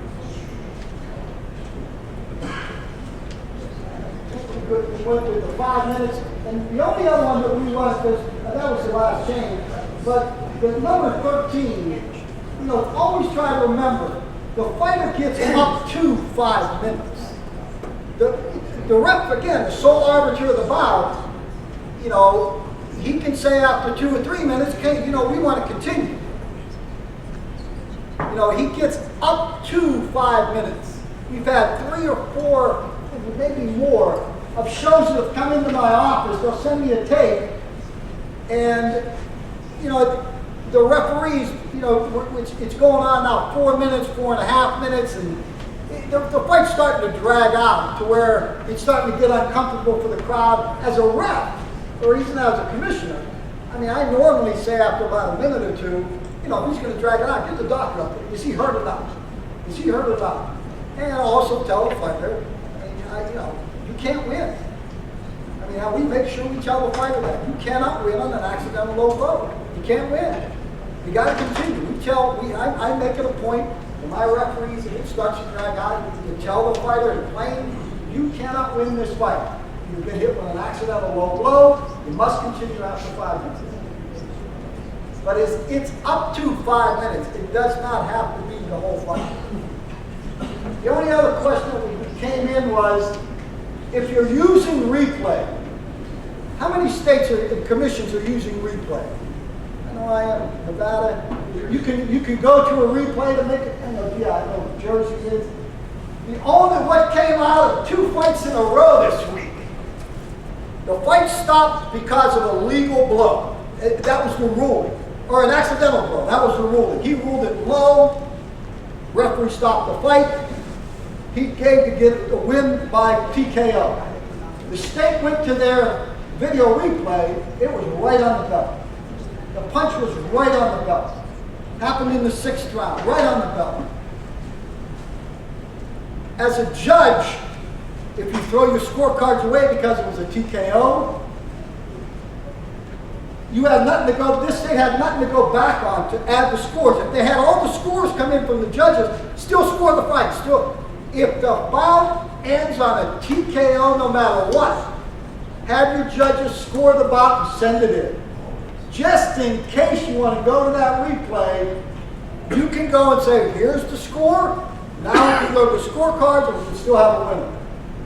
Have that round scored no matter what, just to be on the safe side.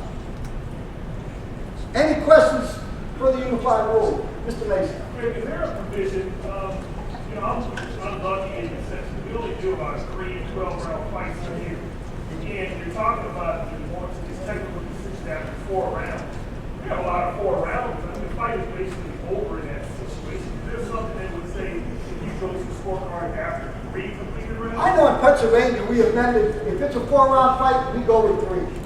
Because if you go with 2, you might get a draw. 3 at least, you might have a winner. So that's what we do. If you're having a 4-round fight, these are only championship rules. But unified. But if you want to go, I think if you were going with a 4-round fight, 3 have to be complete. Because I think that gives at least the judges an opportunity to see who actually won the fight after 3 rounds. Any other questions? And just a bit of freaking history.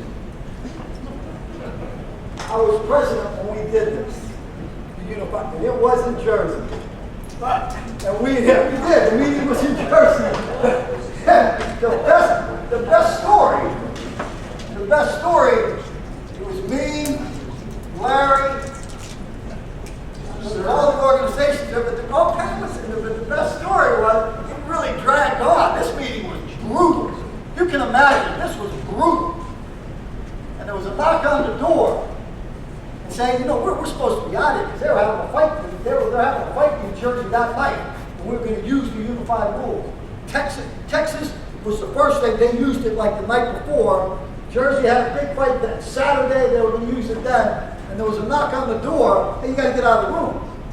This is going on. We've been banging these rules out for like 6 hours, and I was president. I said, well, we got to get this done. We got to get this done. And the person that was renting the room was Donald Trump himself. And we left rather quickly right after that.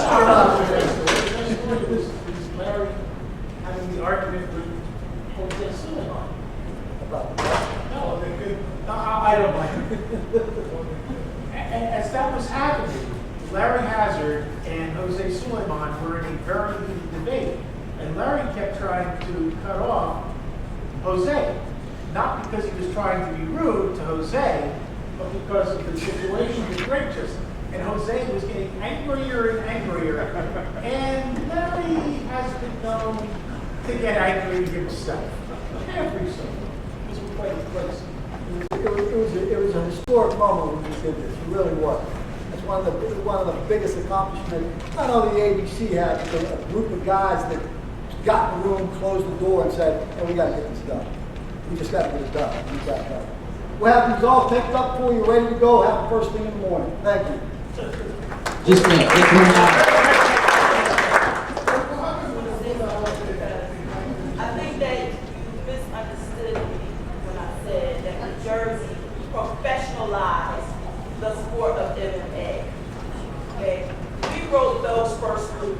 And in terms of these unified rules, I was the person that did the research to see what all of the sanctioning bodies were doing. I was there. Okay? And I really get very annoyed when people try to change history. I know that Mississippi had that first UFC fight in 1997. Mississippi didn't have any rules. They didn't have any rules. They certainly did not. And they used the UFC's rules to have that event. New Jersey was the first state. I'm telling you. And the reason why I know about these unified boxing rules, I wrote them. I wrote them.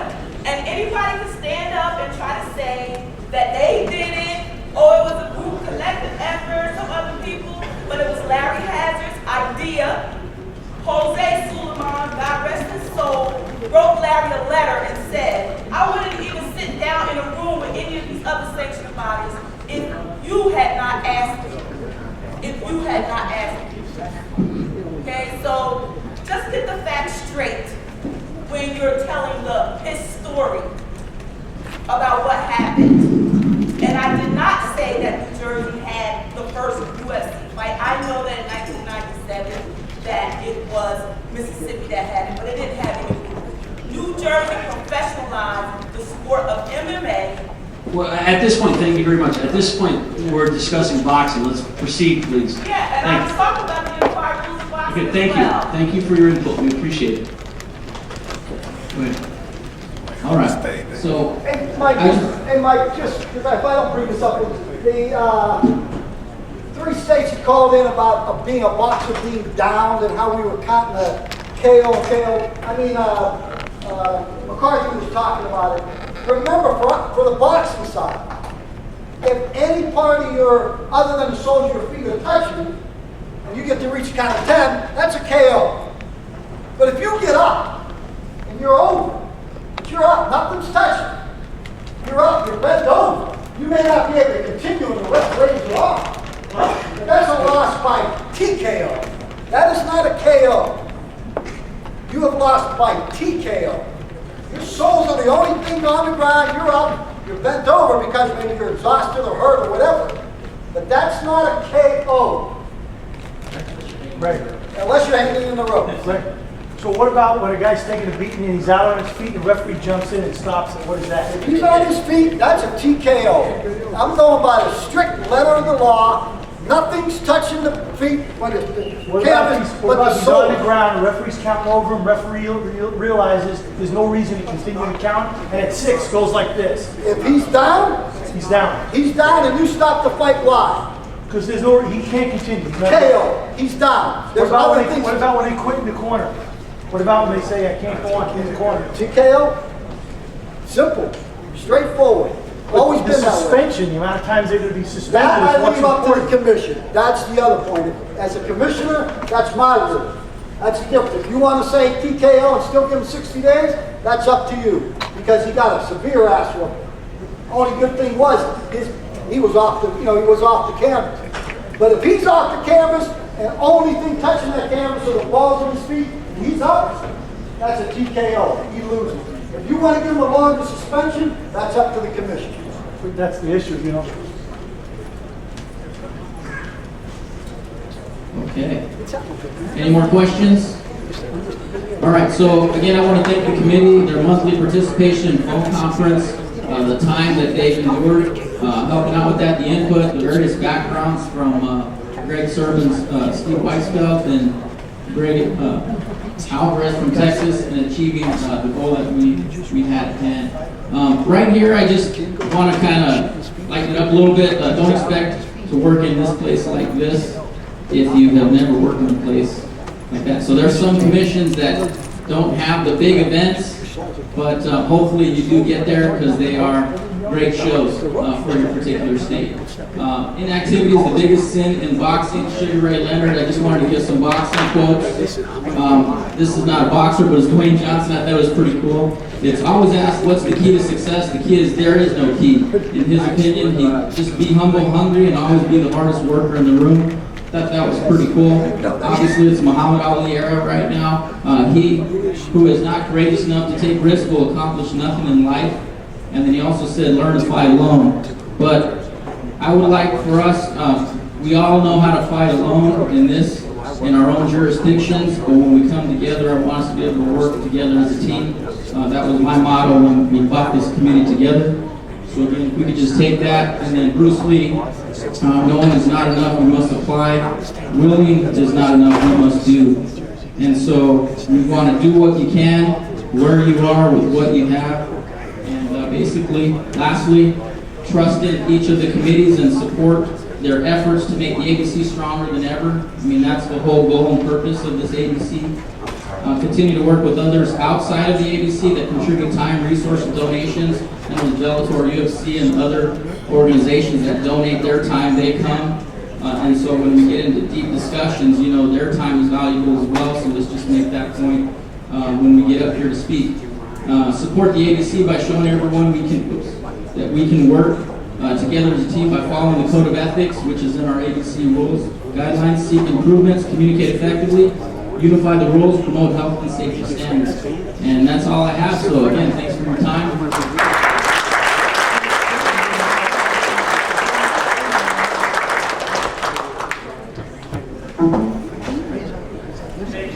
Thank you. All right, guys, we're gonna head into onto the medical committee. Basically, what happened is the board of directors decided when we got elected last year that everyone that chaired a committee would be a member of the ABC. So, you know, Andy Foster was a very, very big opponent of myself and the whole board. So one day we were talking about it, and I said, let's make Andy chairman of the medical board. Well, Andy wasn't even on the phone with us. So I called Andy up and said, congratulations, you're the chairman of the medical board. So, and actually the nice thing is there's numerous ARP doctors that sit on the board with him. And this is where myself and the board of directors, as well as Andy, would love to have a relationship with the Association of Ringside Physicians. So that's something else I want you guys to think about for the next couple of days. And you know, without them sitting ringside as doctors, you know, we wouldn't be educated like we are right now. So they're gonna Andy and Dr. Swanek will be passing some literature out. Dr. Lovelace, Dr. Musey as well. So here they are. Thank you. Thanks, Larry Lovelace, Don Musey. They're passing out some forms. Mike Mazzulli said that he frequently gets calls from just various places for forms. You have a standardized form for pre-bout physical, post-bout exam, licensing history physical, annual history physical. And there really were no standard forms. I have my own Lovelace forms that we use at the places I work. He has his forms, he works in 4 or 5 different states. It's just a cornucopia of forms right out there. And they're all good forms. But it'd be nice to have just a standard form that you can refer to and you can use as your default form. And that's what this is. This is the default form. Yeah, and they're passing them out for you to look at, but they'll be on the website as well. These forms are a compilation of about a dozen different docs. They're all docs that you guys know and love that work with you They're with us on the medical committee. Nick Rizzo was a big part of it, a doctor from Chicago. We all had input, and you know, it's kind of like naming a puppy. Everybody wants to be the guy to name the puppy. And we fought over it for a long time. We finally got a form that everybody was happy with. It's not absolutely perfect in my mind. It's not absolutely perfect in anybody's mind, but it's really good in everybody's mind. So that's what we're presenting.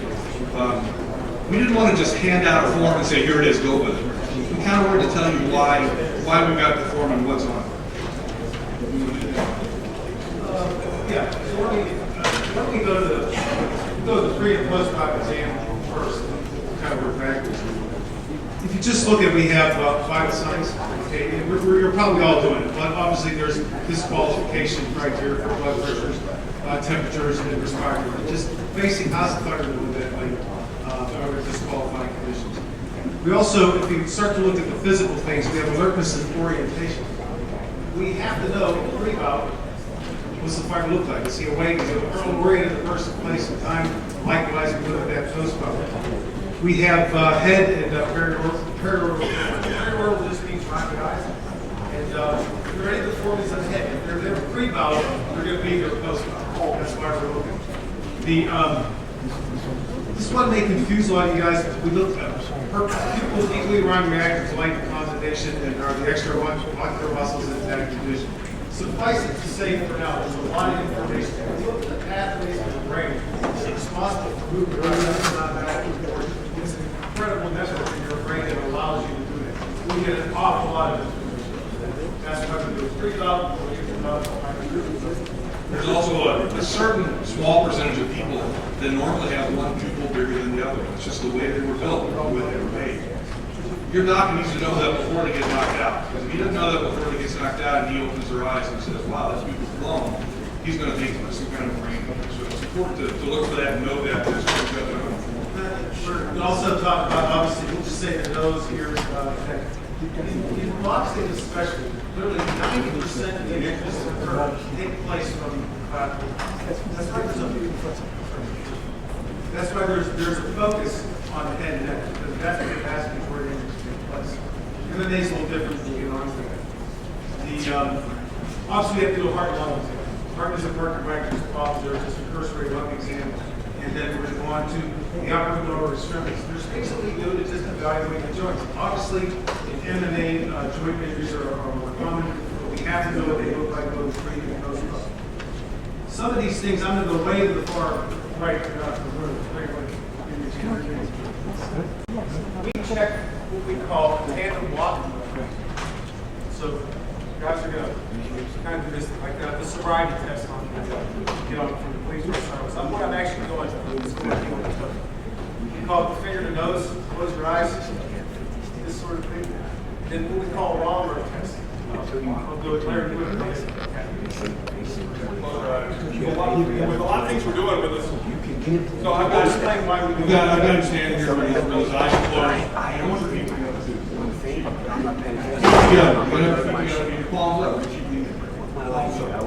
So, I want him to close his eyes. I'm getting so much information just from having him do this. If your docs aren't doing this one test, they're really messing up. So I'm looking for a couple things. Is he wobbling?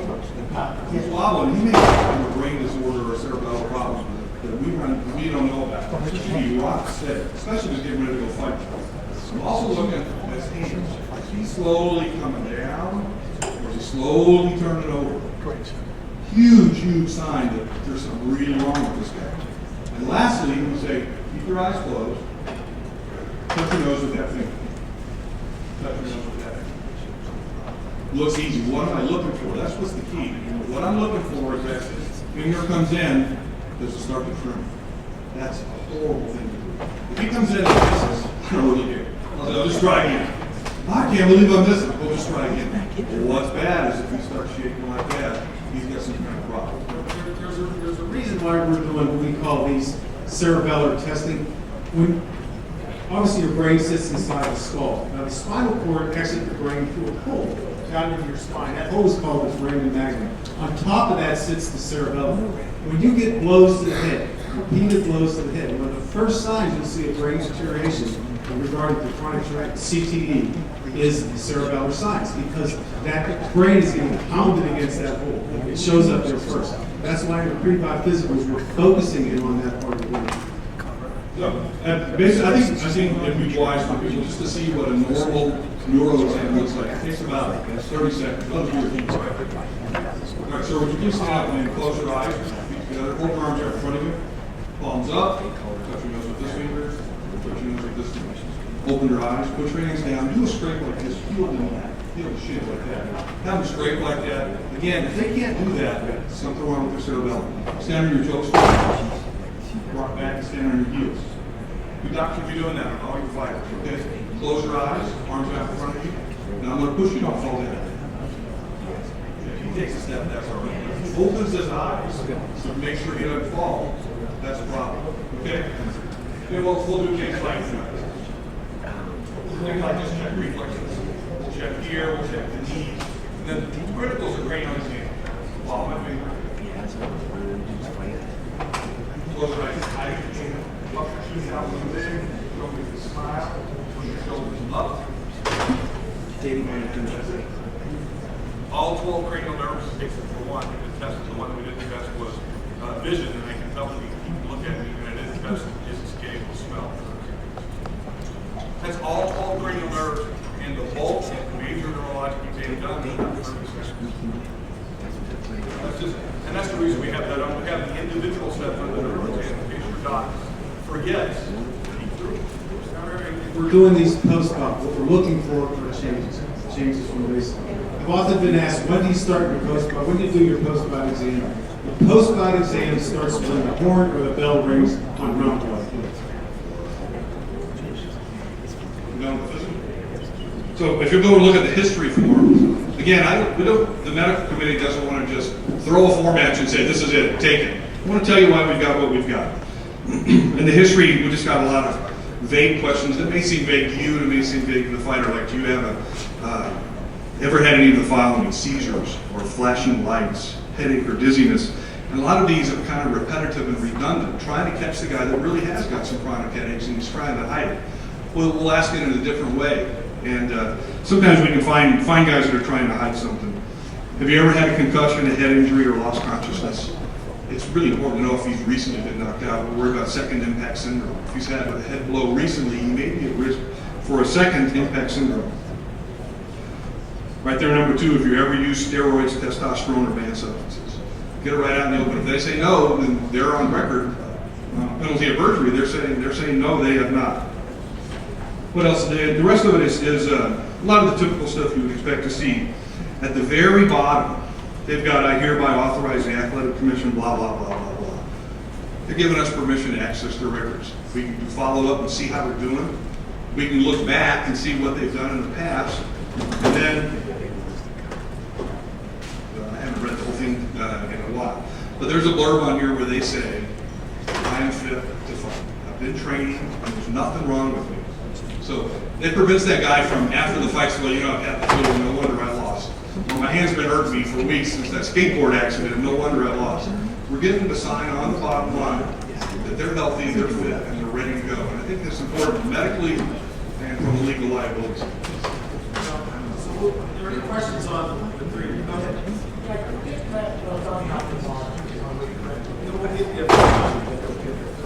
So that's our basic 3 post-op history.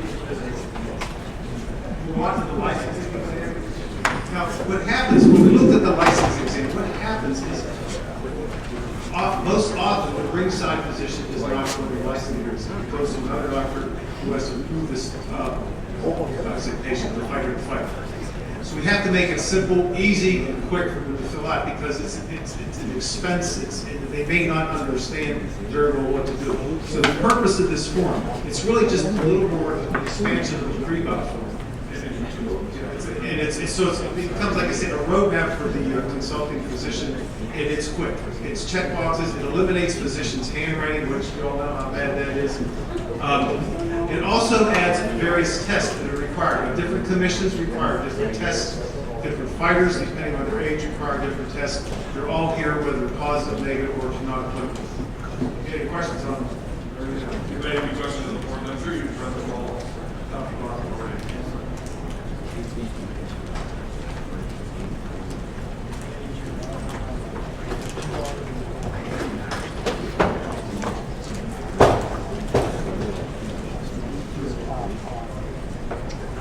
have the ophthalmologic exam, which basically, this exam needs to be done by a ophthalmologist, and some commissions do allow an optometrist. The eyes are particularly susceptible to injury. Eye injuries are frequent in boxing if you look for them. We cannot, a ringside physician, or for that matter, a physician in his office cannot do an adequate eye exam. You need to have a fundoscopic. The doctor's looking with that thing in the back of your eye. It would be called dilated exam. The pupils are made real big so you can see all around the periphery posterior portion of the eyeball to look for injury. That's really it. Any good question? Question I was going to say, I was going to ask about what is the difference? Why do you need an ophthalmologist versus an optometrist? So just for an eye exam, they get a dilated eye exam. Frank, in my opinion, for your basic screening exam, you do not. I mean, the difference between the ophthalmologist is obviously the physician who can. If there was damage. Right, but an optometrist, they all know what they're doing, will know when to refer. If he or she sees something, he knows that, oh, I see something on that retina, I don't like it, now it's time to go see the ophthalmologist. And on the same token, just as a tangent, if you need prescriptions for your glasses, you probably go to an optometrist. Ophthalmologists can do that. They don't do that all the time. That's all the optometrist does, exams and prescriptive lenses. On the ophthalmological terms, but like those two terms, and I'm wondering, it might be a good idea to try and simplify aphakia and pseudoaphakia. I mean, there's a chance I'm concerned less about fighters. This is not for the optometrist, this is the physician. Or the optometrist. No, it says history. Yeah, the doctor will go through with it and say, but you're right, if the fighter was expected to fill us out, it was very good.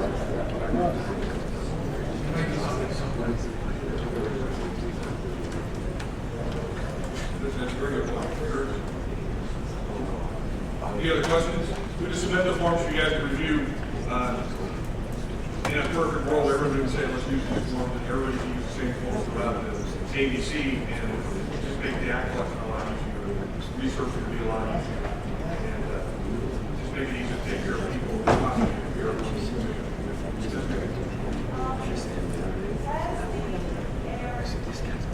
Made a recommendation for 25 medical.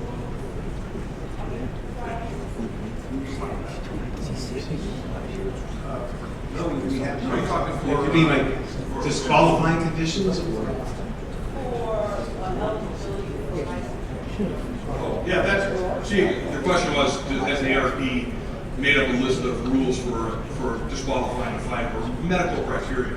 That's what our whole conference is about. Our whole conference is about what lab test should you do to disqualify somebody, what physical exam, what EKG findings.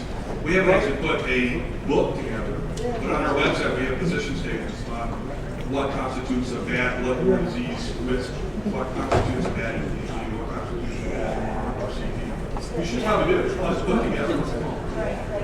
For example, say that all patients should require, and all patients should require ophthalmology. That's a good point. All commissions should do this, and all commissions should do that. We don't want to get political. We're just docs, and we want to make sure everybody stays safe. We can make recommendations, and if the commissions want to, and we can make very strong recommendations. But I would never say all commissions should do it. Why would, that's not political. That, I mean, I deal with things all over the United States. No, I'm happy to make the suggestion that all commissions should require an ophthalmologic exam on all fighters and an MRI on all fighters. But the truth is, there's limited resources in some commissions. Some commissions and states, tribes, they can't afford to get an MRI in every one of them. So I'm there to say, this is the medical recommendation, but I would never say you should do that. Well, it's no different. Well, in my recommendation, should it's no difference. Clearly, yeah, I don't feel comfortable.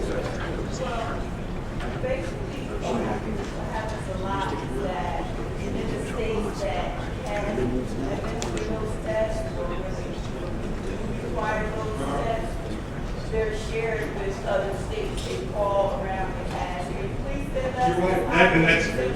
So that, I think, is not really a deterrent. Well, you know, what she, in case you couldn't hear, she's basically talking about herd immunity. If Kansas or Oklahoma or Texas can't afford to have all their fighters get an MRI or an EKG, well, they can go fight in Mississippi, and they can get those tests done, and then through reciprocity, and then Mississippi may be a bad choice, I'm ready to go to New York, they get those tests done, and by way of reciprocity, they've got those tests, because they're good for a year or 2 years, whatever the commissions decide. So you're right, it can benefit from her. So are there any plans to try to unify the medical requirements? Yes. From your group to maybe this group? The question so is, that it brother, would be across the nation that fighters doesn't have to have these basic requirements. Much of what you're saying we have on our website. We have recommendations for pre-op, laboratory, radiologic testing, EKG, that sort of thing, given ages of fighter.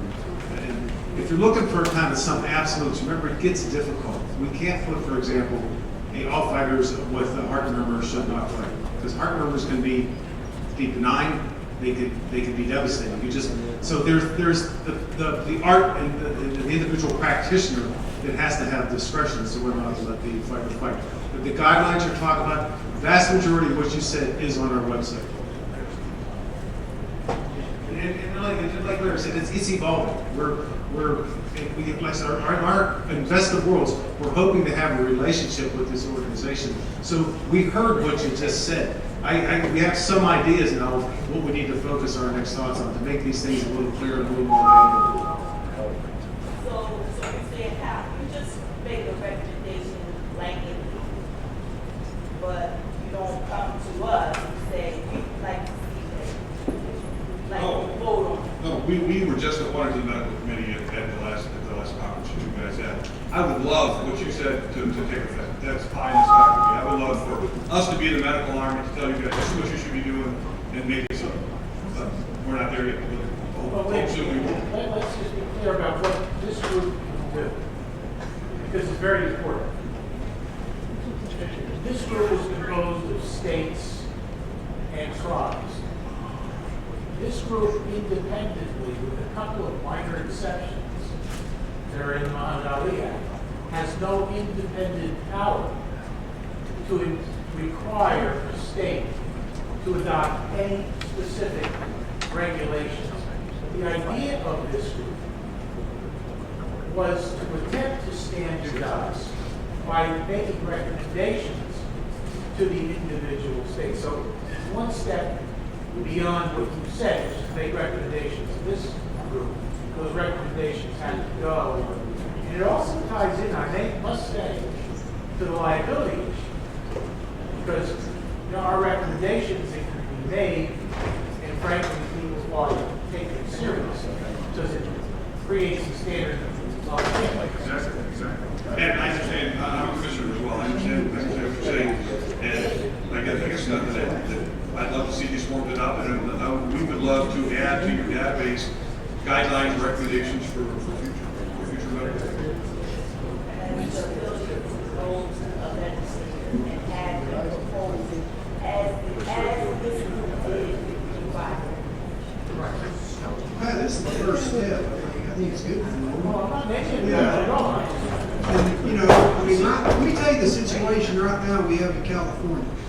So you know, Big Greg down there has a requirement that you have to have his form. Okay? So all my promoters get all of their meds done with Texas forms. You know why? They fight in California, they fight with Bob, they fight with Greg. And so me and Bob take forms. We take them. Greg can't. So we get them done on Greg's form, and we have a whole office full of Texas forms, which is fine. I mean, which is fine. So when we were looking at this, we were looking at everybody's form, and we tried to encompass all the different requirements that some of the various states have. Because I think it'd be just a little bit easier for the sake of just, okay, I can't take this form because of X, Y, and Z, but I can take Greg's. And then I'll call in some of the Midwest states, my AG won't let me take. I can take Hassel's form. It's kind of spread out, and we all talk to each other every day. I mean, we're on the phone with each other asking for this stuff, sending the request. So that was the kind of the idea behind this. We're not trying to get states to change their regs or do all this stuff. It's just a form. It's basically a promoter will call me up and say, hey, Commissioner, I need some forms. What do you have? I'm in Kansas and I need these forms. We'll go to the ABC website, download these forms. They're accepted everywhere, except Big Red, everywhere in the country. And it works out. I mean, my biggest problem in Massachusetts, they're not here, but I'll tell Gary Litchfield to his face, is doctors don't sign the forms.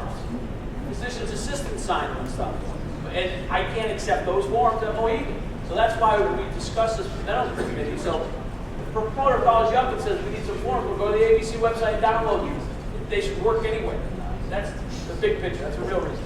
And that's, he just spelled it out. Anyway, I want to thank my medical members. I mean, this was, you know, I deal with doctors in the state commission through the MAC, and, you know, getting doctors' time is very valuable. And getting as many doctors on this committee that participated 12 or 14 times over the past year was really exceptional. They took a lot of time developing this, so I'm hoping you guys will check it out and use it and put it up on the website.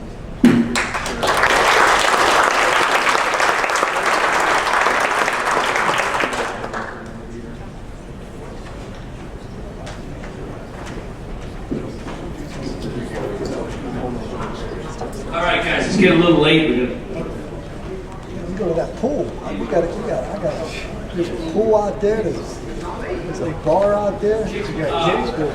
They got kiddie's pool. Kiddie's pool would be great. No shit. All right, we're going to address kickboxing really quick. We're going to throw that one in, guys, right now. So,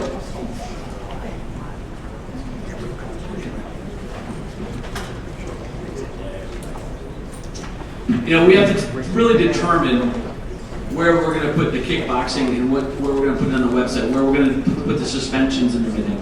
So nowadays, kickboxing seems to have it's come back. And, you know, we got lion fighting, and yes, Greg. I thought if we could do kickboxing and Muay Thai, yeah, and send them to the MMA. We're going to address it right now. Oh, that's wrong. Thanks, Greg. You're welcome, thank you. Greg, come sit with me. Come on. My name is Martha Shanyorkides. I'm a commissioner in the state of California. I don't know a lot of you, so I'm going to introduce myself a little bit. I started out in martial arts, and then in 1998, we had this great class for officials in California, and I had the misfortune of sitting next to Jack Reese, and he looked at me, and I think Steele's kid was in it, and Denkin's kid was in it, all these kids of great officials were in it, and he looked at me and he said, so who's your father? And I said, nobody. And I said, who's your father? And he goes, nobody. And then he said, well, I guess we're both fucked, right? so, you know, I passed and he passed, and he became obviously a miserable, the worst official ever.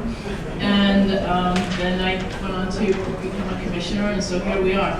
So there's been kind of a resurgence in our state, people asking for more kickboxing and Muay Thai events, and so I started looking at our regs, and they're pretty bad, and so we decided to start revamping some of ours, and our Muay Thai rules and our kickboxing regs.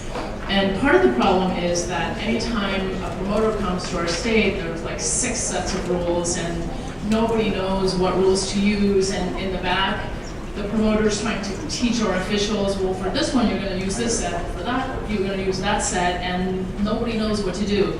So you're not going to vote on this today. My recommendation, and I think Andy's got copies, my recommendation to you is that you form a committee and that we take a look at this. What I did actually is the Muay Thai rules were not as difficult because there is really kind of a very few international rules, but the kickboxing rules are much more difficult. There's a lot of them. So what I did for the state of California is I created a big grid. And I solicited the help of Corey Schaefer, and of course, I don't know if a lot of you might know, I happen to be married to Arnold Yorkides, who is the older brother of Benny the Jet. He trained all the Yorkideses, and he also wrote the first set of rules in the state of California. I don't know about the East Coast, but he did write the first set of rules in the state of California, and so created a huge grid, put in K1, and he also started the WKA with Howard Hansen. So put in IKF, put in WK, put in all the rules, and it turned into this huge grid. So then I started culling it down, because really what we wanted is a skeletal set of uniform rules that we could turn into regs. Of course, every sanctioning body can do whatever the sanctioning body wants when they have a promotion. But what we wanted is a skeletal set of rules.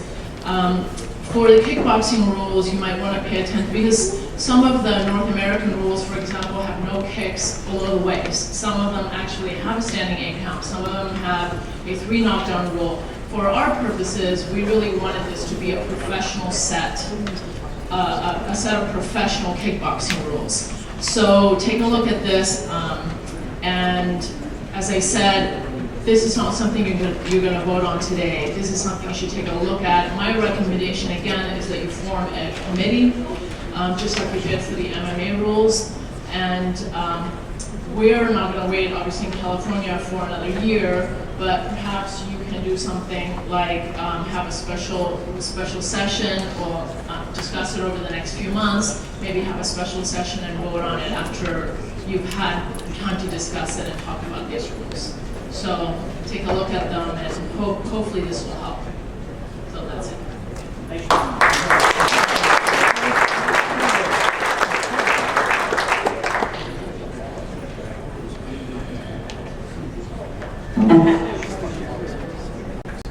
Any questions? There we go.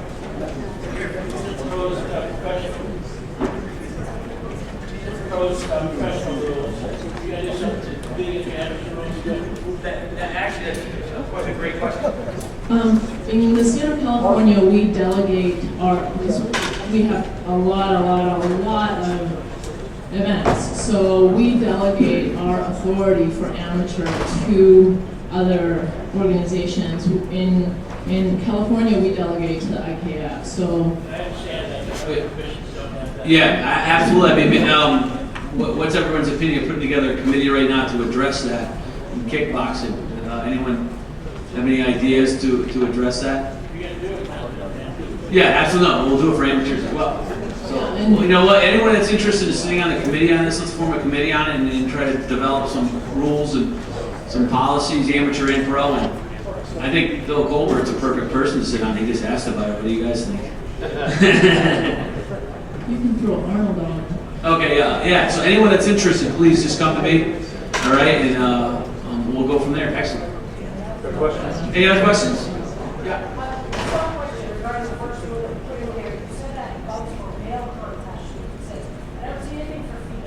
Yeah, I think that just got, as we were printing this out, I saw that I think that there was one for a female. I think this got dropped. As I said, this is a draft, and we'll print out the, yeah. I think so. You can sit on the committee as well. This was the one. Not that. Actually, I think we go back. Hey, Mr. Bennett, before you walk out the door, female boxers, right? My understanding is you guys are going three minute rounds, correct? Now, for female boxers instead of 2? You're going 2, okay. For some reason I thought you guys were going 3, okay, thank you. So because we treat, so, you know, are we at the age, time to start treating females like we treat males when it comes to fighting? That's the question. I think this was intended to be 3 and 3. Great.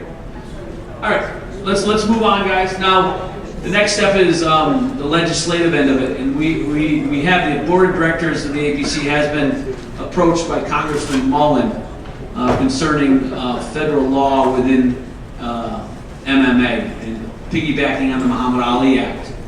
I invited Congressman Mullen out here. He was unable to attend, but at this point, the board of directors really does not have an opinion on the MMA federal law. We all we believe is if it's going to protect the fighter and the fighters want it, we should do it. So that's what we're looking at. So we need to discuss that. And I want your opinion as the body. After we listen to Congressman Mullen, he did provide us with a short little intro. And I'd like to know what you guys have and what your opinion is on it so I can report back to Congressman Mullen because he's expecting me to contact him. So with that said, hit it, Trish. I haven't seen this either.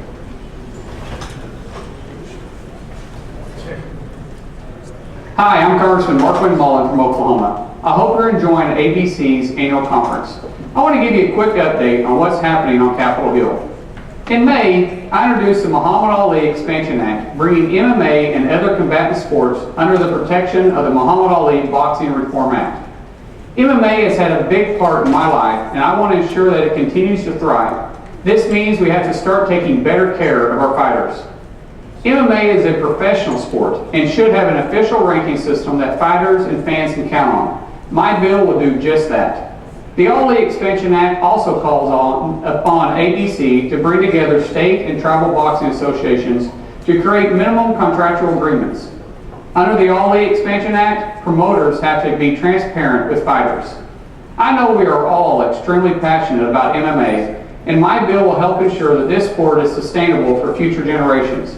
If you have any questions about the Muhammad Ali Expansion Act or would like more information, please contact my DC office at 202-225-2701 or go to my website at mullen.house.gov.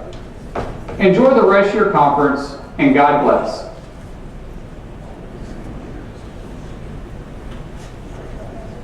I've spoken to him 2 or 3 times. He was on actually the podcast many months ago as well for Sean Wheelock and John McCarthy prior to me speaking with him. Again, I stressed to him that if it's the best interest of the fighters, the ABC would also concur. But does anybody have any opinions or ideas? Joe, I know he's from your state, so any opinions or ideas on the way we want to approach this? Well, actually, Representative Dan Kirby from the state of Oklahoma, he is the commissioner of the Food Commission. I think him and Representative Mullen talked about this, correct? And I think, Dan, would you be able to speak to any of the things that you said to him that possibly, I think it's more to provide better, and I don't want to say fighter safety for the MMA guys with the provision of the Ali Act, more a contractual. I did explain to the congressman and his aides that we already regulate MMA like we regulate boxing. I mean, everyone does. I don't think there's one person that has a different medical for an MMA fighter and a Muay Thai fighter and a boxing fighter. You know what I mean? So he understands that. I think it's a contractual issue, and I think what we do is we'll monitor the situation and see what occurs. I think that's probably in the best interest of the ABC, unless anybody has any other ideas they would like to. Yes? Yeah, I think what he's looking at is, you know, I don't know what all other states do, but I think they feel like sometimes there's not the same transparency between promoter, matchmaker, and fighters in the MMA world like there is in the boxing world. And I think that's the portion of it that he's looking at, trying to make it more like boxing perspective of the law. Any other questions or comments, guys? Anything? Okay, well, I'll just keep you, the board of directors will keep you guys abreast on what's occurring. And my understanding is it most likely isn't going to occur this year anyway. And I know there's some very large promoters that are adamantly protesting it on Capitol Hill. So I just want to make sure you guys are aware of what's occurring. That's all. All right, let's keep moving on. We're almost there.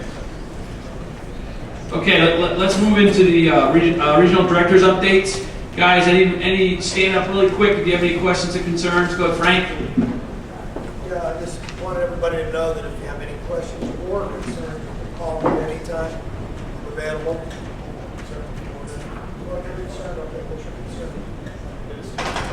It's still Yeah. We haven't sunk yet.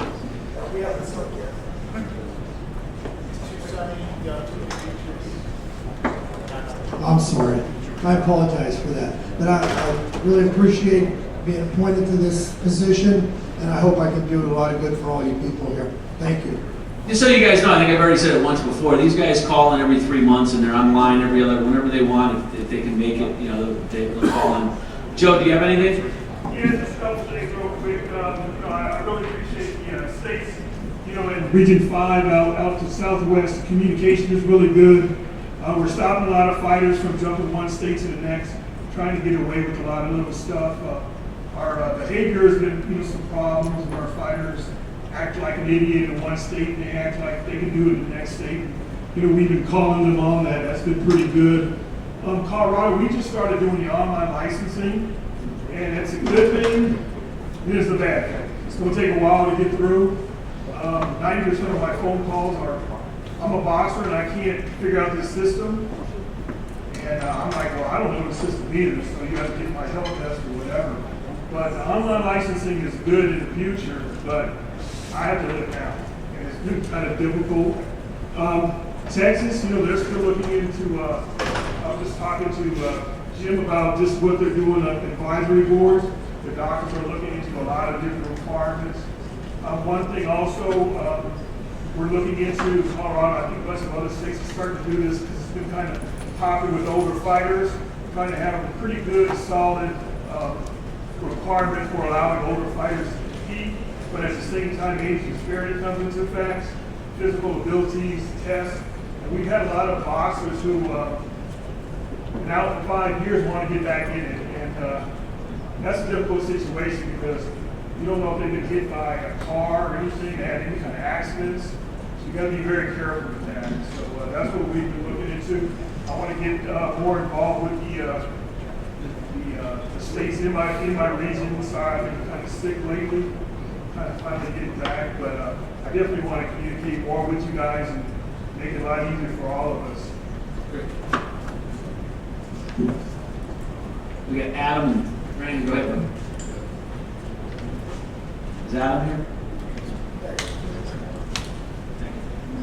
Hey guys, I guess I don't really have a whole lot. Everybody has been doing pretty good. I haven't gotten any complaints or issues from anybody. I sent out an email to all the commissions in my region. And nobody had any big issues that needed to be brought up. But I want to let you know if you do have questions or concerns or need help with anything, absolutely get a hold of me. That's why we're all here. So, thanks.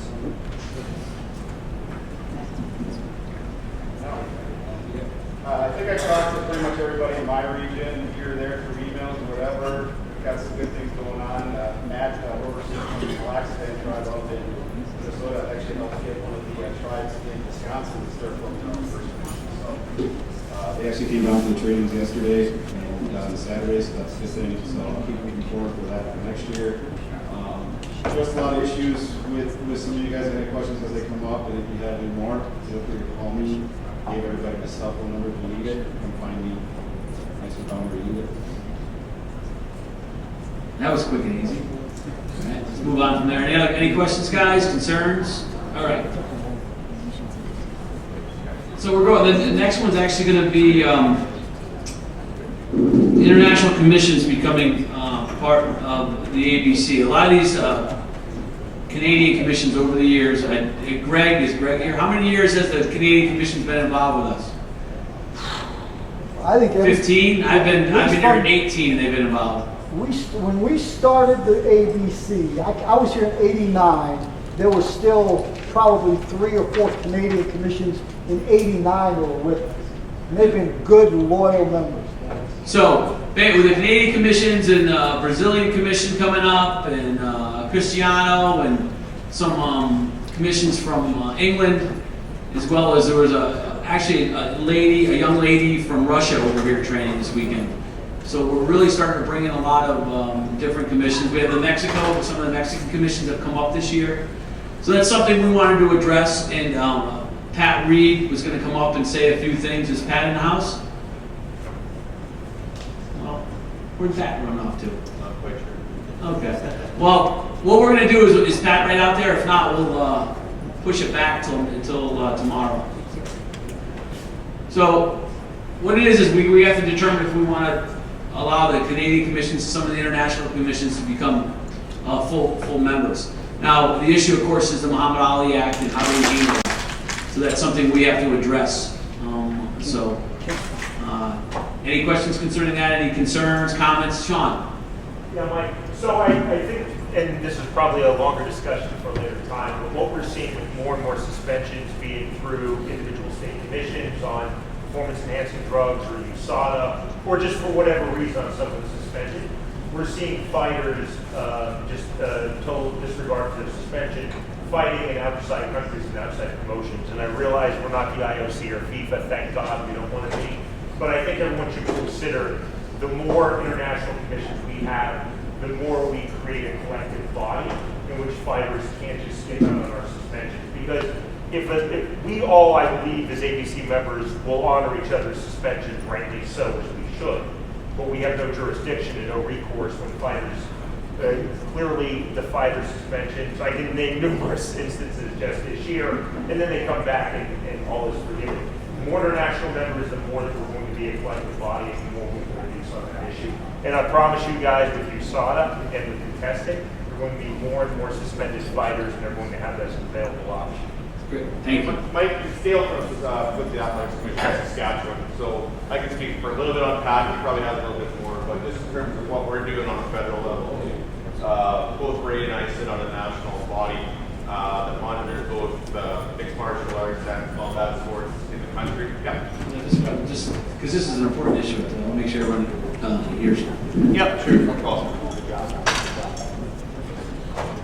And I guess in terms of where we're at, so we're feeling that some provinces is piecemeal, but at the same time we're coming together on a lot of issues as well.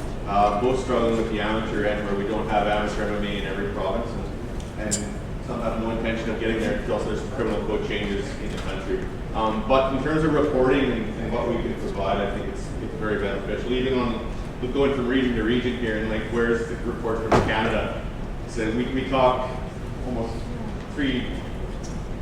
regular meetings 3 times a year, but we're face to face all the time. So I think there's a lot that we can bring to the table in terms of reporting and suspension wise, where no one gets by through our database. We're very, very thorough in following the ABC database as well.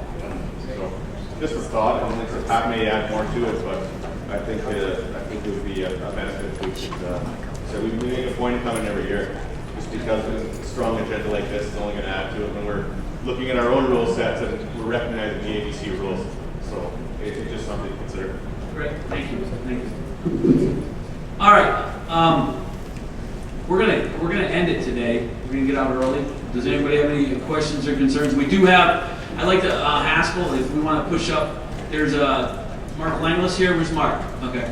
We do have, and I recommend anyone attending a couple breakout sessions this afternoon. We have.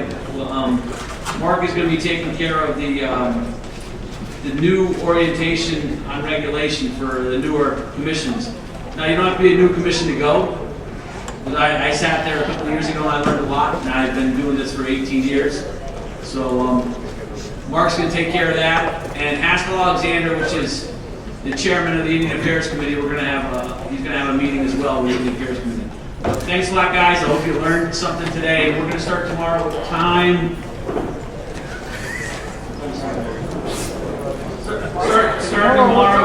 Start tomorrow at 8:30 tomorrow. Hey guys, ready for this? Between 9 and midnight, room 18001. Now, we all get up there, it's going to be close, and we're all families. I guess we can unite a little bit, but you're welcome to come up. We got some sodas and some beer juice and some waters and some snacks.